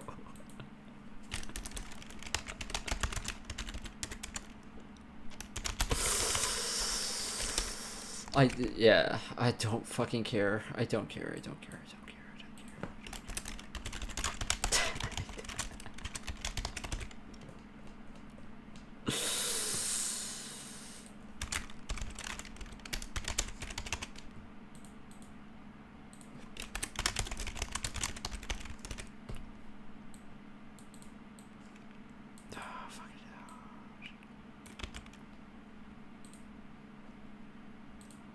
Don't ask me what I'm doing right now. Do not ask me what I'm doing right now.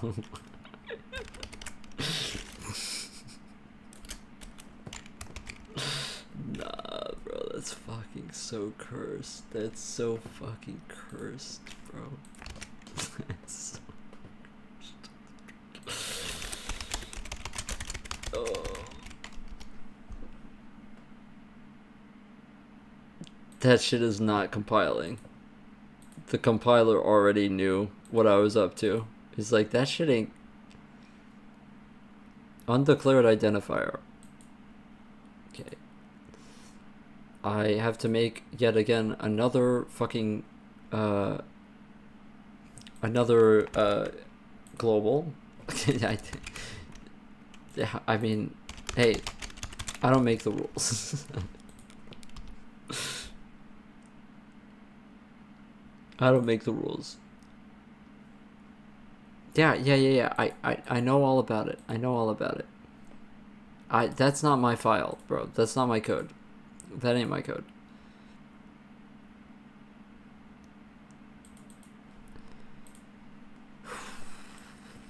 I did not define that in the header. I did not define that in the header.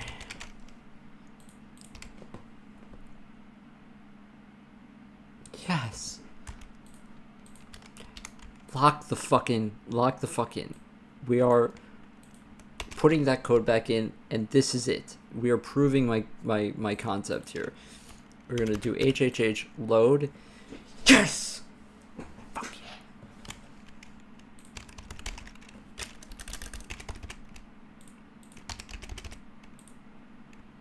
Okay.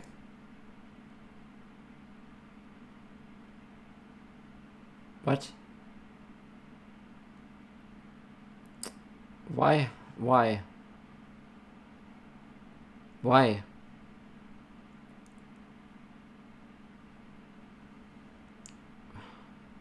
Why? Why? Okay, maybe my logic was wrong here. Windows 11 developers. Dude, wait a second. Wait a second. Okay. Okay, so the idea here is that we are stopping the threads early, okay? So we need to communicate that, which is why I have this boolean here, okay? So if we are not halted, then we go through here, okay? Oh, wait, no.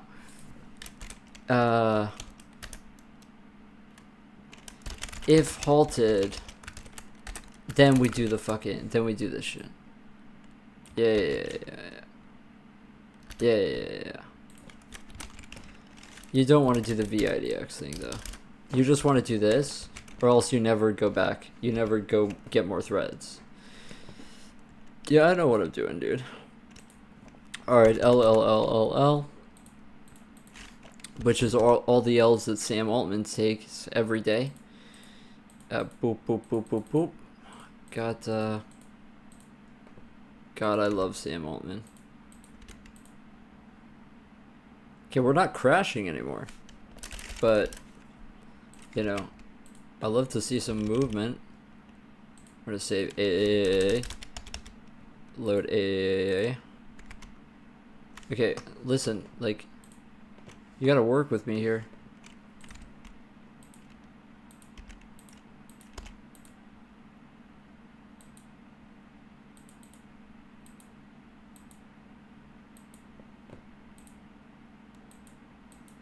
Why does the button not work anymore?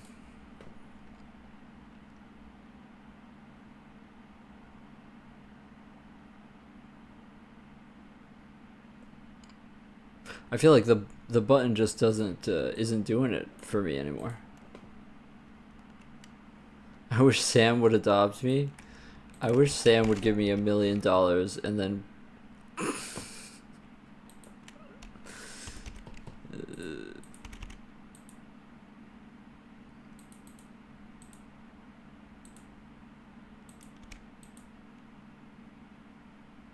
okay, but why? Debug assertion failed. Dude, why is saving not working anymore, brother? What?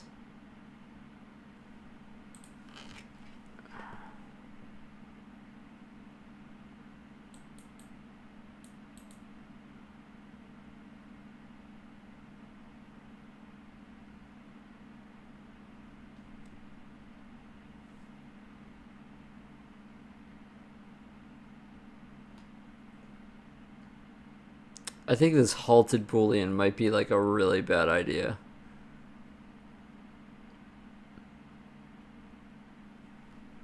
I think that this was a really stupid fucking idea. I don't know who came up with it, but yeah, they're getting fired. Just short OpenAI stock. Oh, dude. Yeah, I fucking hate that guy, bro.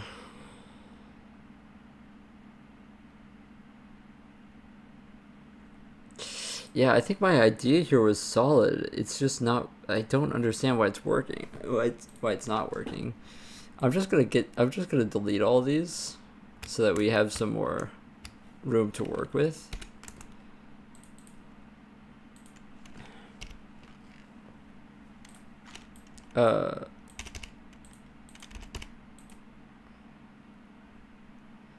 Like, it's not doing anything with new files.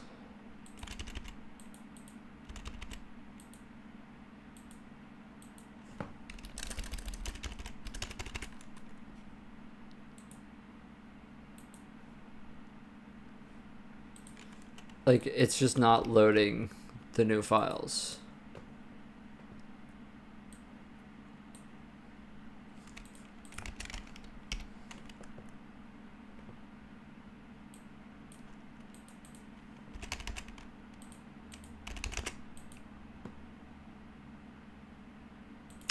Like what did I do?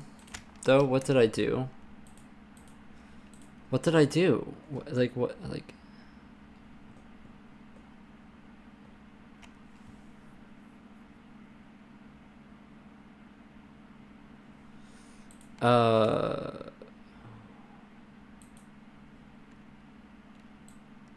Yeah, maybe this was a bad idea. Oh, wait. Is that necessary? Is that necessary?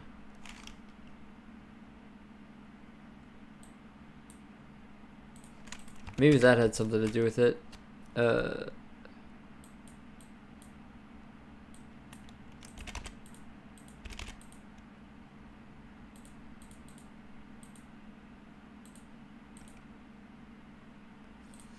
It's just not. It's not. It's not working.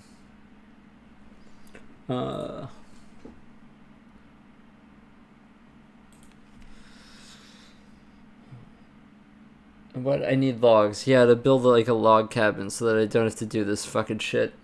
Very true.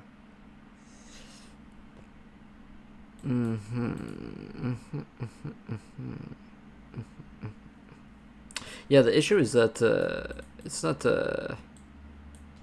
getting down here. So I wonder if it's even getting in here. So let's just do that.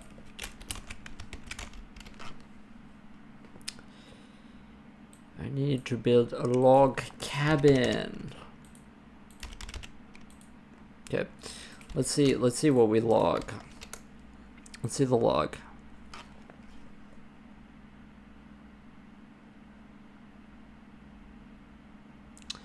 Yeah, so it doesn't find the fucking file, which is exactly what I thought.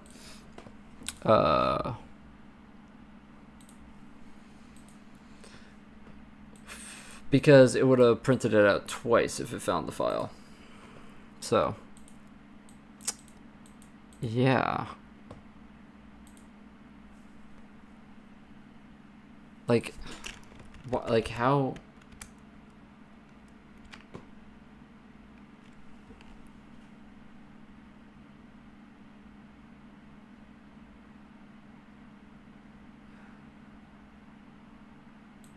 that's bizarre to me.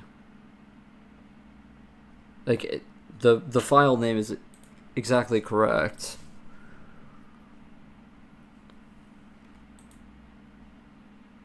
Maybe I need a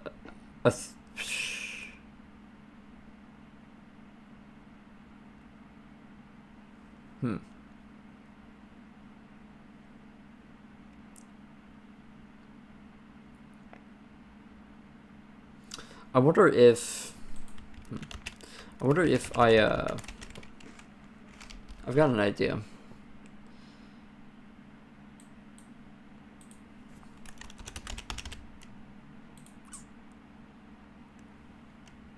God, that's so dog shit.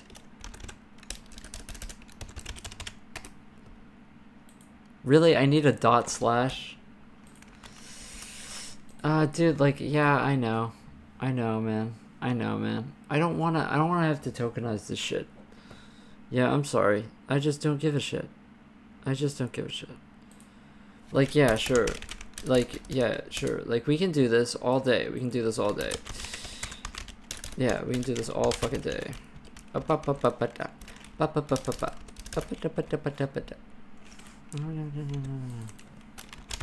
Name the path and the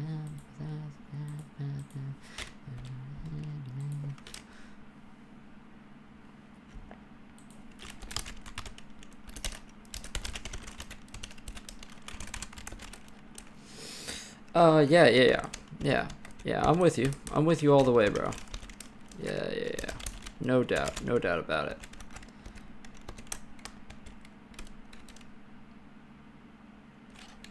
No doubt about it. I love it. I love it. I love it. Love it. Love it. I love it. I love it. Yeah.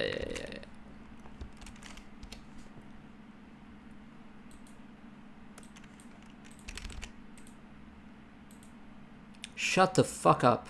What are you talking about? What are you talking about? What? Bro.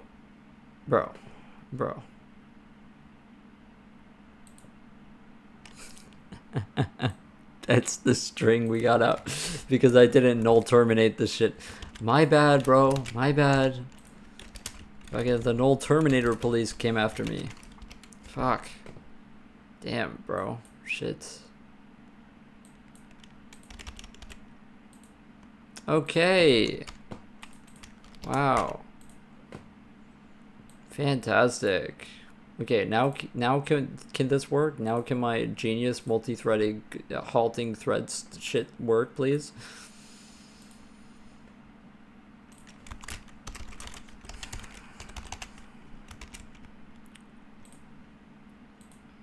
My genius code.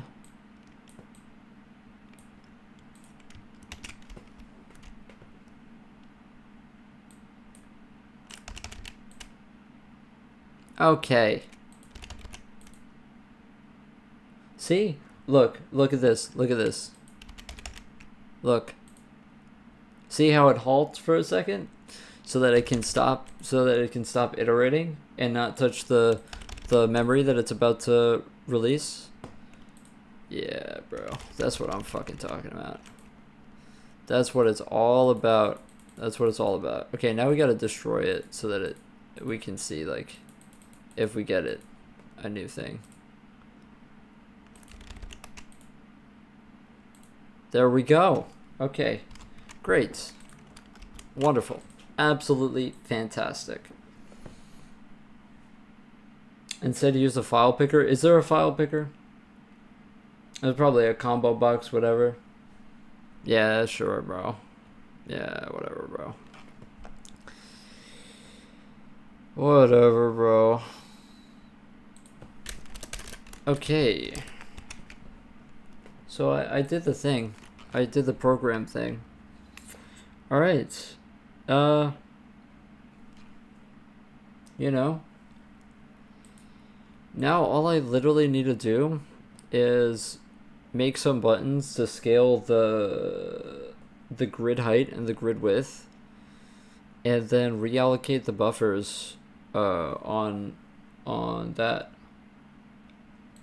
Anyway, so this is finished pretty much. I mean, I can probably gonna return to it and make some cool shaders later, like once I know how to do shaders in DirectX 9. But until then, I'm gonna put this up on GitHub maybe later today, sometime. The code for it isn't very clean, but I think it's sick.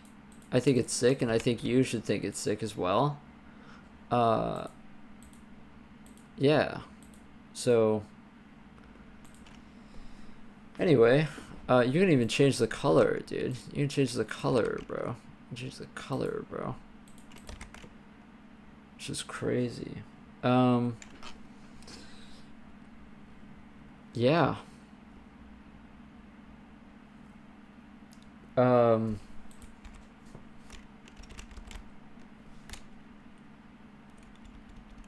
Alright, well, it's probably going to be online. I don't know if I'm going to be live tomorrow or the next few days, but if I do, it's probably going to be vastly different from what I'm doing here.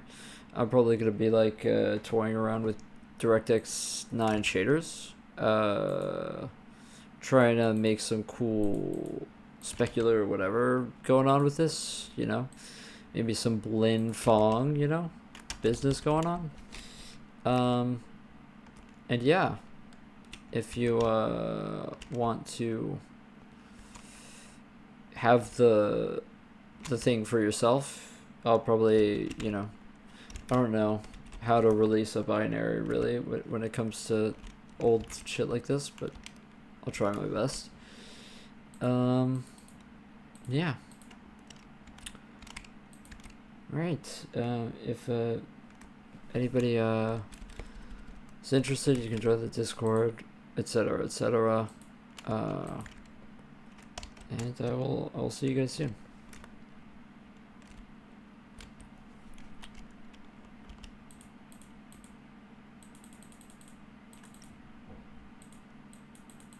I also gotta clamp these. I still didn't do clamping for the values, but it's fine. It should be fine. All right, peace out.